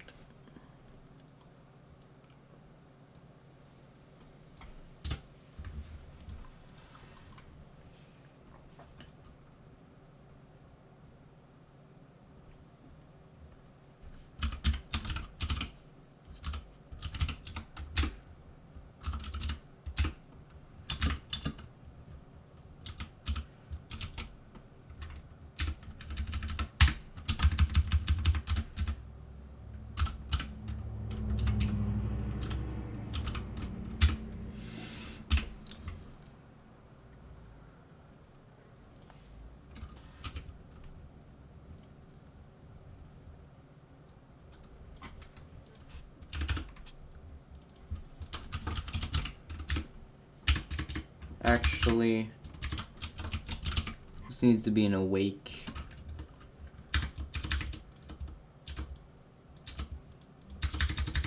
Alright, there you go.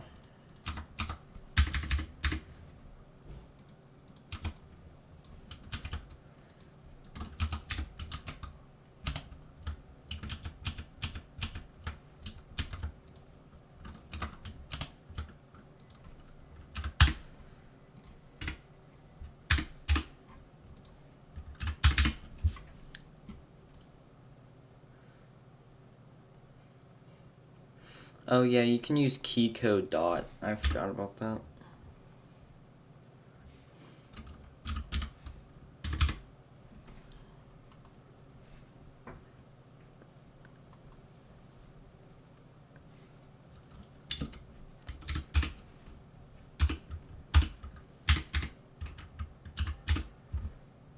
Okay.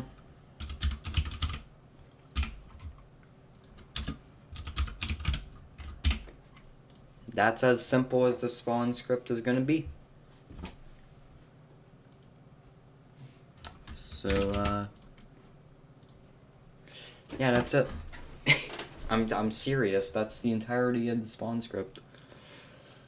You just need to find player and spawn.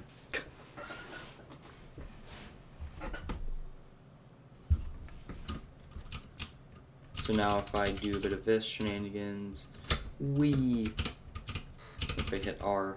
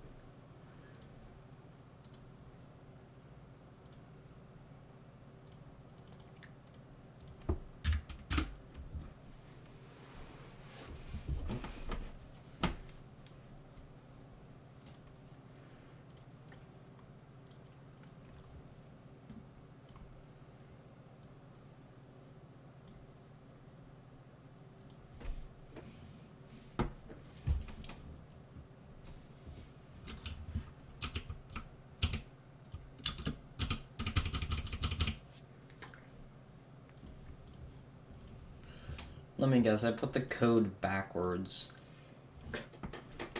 Didn't I? No. Really?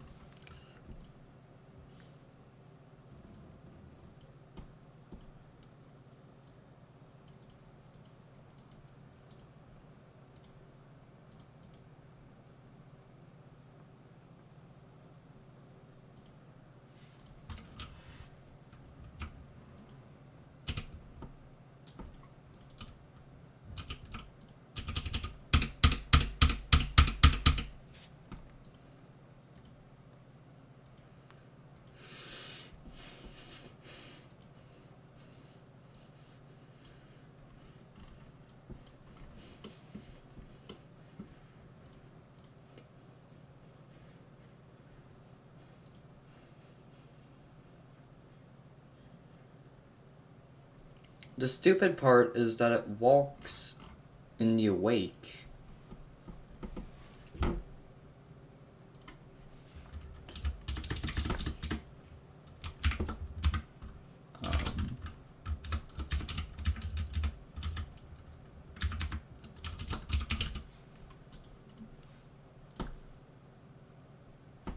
I don't know.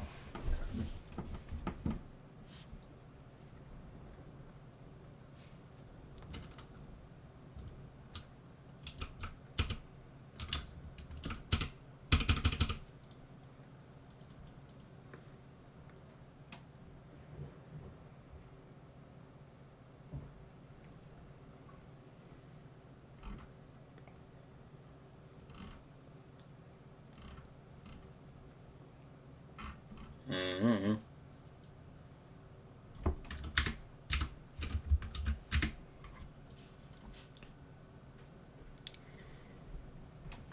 We'll just keep it like that, I guess. I don't know. The frick.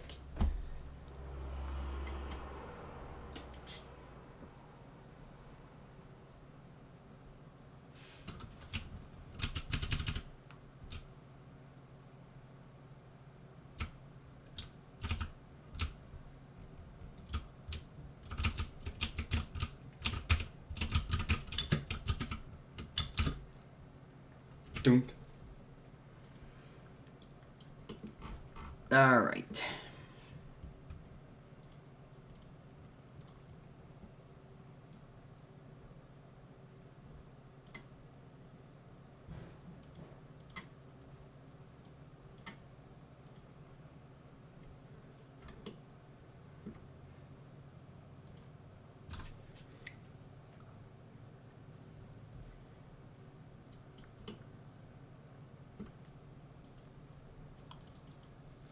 Then we can just simply hit install. Cool, so now post-processing is installed into our project, and what I'm going to do is I'm going to go to my main camera game object and then add a new component which is called post-process layer. And now in layer, we want to set this to be post-processing for our case, and then we also want to change the layer of our camera to post-processing. This basically syncs both the component and the main camera to each other. If you don't do this, then you're not going to see any effects of the post-processing even when you add new stuff. Now, I'm going to Post-processing. Now, my question is, does that post-processing require,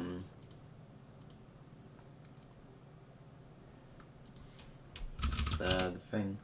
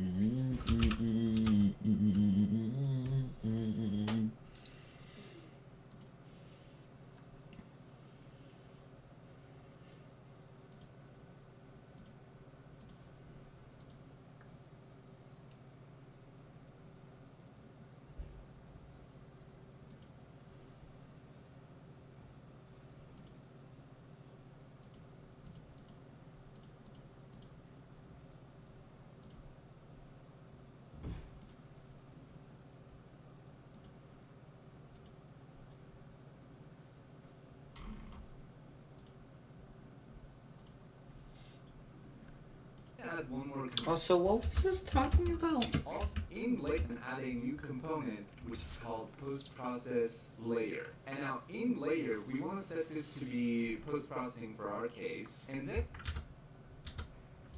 we also want to. I have questions.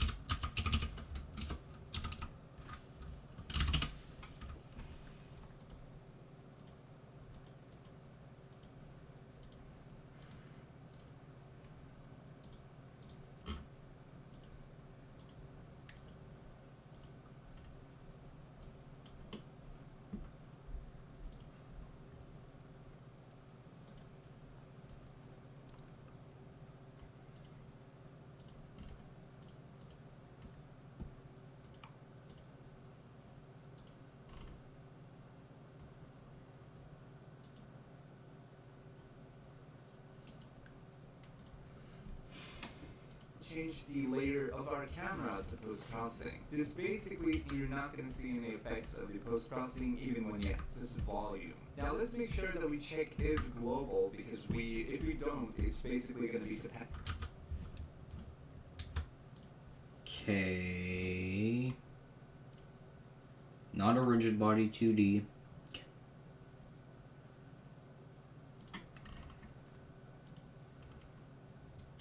Gosh. Get out, add a vis. Jeez, man. Dependent on a single volume, which you can play around with in size, just like we did with the reflection probes over here. But we wanted to affect the whole scene, so we're just checking is global. And then create a new profile, and we can now start adding our effects. So I'm going to go ahead and add ambient occlusion right away. And then we want to unfold this and enable all the settings and add ambient occlusion. And we can now start adding our effects. So I'm going to go ahead and add ambient occlusion right away. And then we want to unfold this and enable all the settings. And now you can see that we can increase the setting as we want to for intensity, and it's going to change it. Now this doesn't look very, very realistic. So we can change the mode from multi-scale volumetric obscurance into scalable ambient obscurance. And what this does, as you can see here, is that it adds the shadows to the edges of objects. So you can see that if I disable the ambient occlusion, we pretty much have no shadows at all between these logs, even though there is a depth between them. So when we enable it with the scalable ambient obscurance option turned on, you can see that we see a very clear shadow now. Now what I lack here, or what I feel I lack here, is some reflection, some more shininess and glossiness on these metal pieces here. So what I'm going to do is, I'm going to do a little bit of hacking. So I'm basically going to duplicate one of these reflection probes once again, and then I'm going to place this in front of the metal piece. And we can just change the box size here, and duplicate this guy, and place it in motion front blur. of the other one as well. Alright, cool. So we got a little bit more reflections blur. now. And Yes. one hack that I also use is, I normally add some, for objects that I want a little bit more glossiness on, which I feel like makes sense here, I add some extra light sources into my scene. So Alright.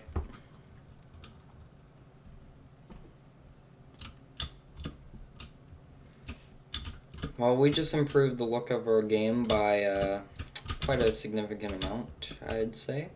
This looks way nicer than it did before.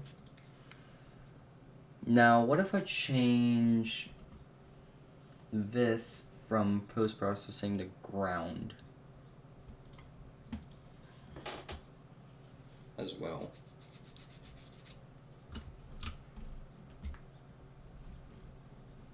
Let's see, motion blur.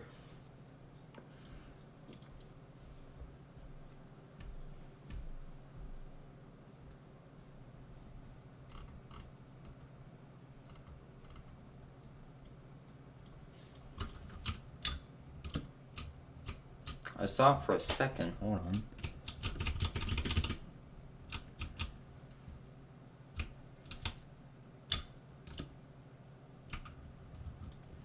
saw it for like 1 second.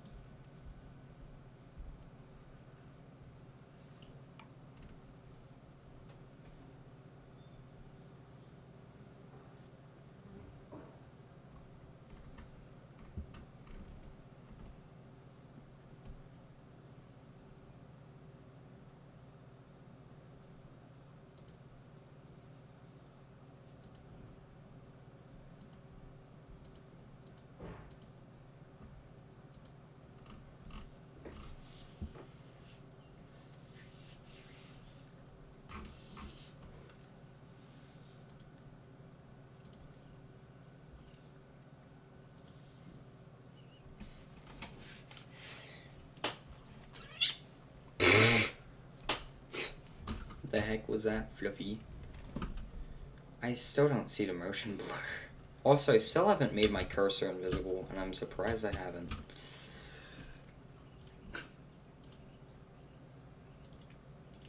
So we're gonna head into here, we're gonna hit Control O. And we're gonna head over to Downhill Assets, and we're gonna go into Scripts.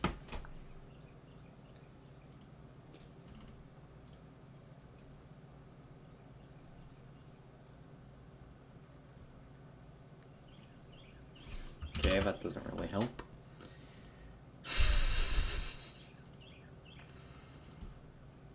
We're gonna go to Scripts again.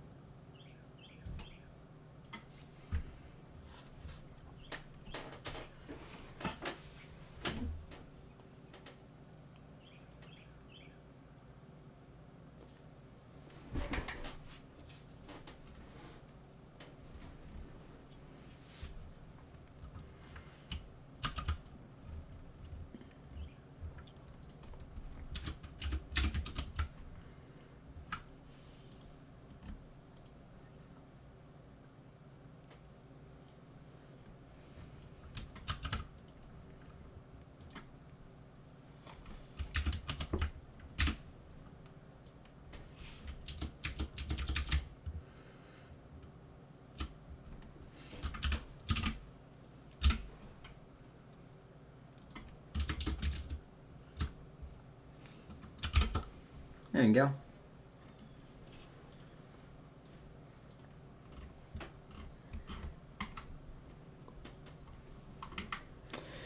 Cool.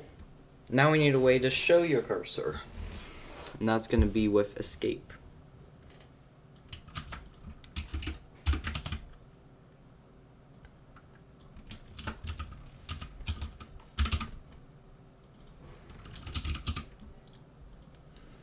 There you go.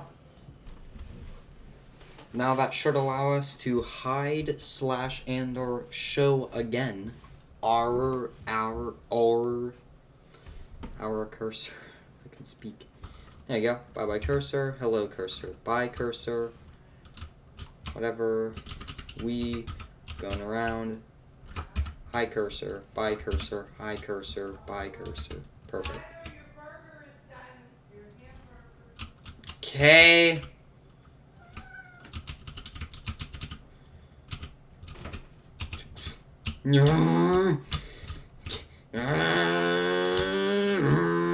Oh shoot. I'm gonna go grab my burger, I guess.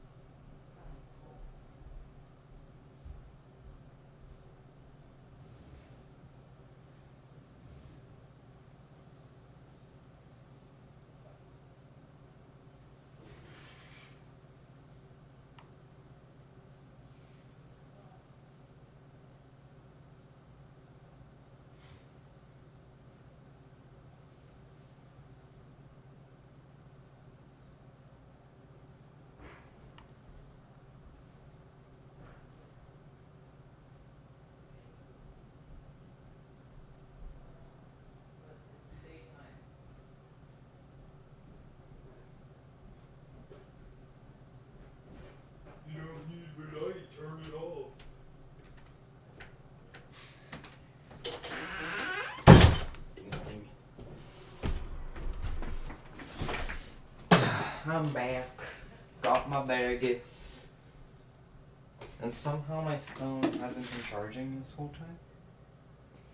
No, it has. It's just being stupid. How helpful. Thanks, phone. So I normally do like spotlight, and it basically places above the scene right here, and increase the radius like this. What And in just place frick? above this my scene. So I normally do like some spotlight, and then basically places above the scene right here, and increase the radius like this, and just place it like this, for instance. And then I increase the intensity and disable shadows on this. And I increase the range as well. Then I simply set this to have a culling mask so it doesn't affect all the game objects on my scene. So where it says culling mask everything on the light component, I basically pick nothing and then switch it over to a layer that I have set for one of these game objects.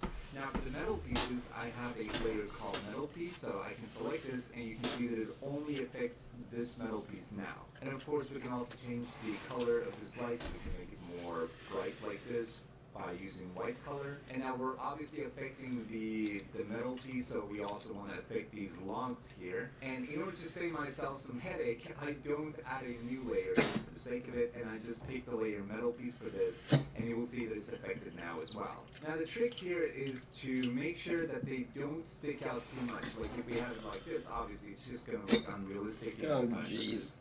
This is pretty dark. So what we Nah. want is a color that makes it stick out a little bit, but not too much. So we still want to follow the overall color palette of the scene. And then when you're closing off, a bloom effect will also help a lot. Okay, I need to go grab water now. Great. How many times will Tyler leave his room during the stream? Jeez, yes.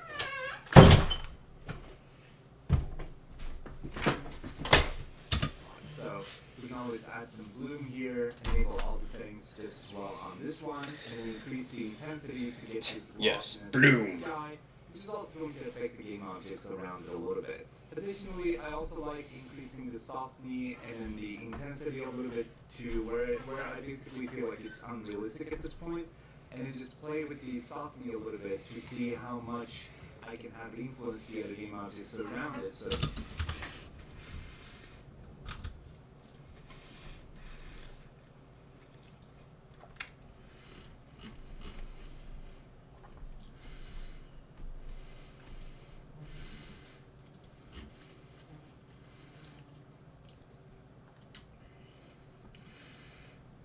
Man, frick it.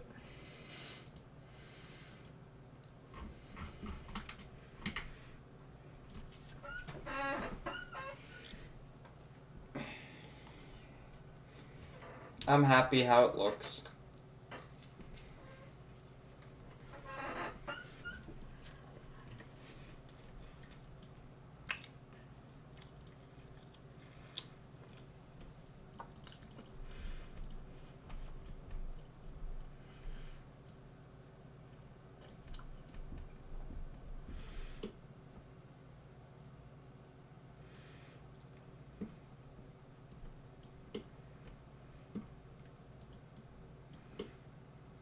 Yeah, that's how you can basically stop it from doing that.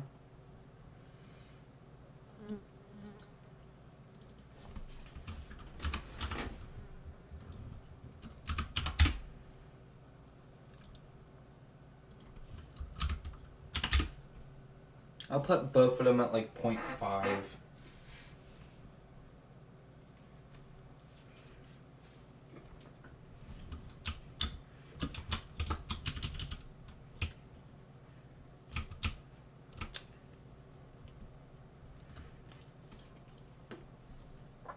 There's like a bloom effect.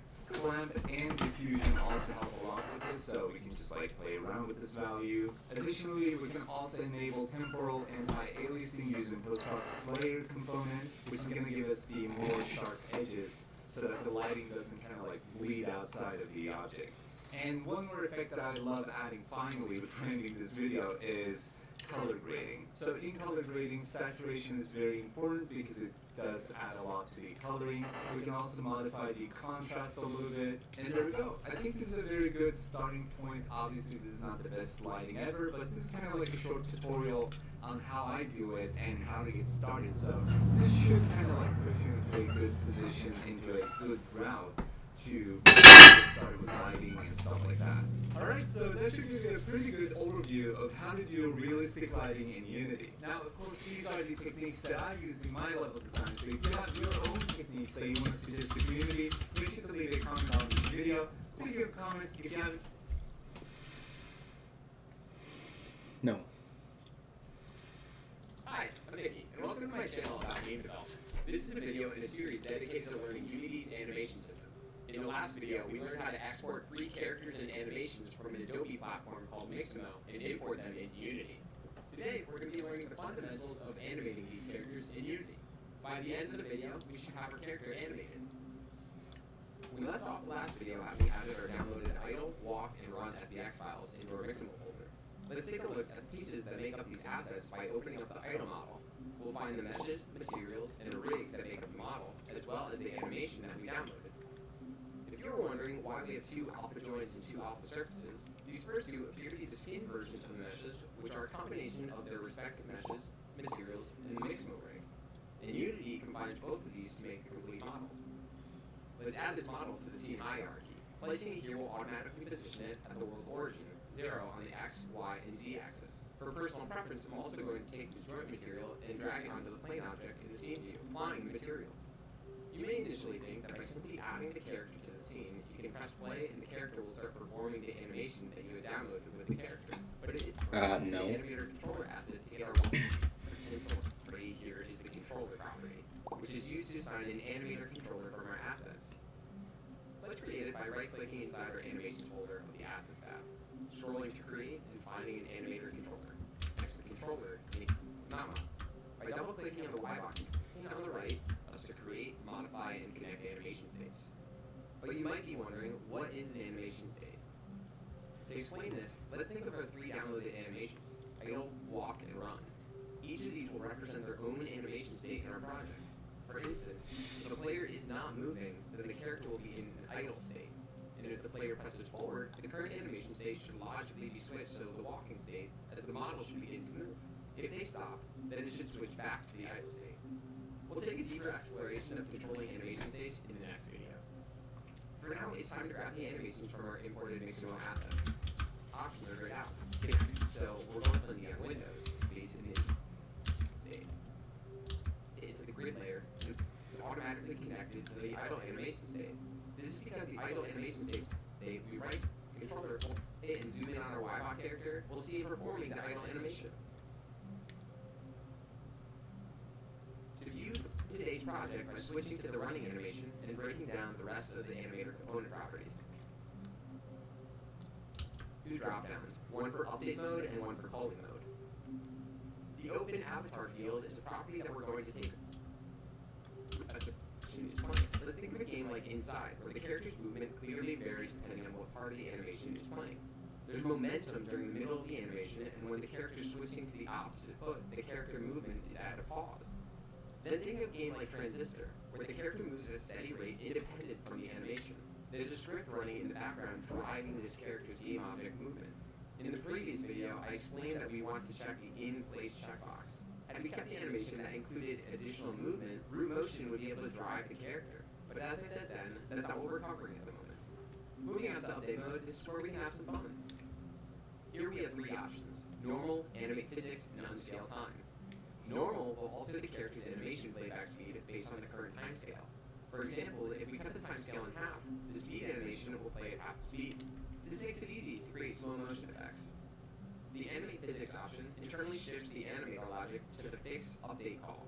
In Unity, fix update is used for all things related to physics. So if our character or animation is intended to interact with rigid body objects, this is likely what we'll use. And lastly, we have unscaled time, which means the animator and the animation run independently from timescale. This is recommended to be used with UI animations, so even if your game is running in a slow motion state, the user interface is still clean and snappy. And Well, no duh. the animator component is calling mode. There's 3 options. Always animate, Call update transforms. If you don't know, culling is a performance saving feature built into Unity, which only renders game objects that are in view of the camera. Oh. Always animate does exactly what it sounds like. It always performs the animation and animation calculations, even when the model is out of the camera view. When cull update transforms is active, Unity continues to calculate the frames in the animation. When the character comes back into view, it's as if the animation never stopped. Whereas cull completely stops the animation when the character is removed from the camera view. When returning to the camera view, the animation resumes playing from where it was before it was disabled. That was so much cover today, but as always, the parameters I'll be sure to get to it as soon as I can.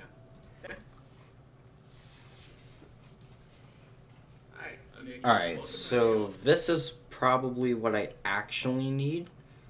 However, I do need to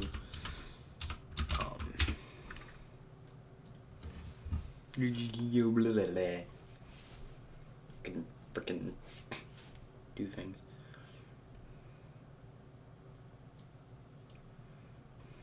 Dying. Die.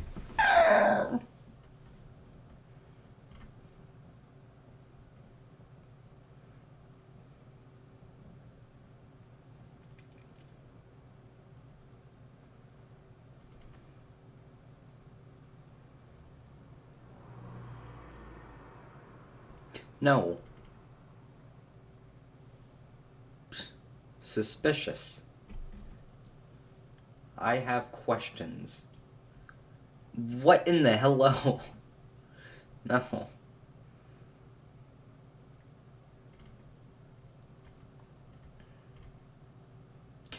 Dunk. Where's my frickin' roll?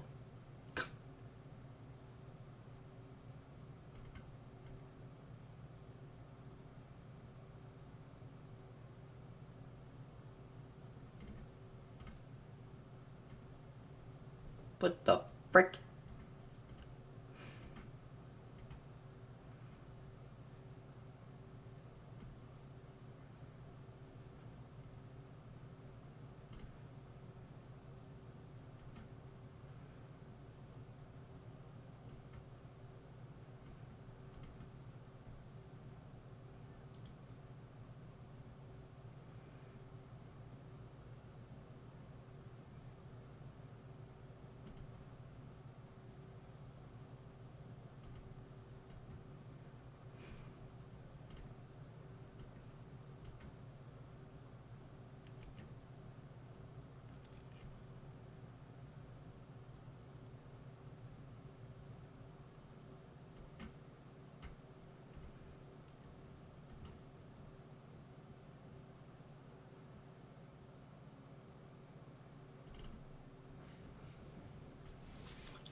I don't know.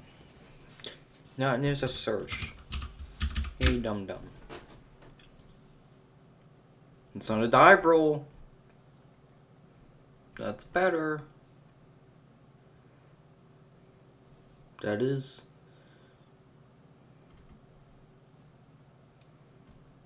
Okay.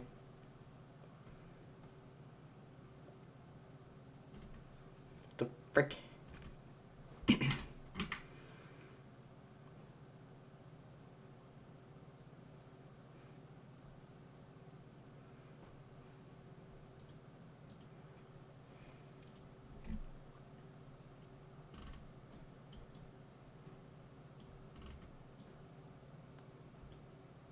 Why does he do an entire frickin' front, diving die roll. What the frick? Whatever.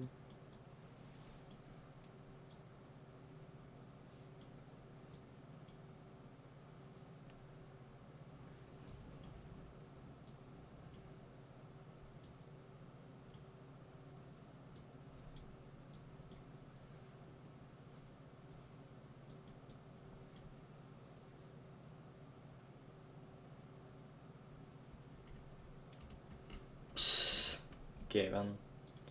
Let me guess. If I hit download, you have to sign in. Knew it. Knew it! This video properties that if you promote at one of those 5 transition between animation states, Boolean values. Before we get going, by setting our default animation state for a downloaded running state. When we press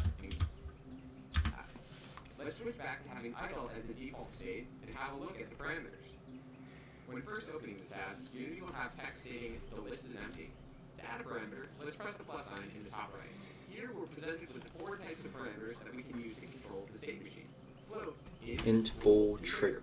A float is a number with a decimal, an int is a whole number, a boolean means true or false, and a trigger is also true or false, but Unity is programmed to handle a trigger a little differently than a boolean. Today, we're going to focus on using booleans. Let's start by adding a boolean parameter and renaming it to isWalking. So let's try our isWalking boolean to be true when a player presses forward and to be false when they stop. So at this point, our isWalking boolean does nothing. Pressing play will just loop the idle animation. How do we get from idle to walking? We can start by connecting the 2 animation states, what's known as a transition. Right-click on the idle animation and select Make Transition. Then press on the walk animation state to connect them. Let's press play to see what happens. We'll notice that the idle animation still plays, but if we wait long enough, our character transitions to the walk animation. So how can we use the boolean that we created to control which animation is currently active? Let's press on the transition and look at the inspector to see if we can find our answer to this question. From top to bottom, we'll see the name of the 2 animations tied to the transition, toggles for solo and view, a space provided to rename the transition, a toggle for has exit time, a drop-down menu titled settings, a timeline consisting of 2 animations, and finally, a menu titled Conditions. Let's start by renaming the transition to Start Walking, and then navigate to Conditions and press the plus button. Pressing this button will automatically create a new condition for the selected transition. Now, our new titled Start Walking transition will be dependent on the isWalking boolean. And in order for our character to actually begin walking, the boolean will need to be true. But how do we grant our player control over the value that the boolean holds? The answer is code.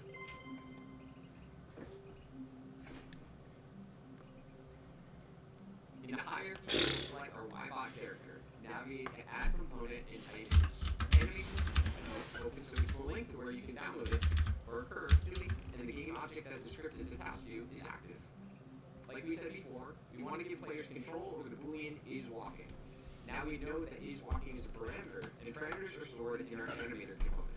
So in our script, we just need to create a reference pointing to the same animator component attached to the YBot, and we'll gain access to the boolean via code. Let's do it. We'll first declare an animator reference variable so that when we search for the animator component, we have a place to keep it. Next, we'll use for whatever component we pass in as a parameter, so that we know that our animator reference variable will immediately refer to the animator the moment that our character is active. And now that we have this reference, we can use some in the update function. Or submeta reference, we can use the set bool function and set isWalking to true. Let's give this a shot. At first, let's put Y. The answer is simple. Returning to our transition, we'll notice that the has exit time toggle is selected by default. Has exit time means that a certain percentage of our active animation has to be completed before the transition is willing to move on to the next animation. Pressing on the settings dropdown will display even more information about the has exit time.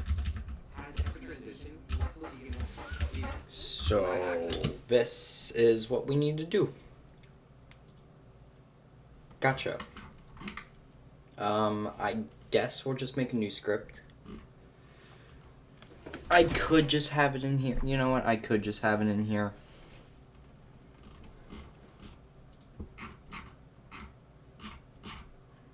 Yeah, I should probably just have it in here.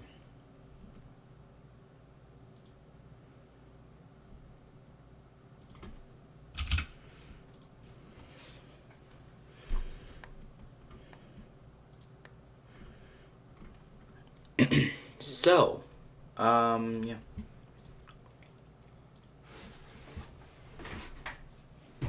The annoying part is now we need to actually make animations for the dude. I don't feel like making an account, so we're going to animate this boy. Alright. So I have all the joints. We have every single joint. So, you know.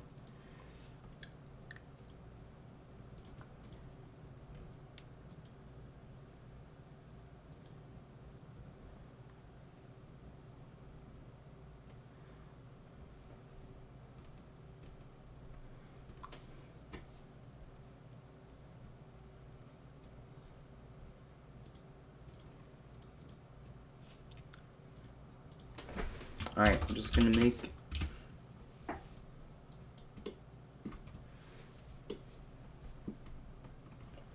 idle. Now before I do literally anything, I need to take the left shoulder.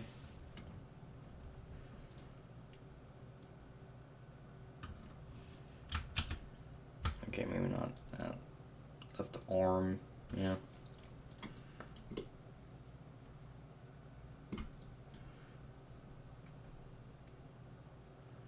There.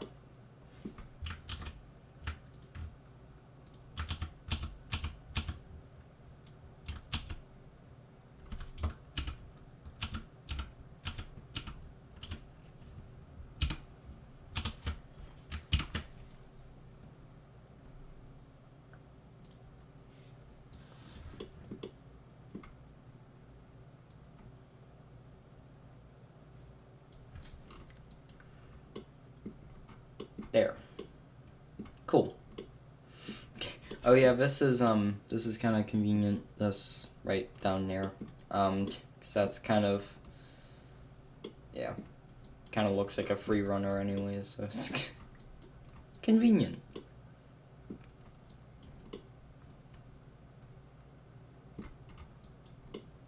Anyways, here's our dude. Now we can start recording an idle. So, frick you. Why does he do that? I hate you.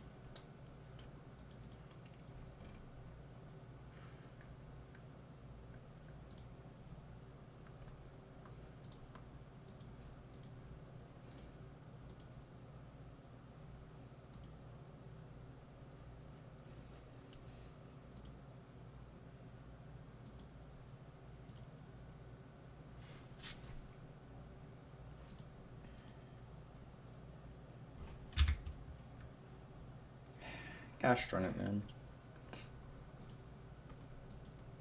Why?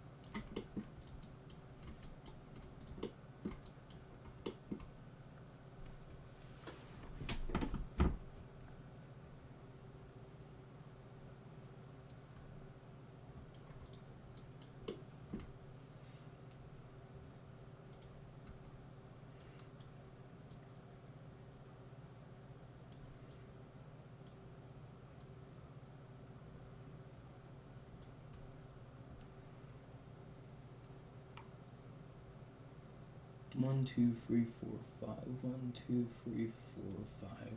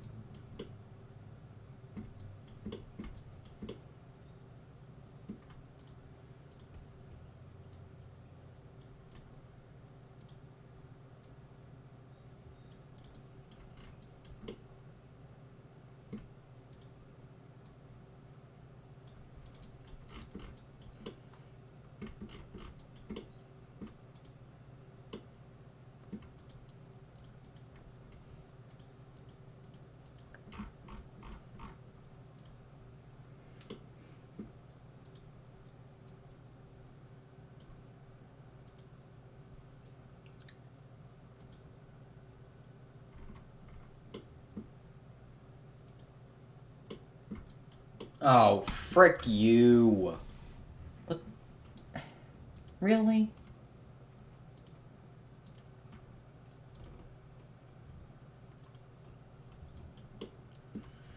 Oh my god. Why?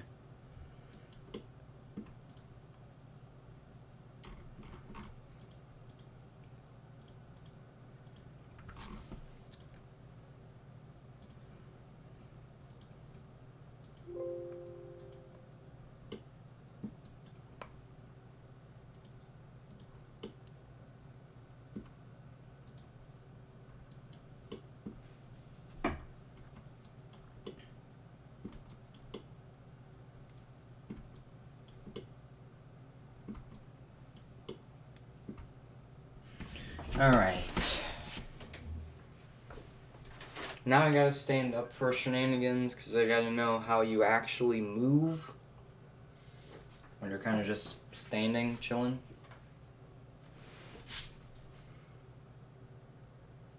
In a place also, I am 22 minutes behind. Holy frick.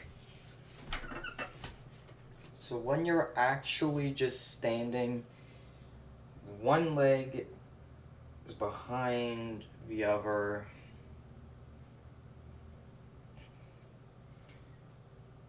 And your right leg is like fully extended. Left leg is kind of bent. And then your arms are like just to your side. And then whenever you move, because you do move, it'd just be right here, I guess. And then your head kind of moves. Something like that.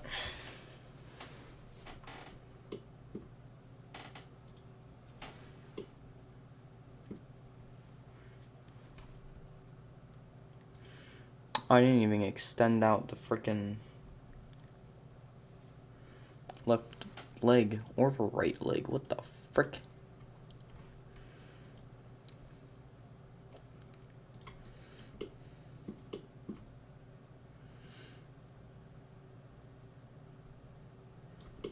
Ching.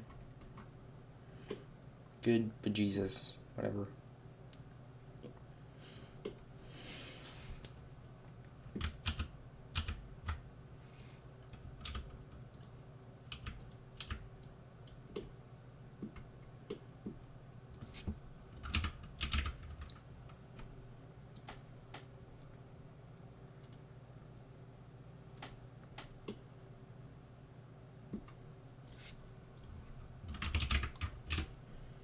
No, you don't.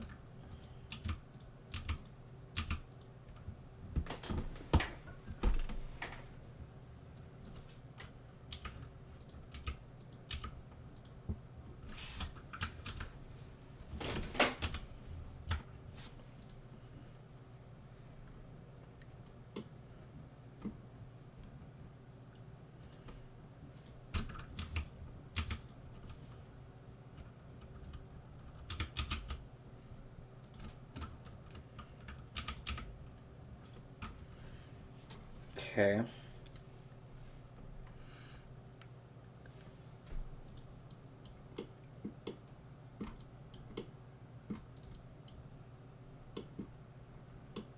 So, yeah, left leg.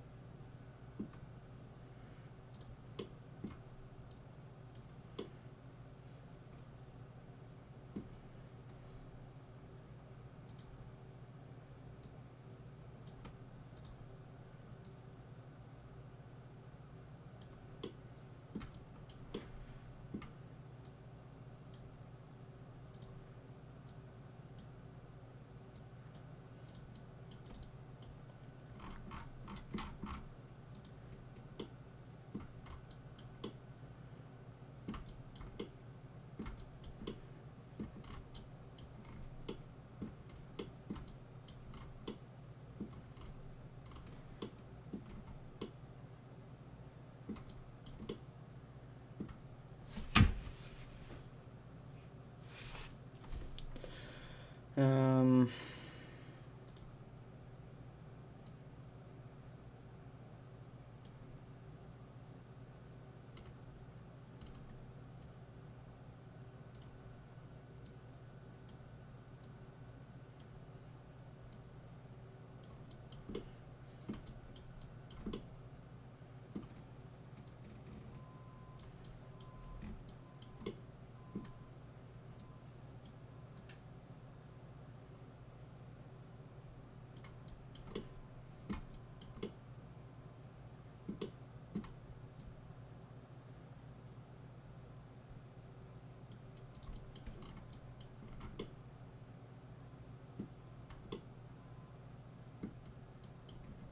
Did I just fully rotate his entire arm around? Hello.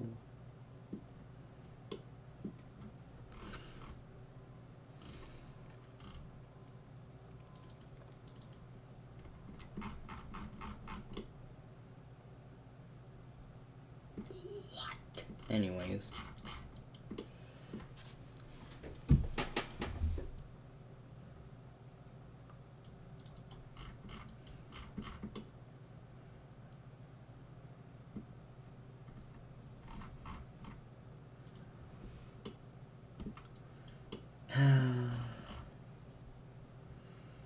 Why does he start in this state? Why? Why are you here?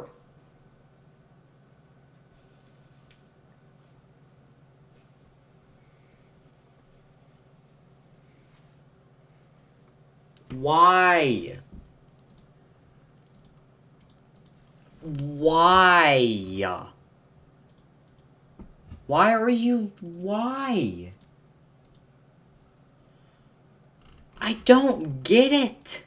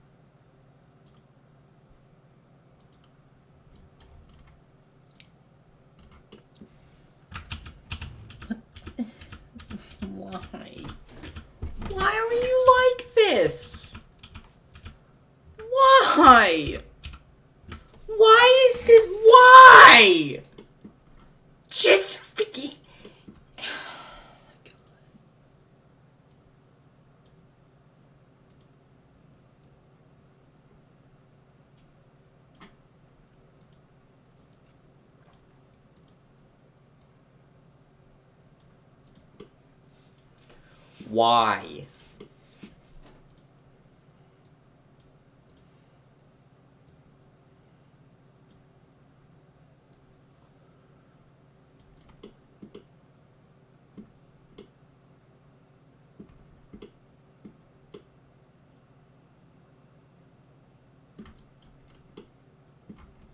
I just hate you. Seriously, why are you like this? Why?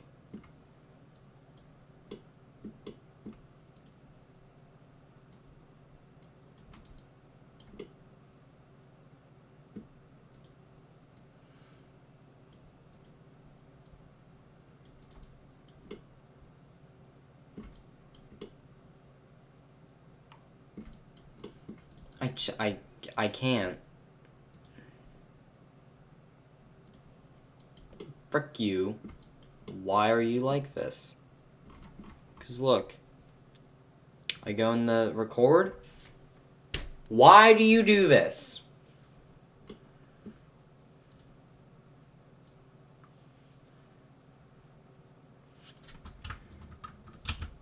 Why?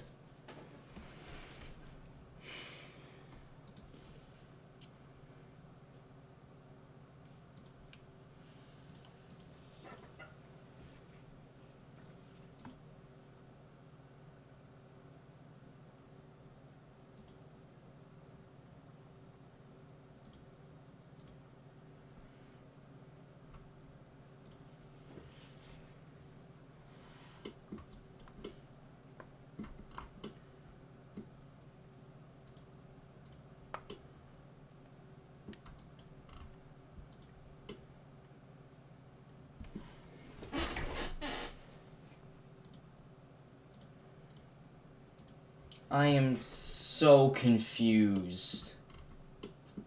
I don't get it. Why are you like this?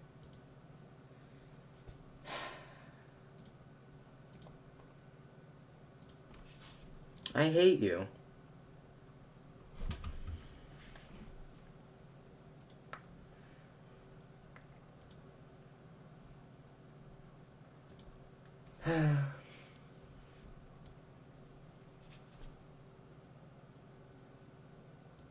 Yeah, you don't need that.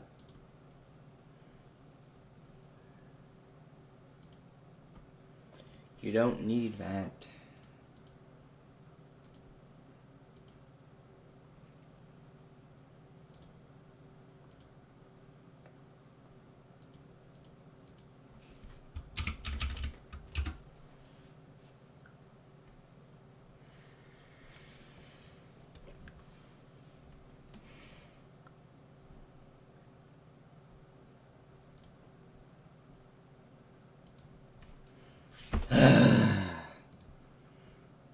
Jeez, man. Okay.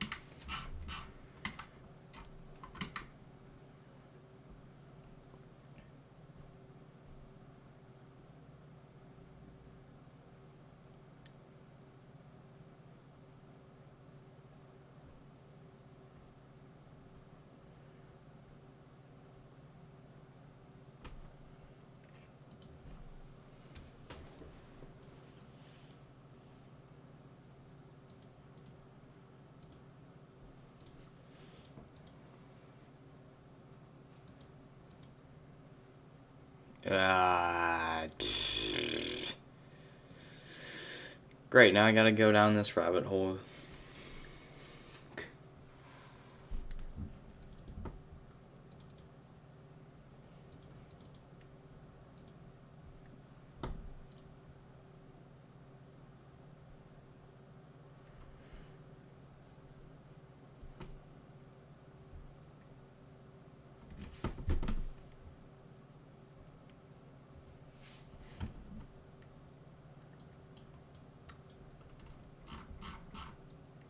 I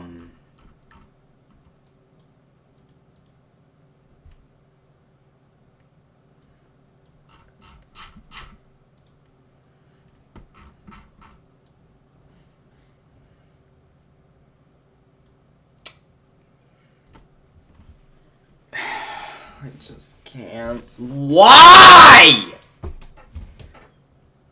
Why? Why do you do this? Why? What is wrong?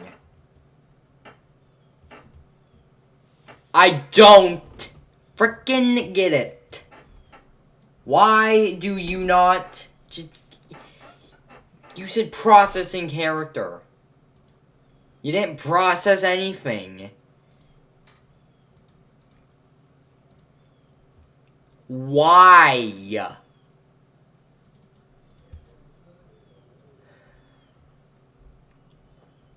I don't get it. What is wrong?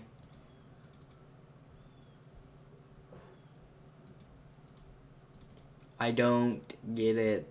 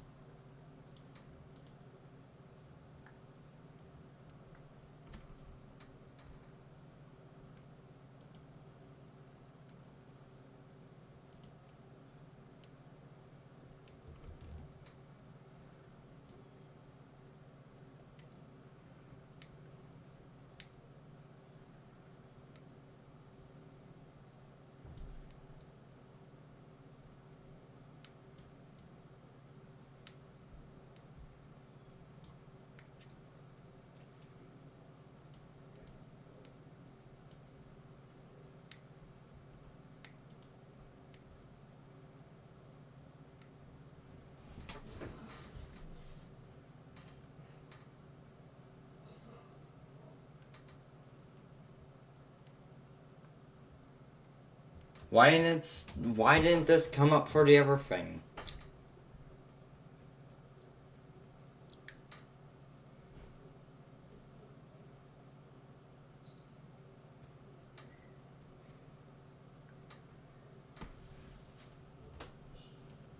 Okay.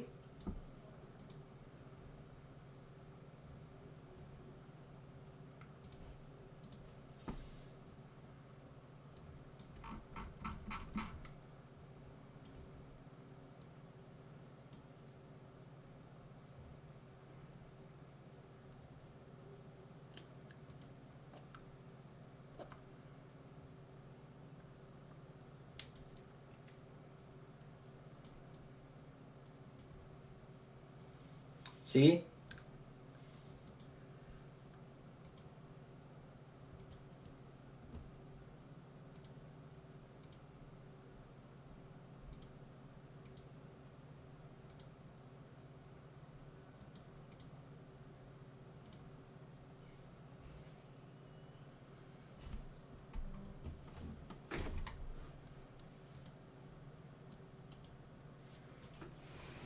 Okay. No.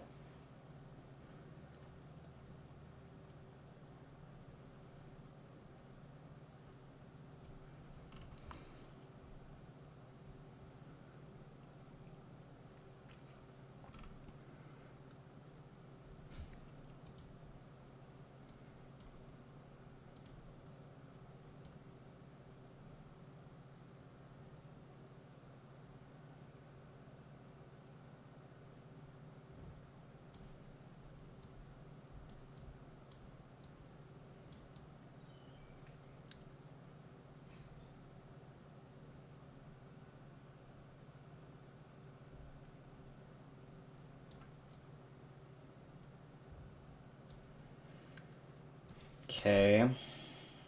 Same settings again. Walk. I'm gonna run.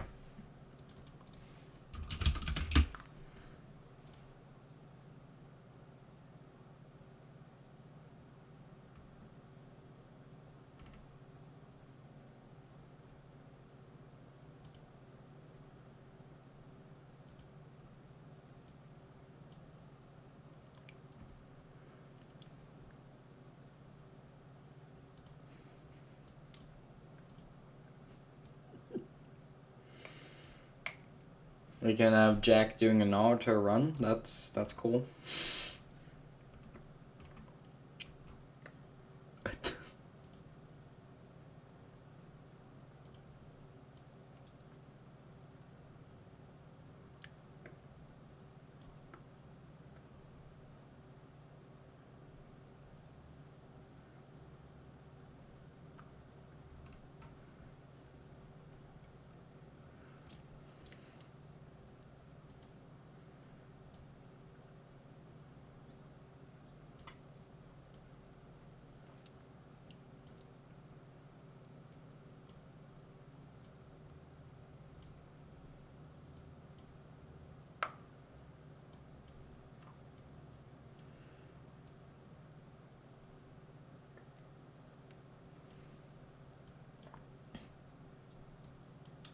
Speed, beans, and power, yes.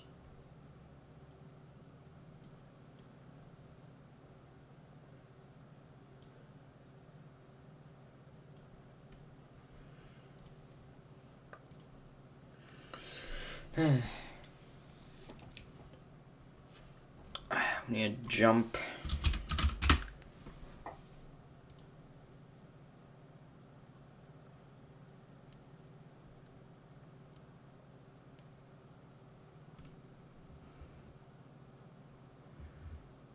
Yeah, that one.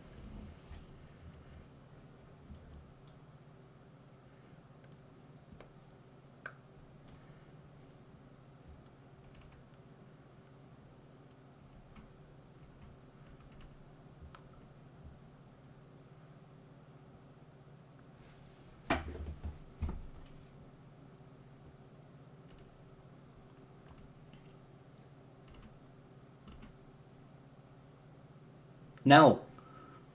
I already said no.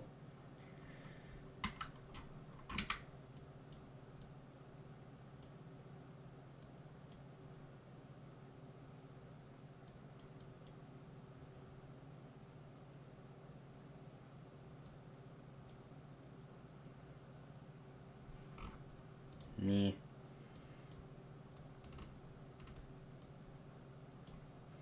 Dunk. Yeet. Yeah, it walks.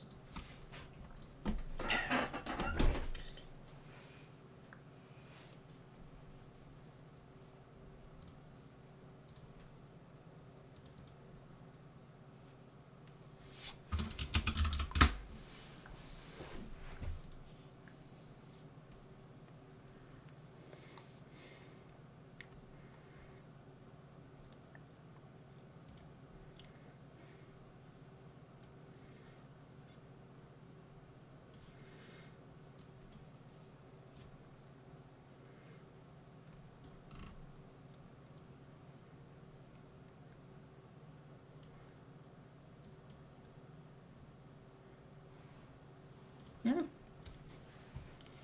Yeah, it walks.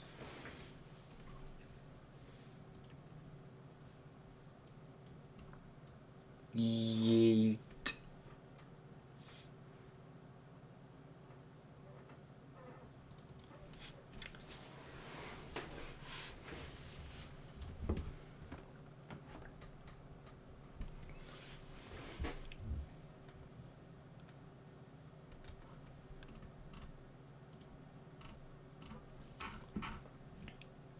And also, I just need a normal fall. Instead of having a falling to landing.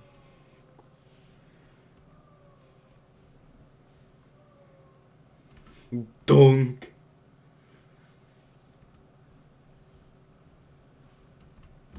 Dunk.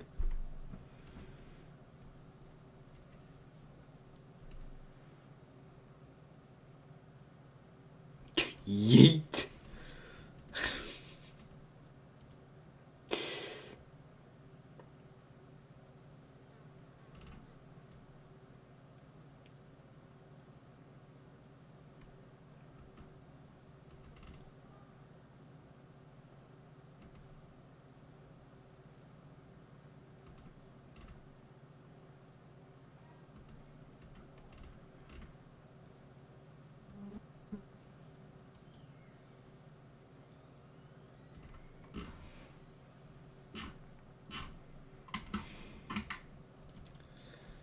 Alright, let's do another one. Let's do some sort of a dive roll.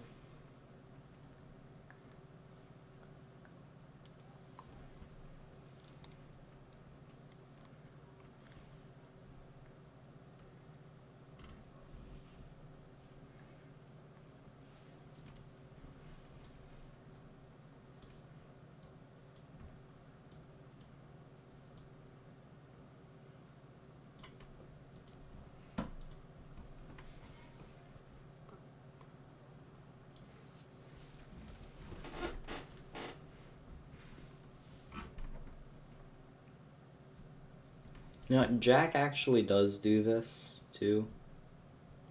Dunk. He does actually do this move. You know?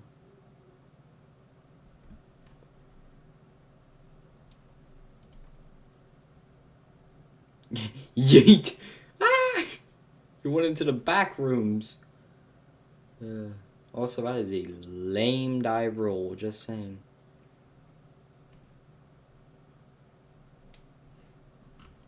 That is a tiny dive roll. Alright. We gotta have some sort of a something front flip. Alright.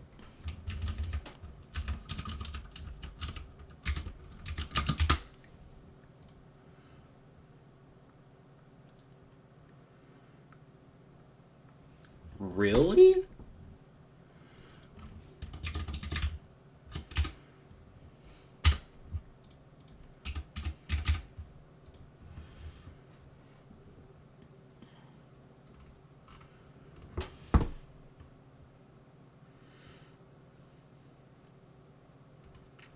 I don't care about backflips. No one loves backflips. Dum-dums. Yeet!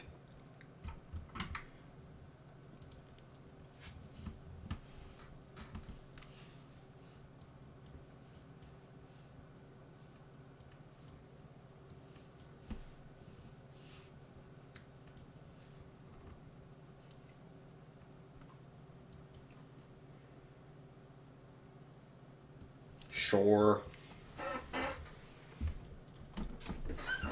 I do a punch front flip and not a, like one of those. I do a punch front flip where I actually do into a tuck, but hey. I think that's it for now. So we're gonna say that's done.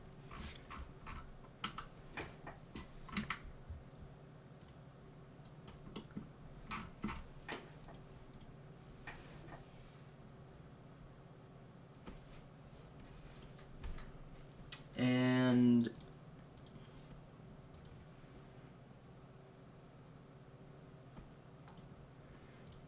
we're gonna delete the player.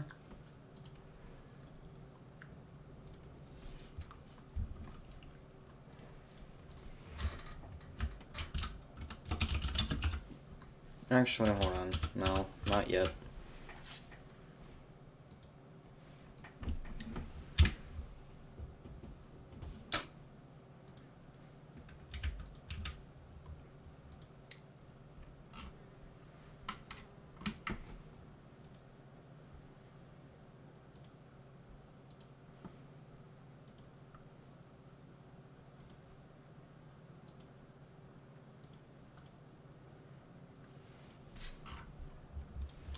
All right.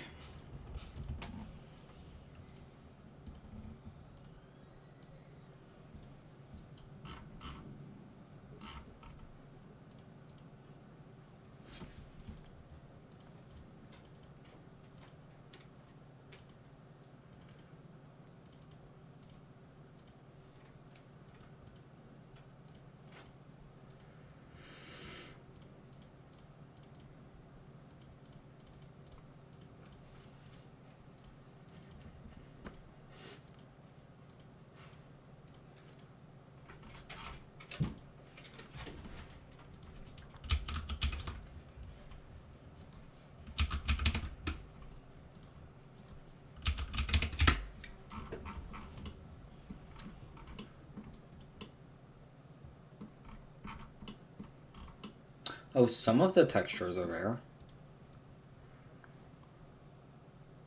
Some.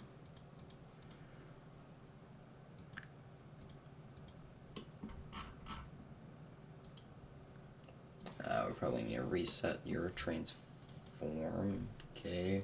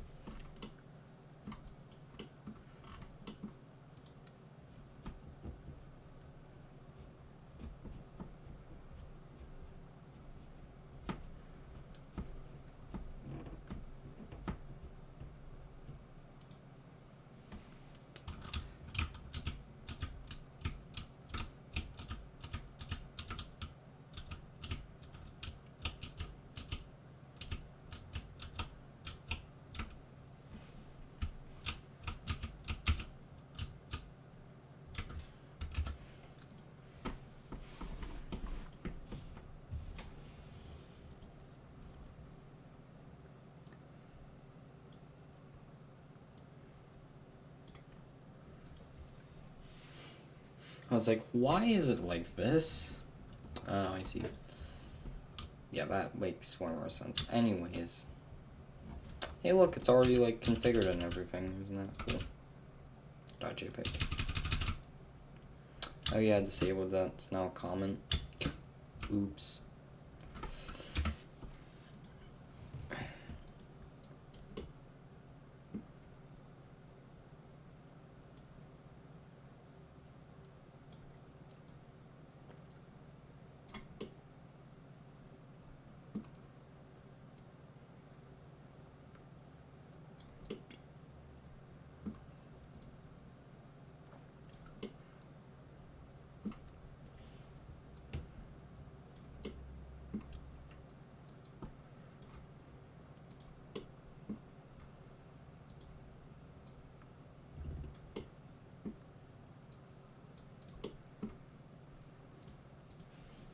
Jackie boy. Alright, I gotta fix your materials.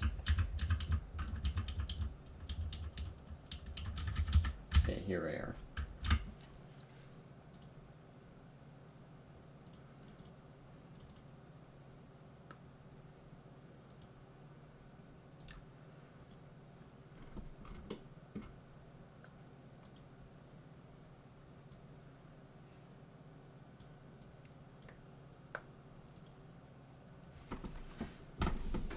Do you guys remember this from earlier? Whatever. Where is the gun holster? There it is.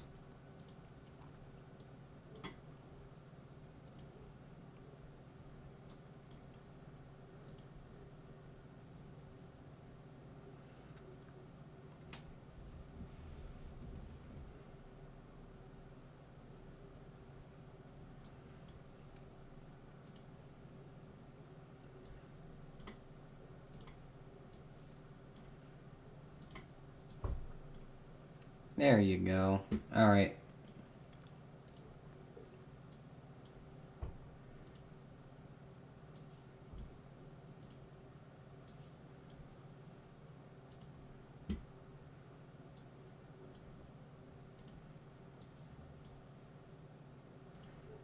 There you go. Hey look, he's fully textured again. Alright. Now we need to go into here, delete you, delete you, delete you, delete you.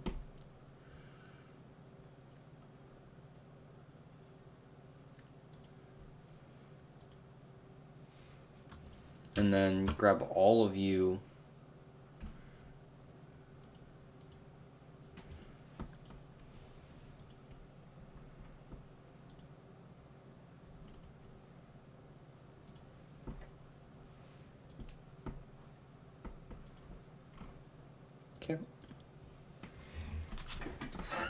And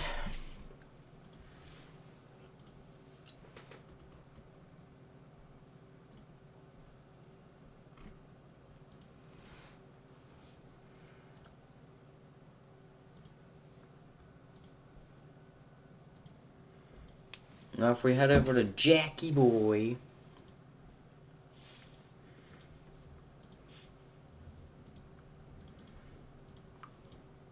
and we get a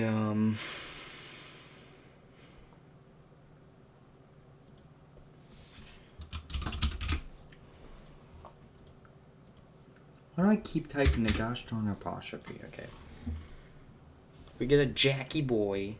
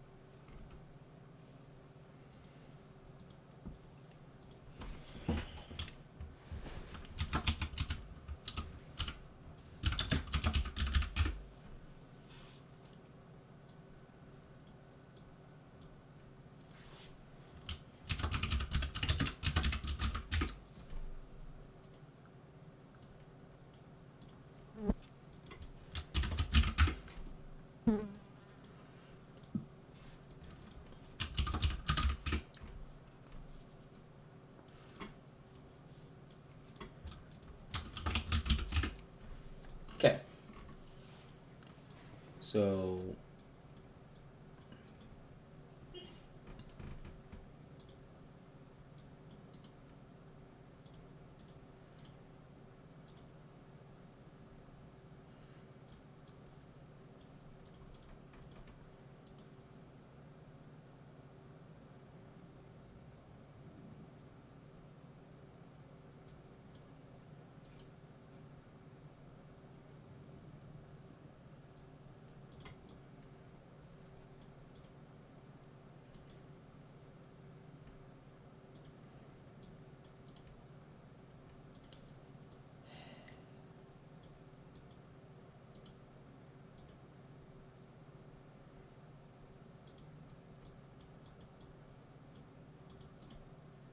great.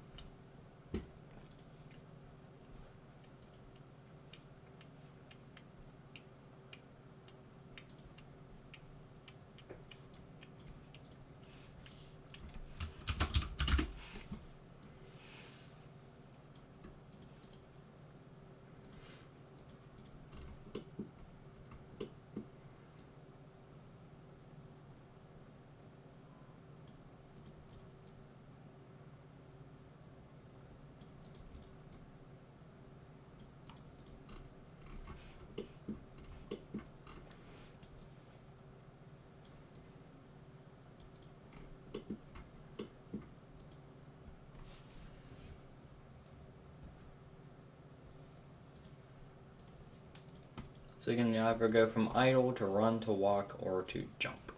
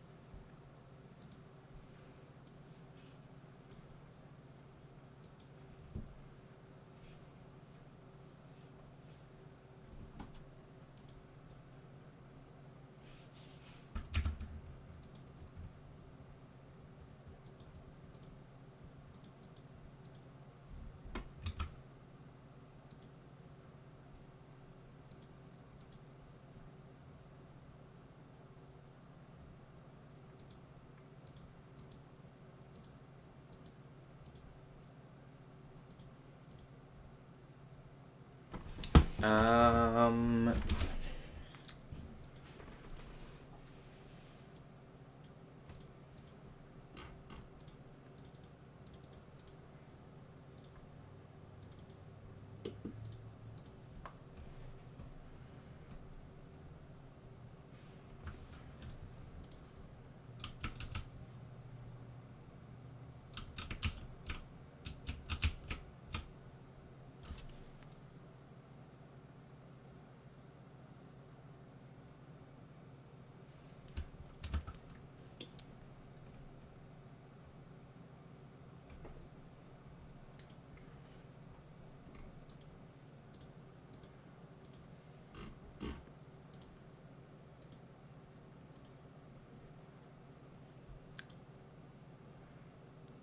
Here it is.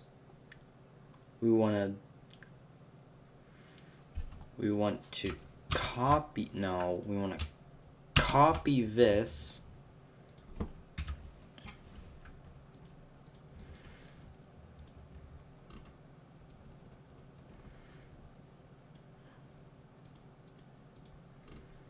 And we want to put it under here.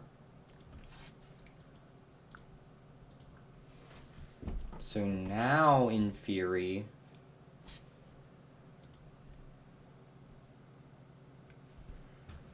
and it still doesn't work. That's incredible. That's helpful. What?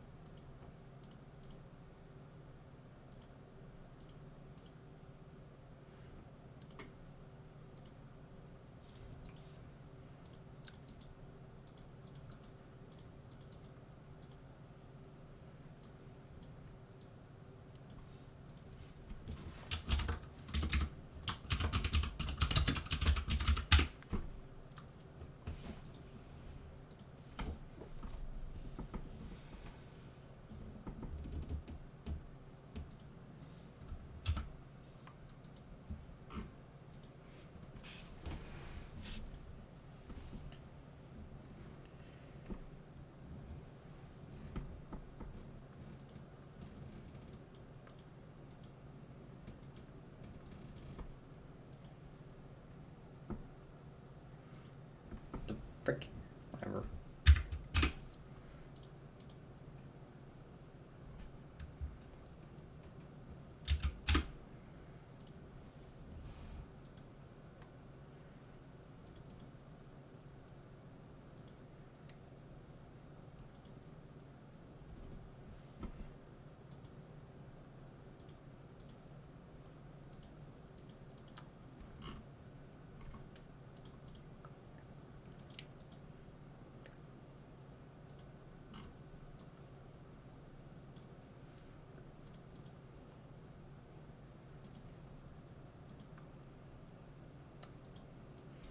No, the sun, yes. Duh. Isn't it obvious? He still won't do it. Why?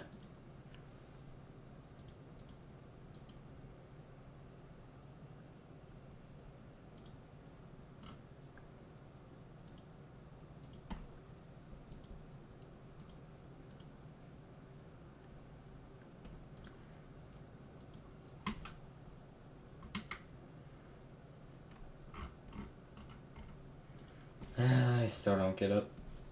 I still don't get it. Because it walks here, but why not in Unity?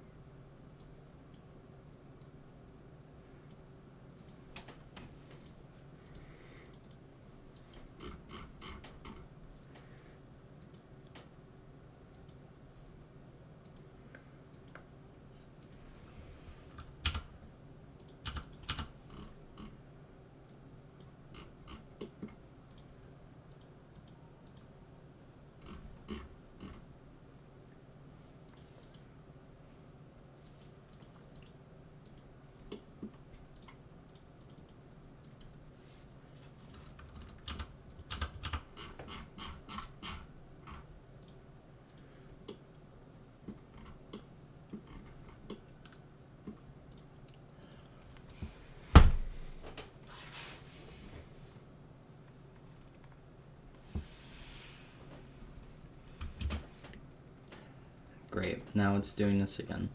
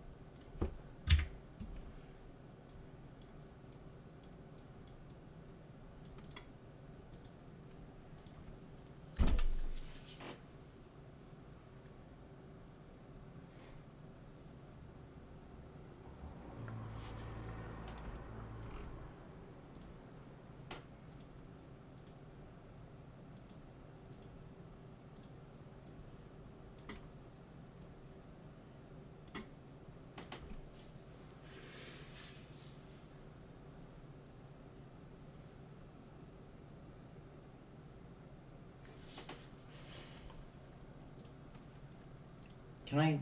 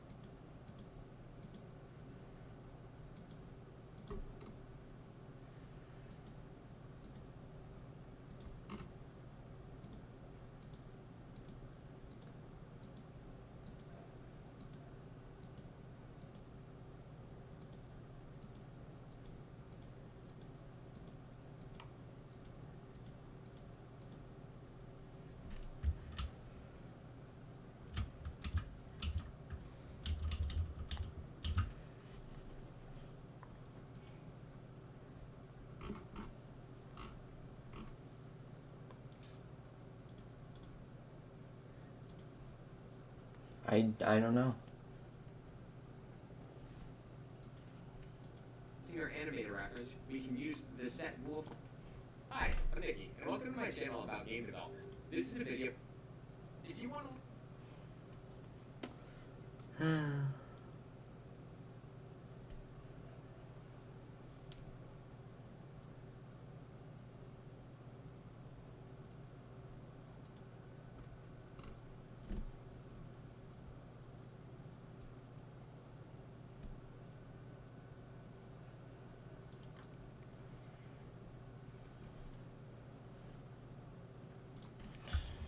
Unity Logic Animation System, understanding of how Unity's reuse the animations from Mixamo using Unity's animation system. In this first video, we're going to get set up with the Adobe Mixamo platform and start to understand and discover another YouTube. His videos are dedicated to replicating some of the main features in games like Mario, Zelda, Animal Crossing, and pretty much anything cool that you can think of.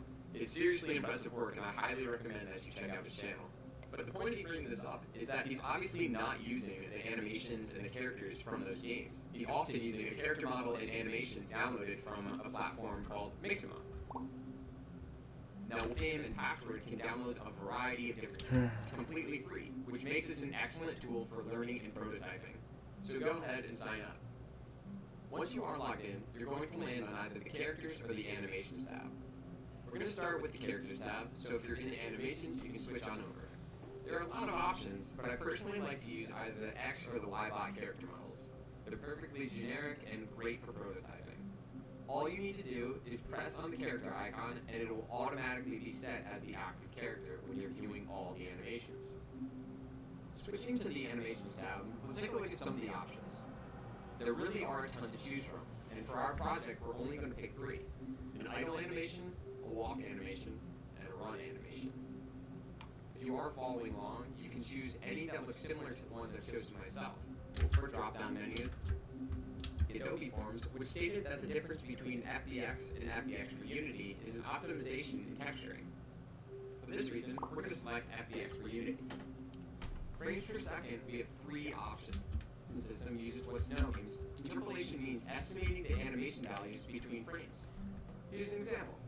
If we have the character's arm pointing straight out, and then rotated 90 degrees clockwise, if we then insert an additional frame between these 2 frames, Unity will calculate that the hand should be at 45 degrees through linear interpolation. I personally select 30, as a higher frame rate results in significantly increased file size. Moving on to keyframe reduction. Keyframe reduction will remove frames in the animations which have values that aren't different enough from its surrounding frames. Again, using our character's arm as an example, if in the first frame we have the arm pointed directly outwards, but in the second frame we only move it slightly up or down, there's a chance that this change is too small. If the difference between where we originally had our arm and where it is moved to isn't larger than a specific value, then the second frame will not be included in the animation data. Key point is that this actually happens on import of the animation. So the animation keyframes that you see in Unity have already been reduced. I actually found an external GitHub link to an open source animation engine called Oz Animation that lets you play around with keyframe reduction in a browser. You can see clearly that by changing the tolerance level, the file size is dramatically increased and decreased. However, removing keyframes can also lead to inaccurate animation, as most animation systems will interpolate between the remaining frames and try to fill in the gaps. For today, we're just going to set keyframe reduction to none. Skinning is a lot more simple than frames per second and keyframe reduction. By selecting with skin, we are just including the 3D model in the file. And the last setting that we need to remember is in-place checkbox. For our 2 animations that are moving, be sure to check this box, otherwise the character will move when the animation is being played in Unity. I want to be clear that this isn't wrong. It's just not what we're currently looking to use at the moment. Cool. That's all we need for Mixamo, but feel free to play around with the other animations on the site before moving on to the next step. Opening, we can delete any of the default game objects, and we'll just add a plane for the ground as reference. The last thing we're going to cover in this video is importing the file. Really quick, import running assets to Unity. What this means is character system level. Hi, animate. Find the meshes, materials, and a rig to alpha join their complete mod.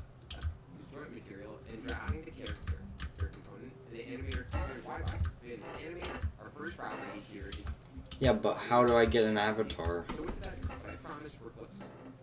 By double-clicking on the Y-bot controller, Unity will open a window tab on the left. Mistakes. There are 3 mistakes.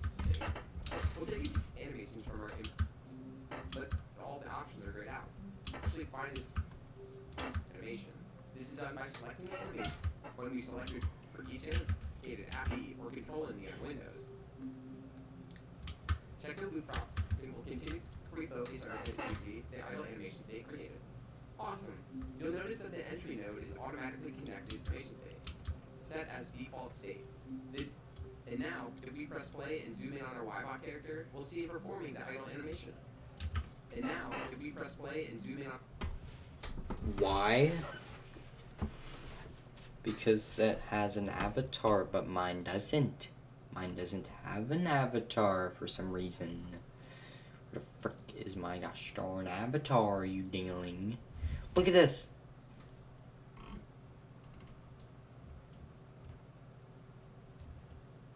It walks, except that it doesn't.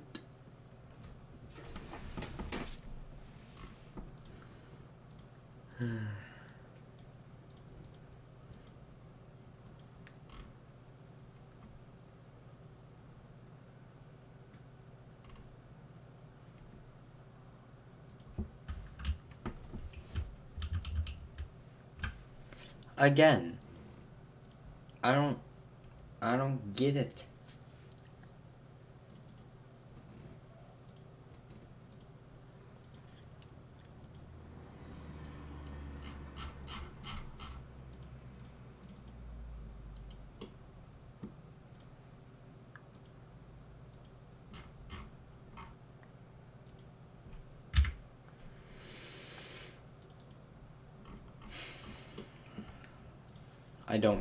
I just don't get it. I just actually don't get it.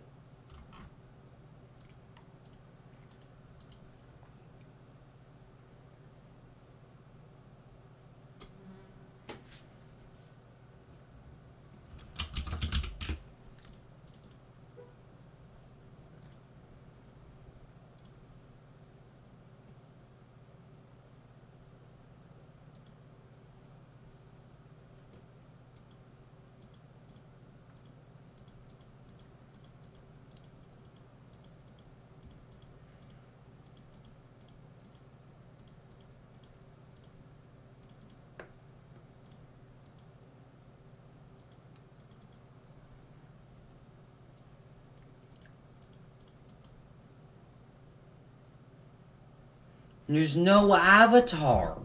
You can't just... I don't get it. What is the issue?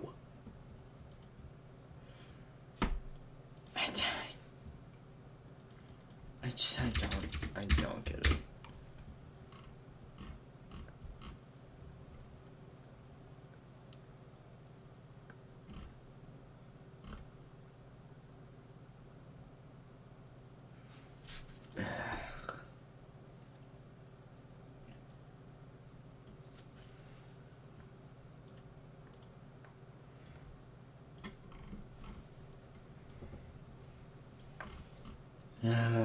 Whatever. You walk.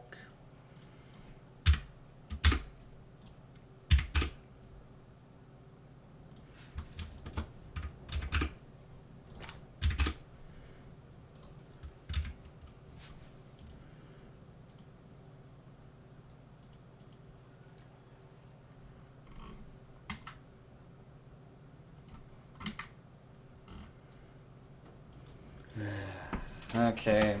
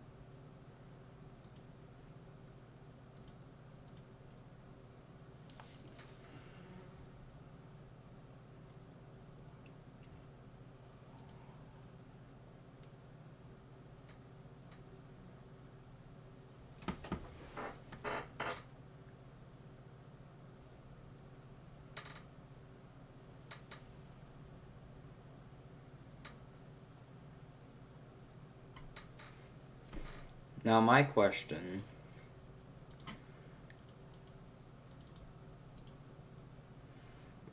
is if I do this.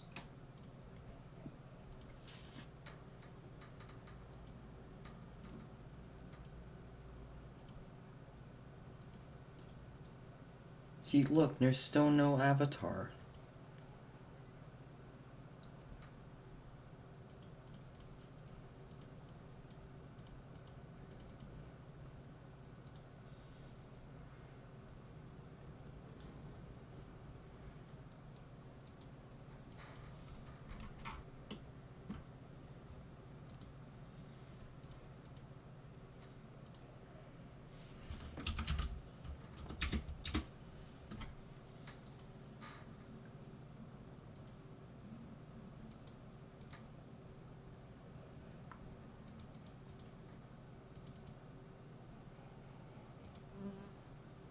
I just don't get it.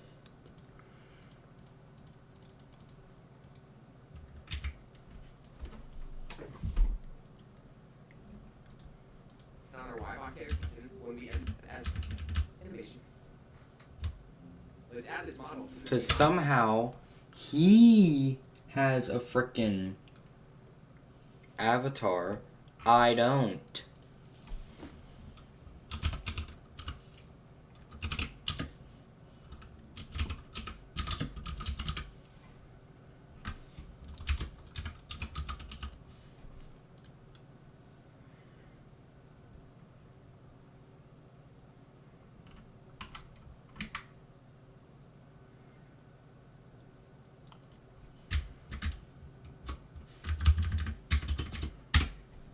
Get out!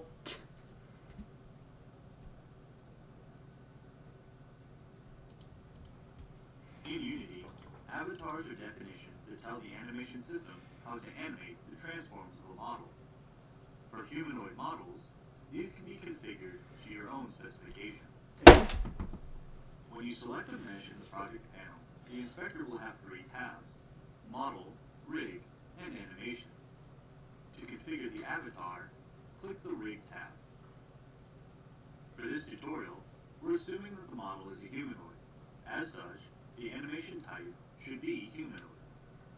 Below that is the avatar definition property. The frick.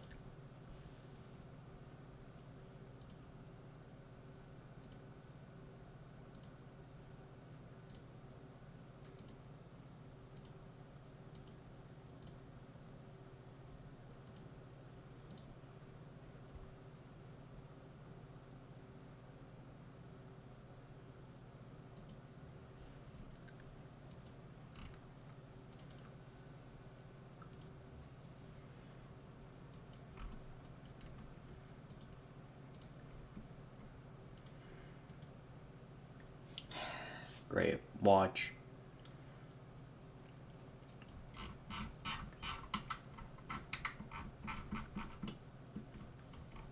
I'll dunk this into here, right? Runtime animation.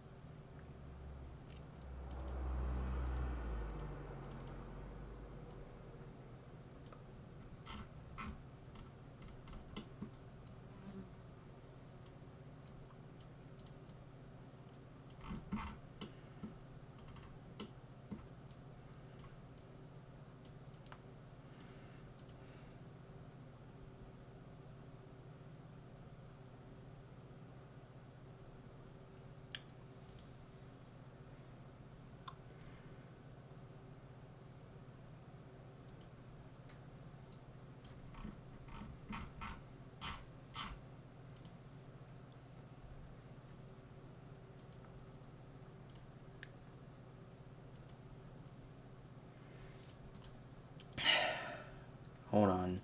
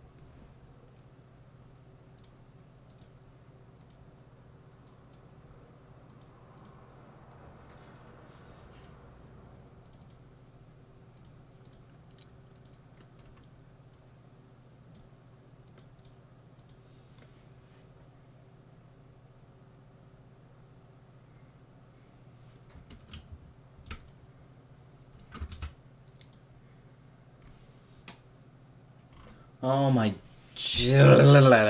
Finally! Good God. Okay. We finally have the boy doing the thing.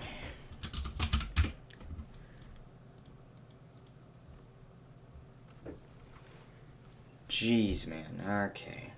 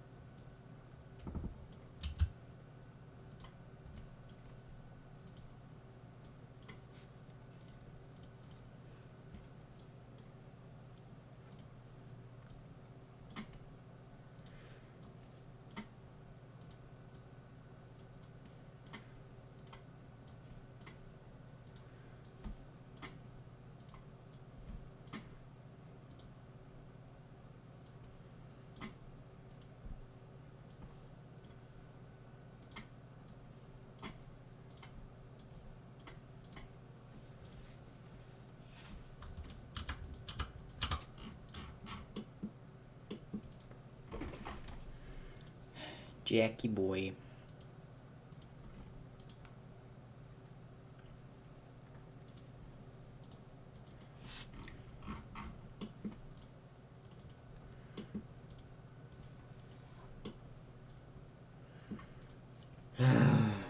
Okay.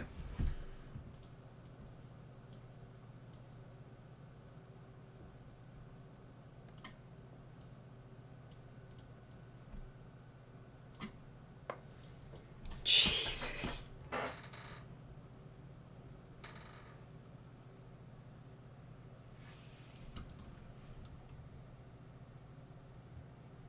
He's doing a frickin' idol. Jeez, man.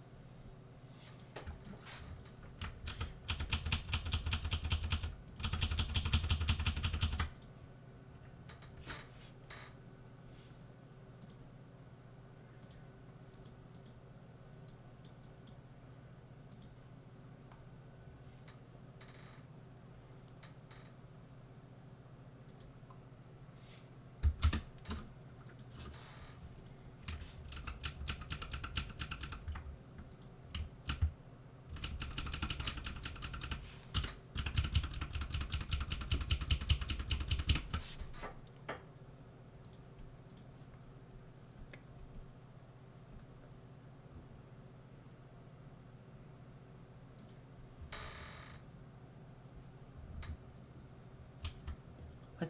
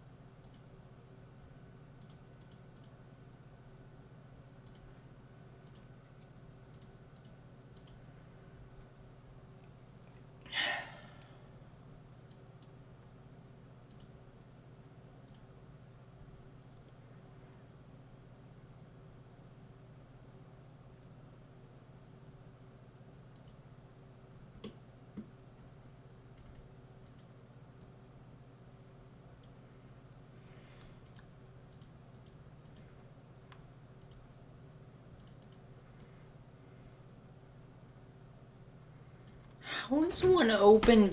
What is happening? Oh my god. I hate you.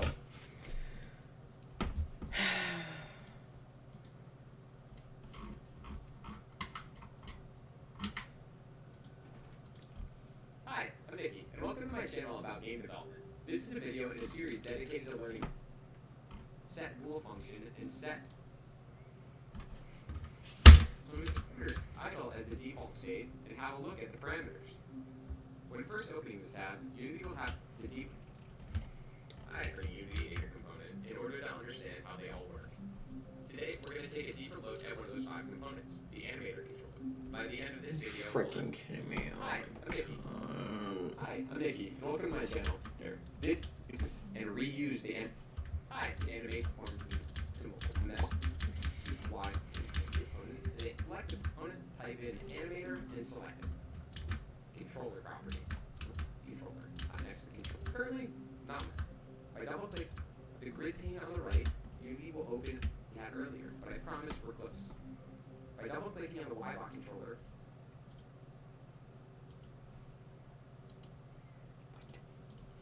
But I've been doing that. I've been double clicking on it.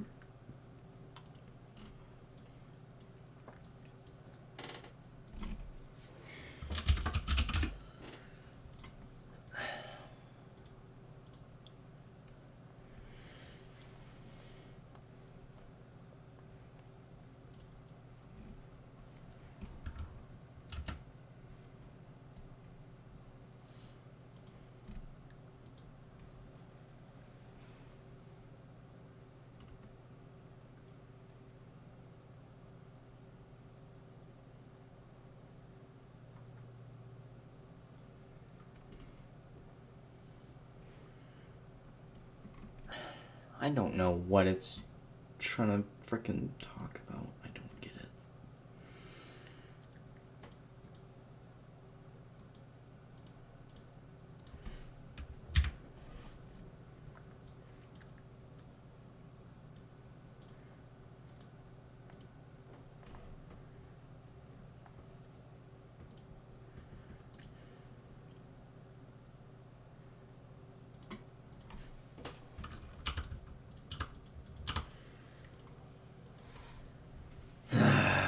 Okay.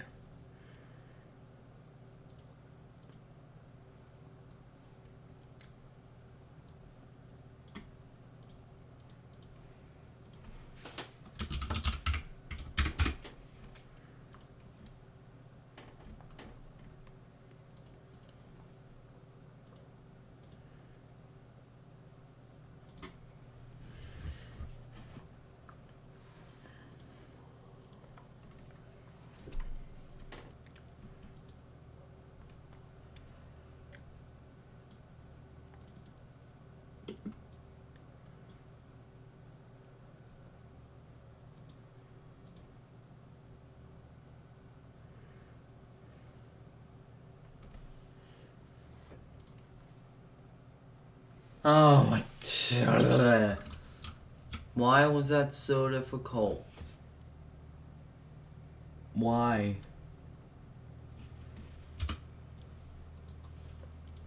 Honestly.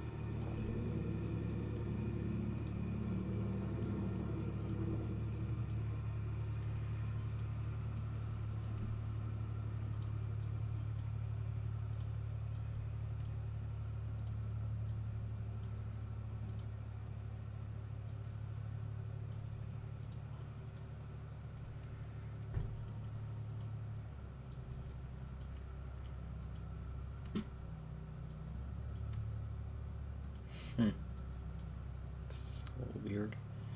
Whatever.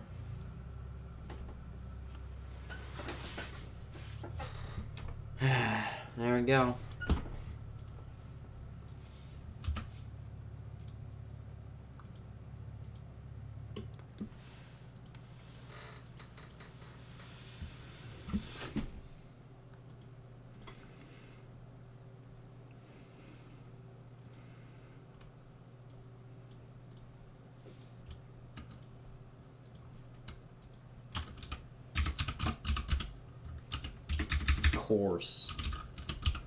Of course.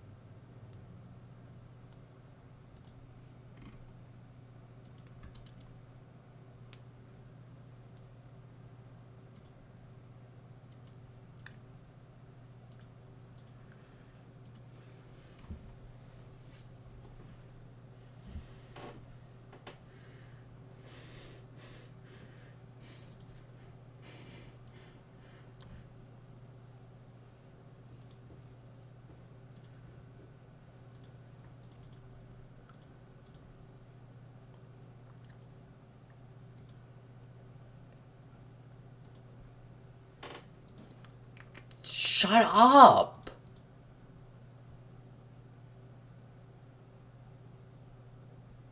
Revert. I don't frickin' care. Did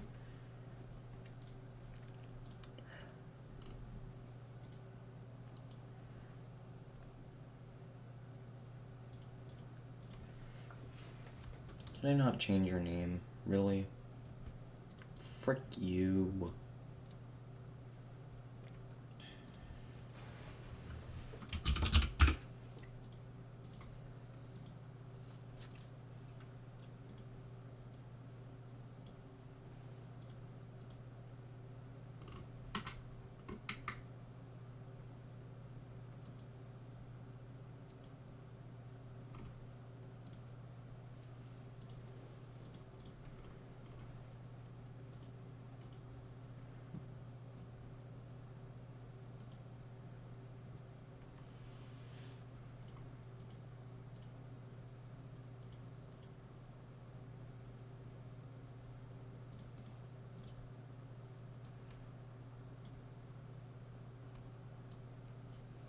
Hello? Just let... Oh my god, shut up!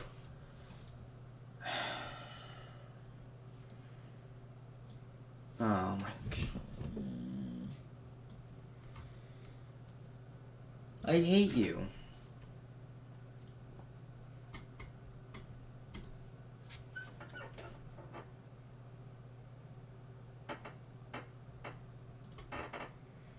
Why don't you walk anymore? What is happening? Oh my god.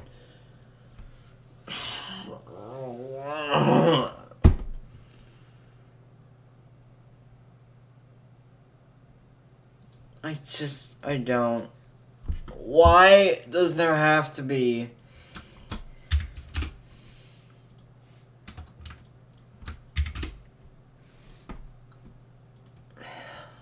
so many stupid things? Why?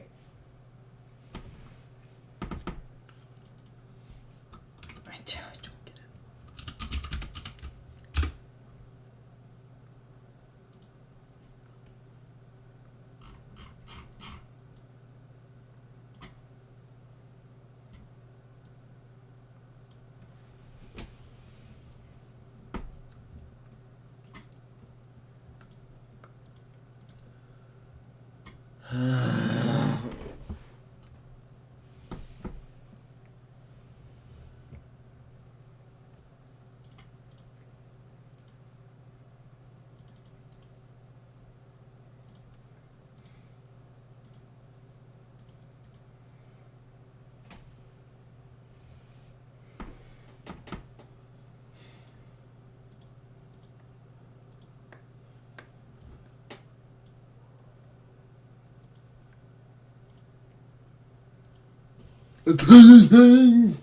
No. What? It's.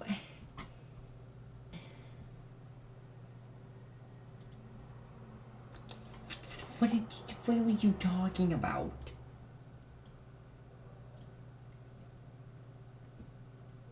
Oh my god. What is wrong?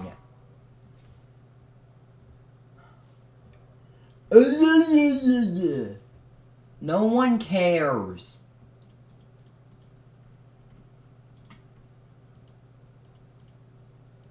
Why can't you just download something?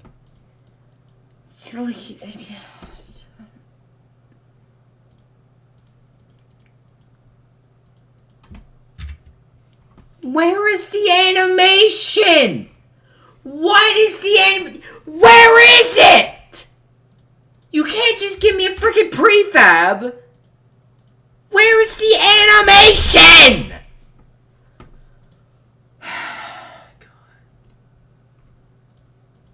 Mixamo. I don't know.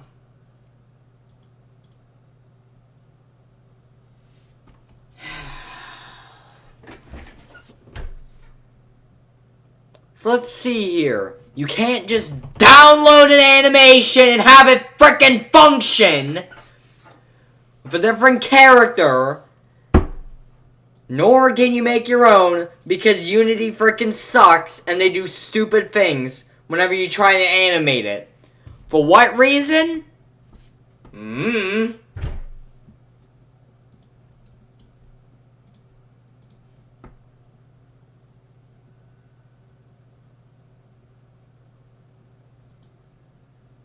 I don't get it.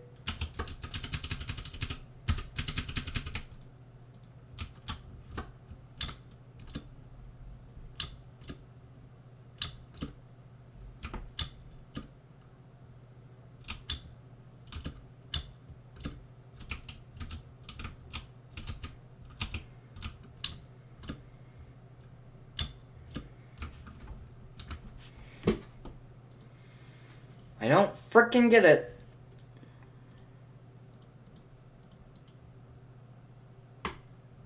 I don't get it. I don't.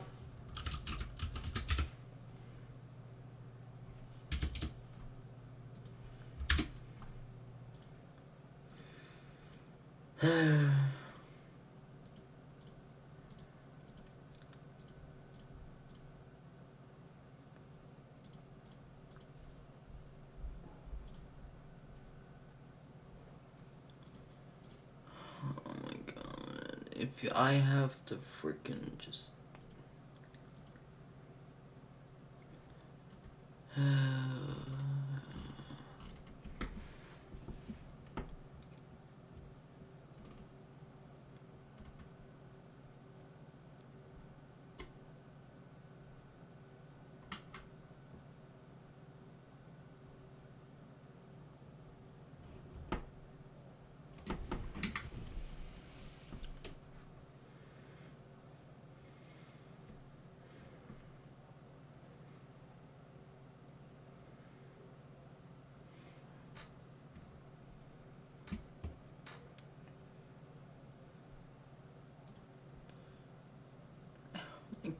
just let me install something.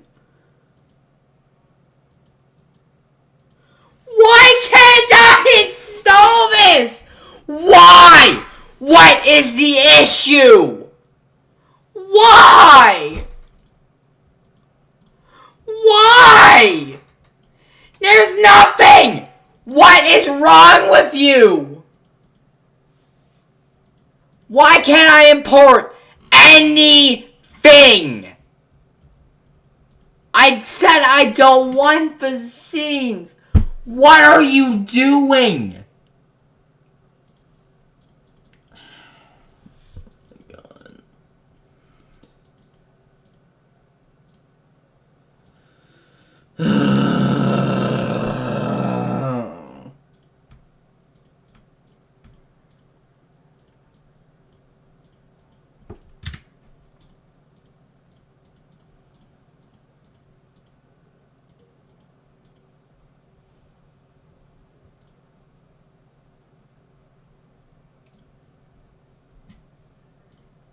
I freaking get it already.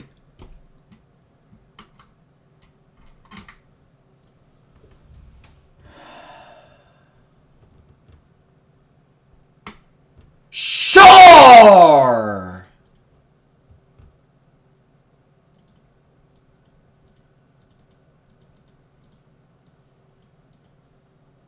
Oh my god, get out. Leave!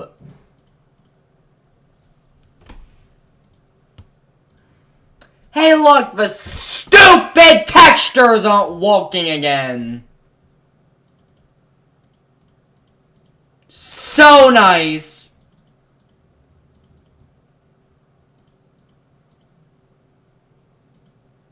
Why? Why aren't you walking?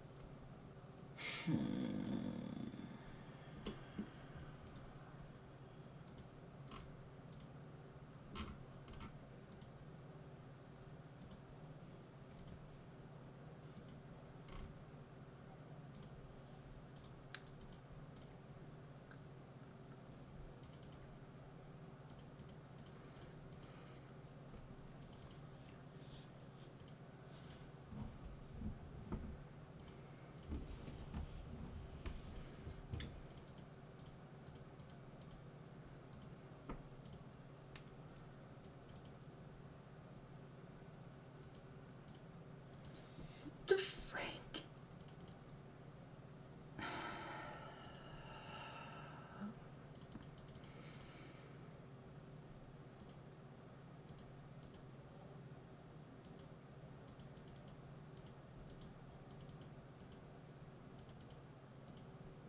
Where is the...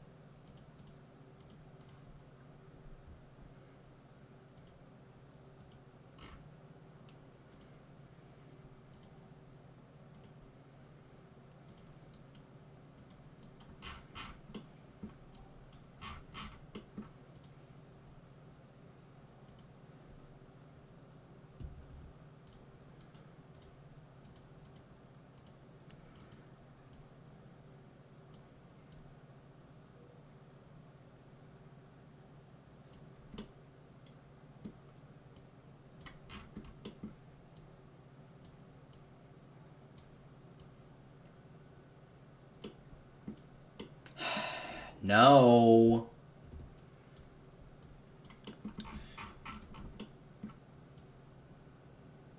Where is the other line? Why is there no line? I hate you.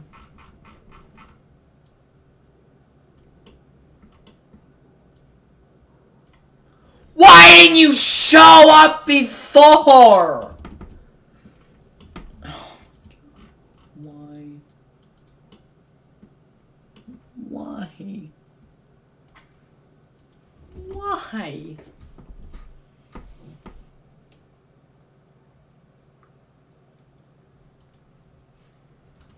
Why?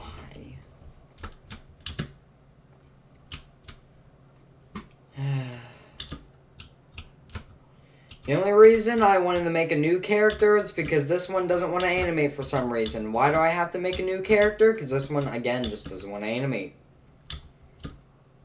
So, I had to make a new character. Then that character didn't freaking walk. Why? I don't know. Like, all of the game logic walked. The script actually walked. Everything like that walked. Just the actual freaking thing itself didn't. The graphics. The animations didn't function. Why? I don't know.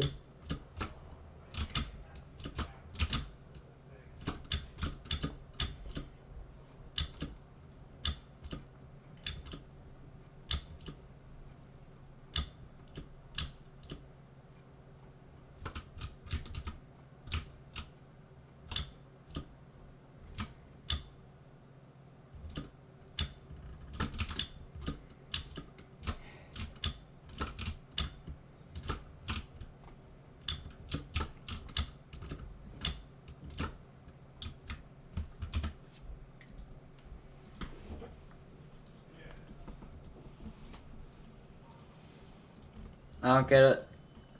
I don't get it. I hate you. I will continue to use Unity, but it is just such a pain in the butt. Ugh. I hate it sometimes. Why is the floor not run? I don't get it. What is the floor?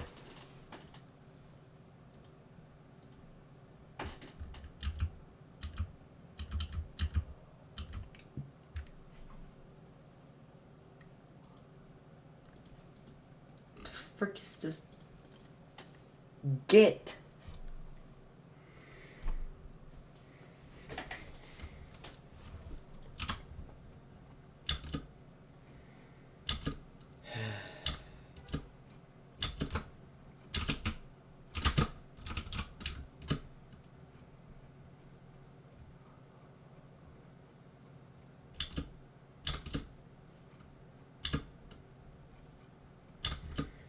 I just don't get it.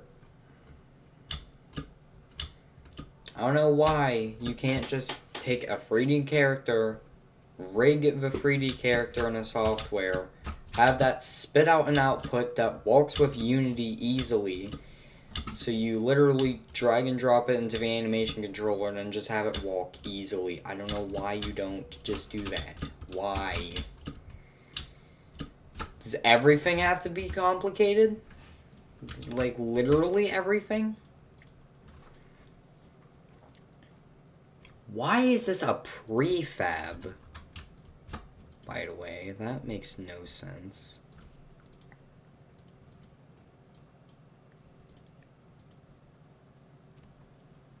What the frick is all of this crap? Why is this here? Get out. No. Frick off. Why is this here?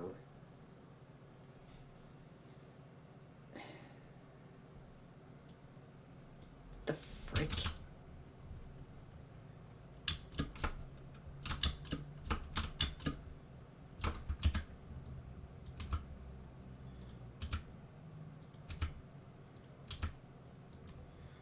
I don't get it. You don't need this.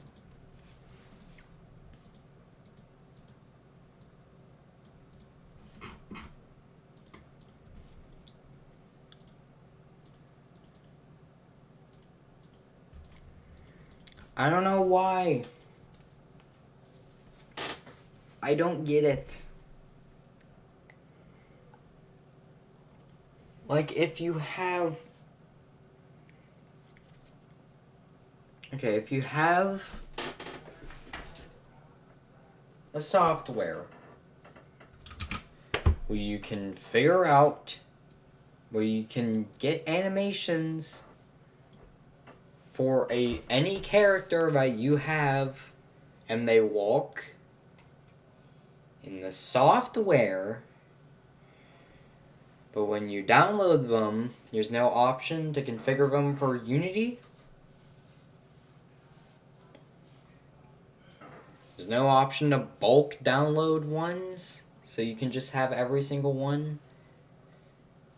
Am I just stupid, or like, why? I don't get it. It makes no sense. It actually makes no sense. I don't get it. Unity's Unity, alright? Unity is an experience. Unity is a frickin' thing and 2/4. So, yeah.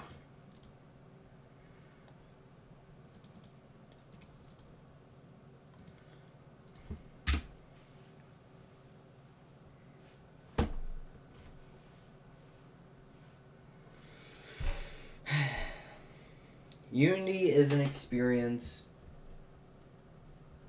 not in a good way. Can you open?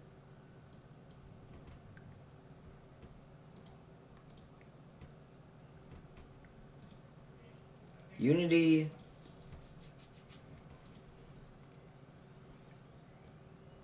it's definitely a game engine. It's a really annoying, stupid game engine, but it is a game engine. So, you know, this is why.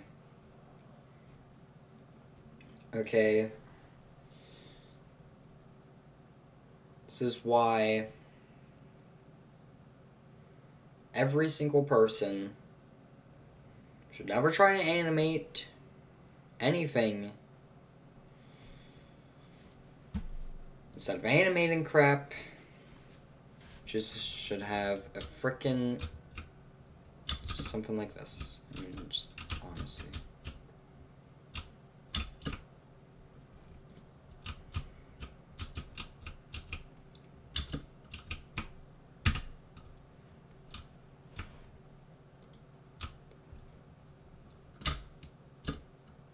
Really?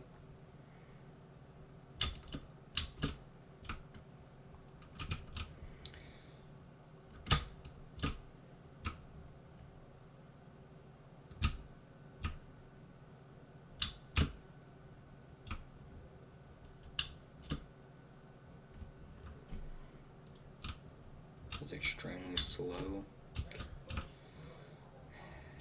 Great.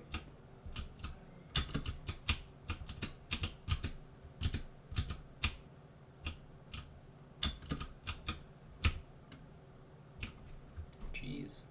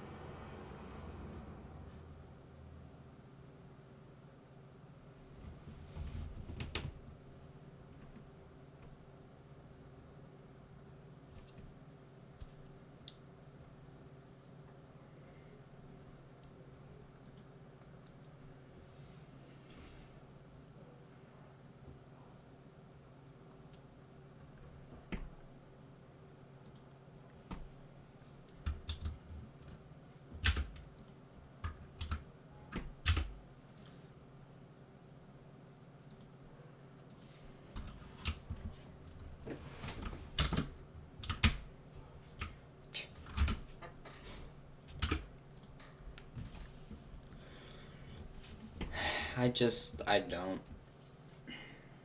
I made improvements to Evo Zone, by the way, off camera.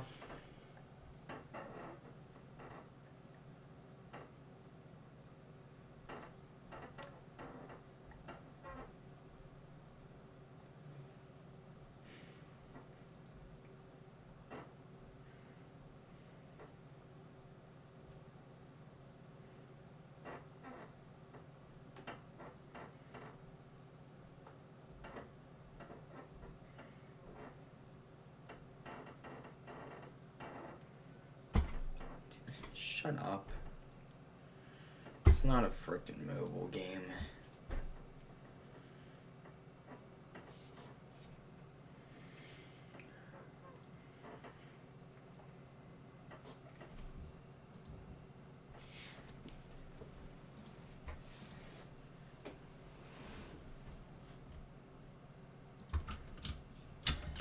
So this is all I did.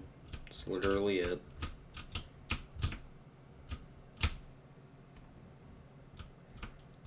I just built 1-1 completely.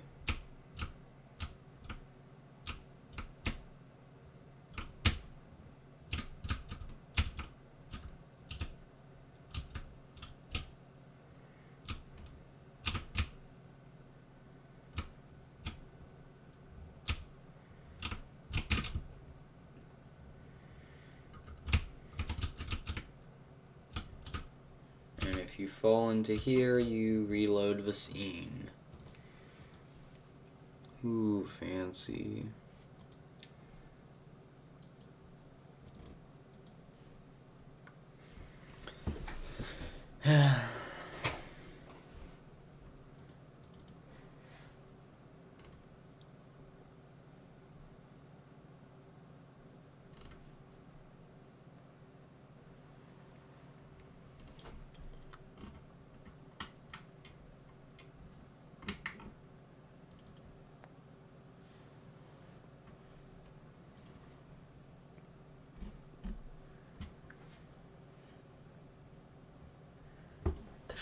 Is this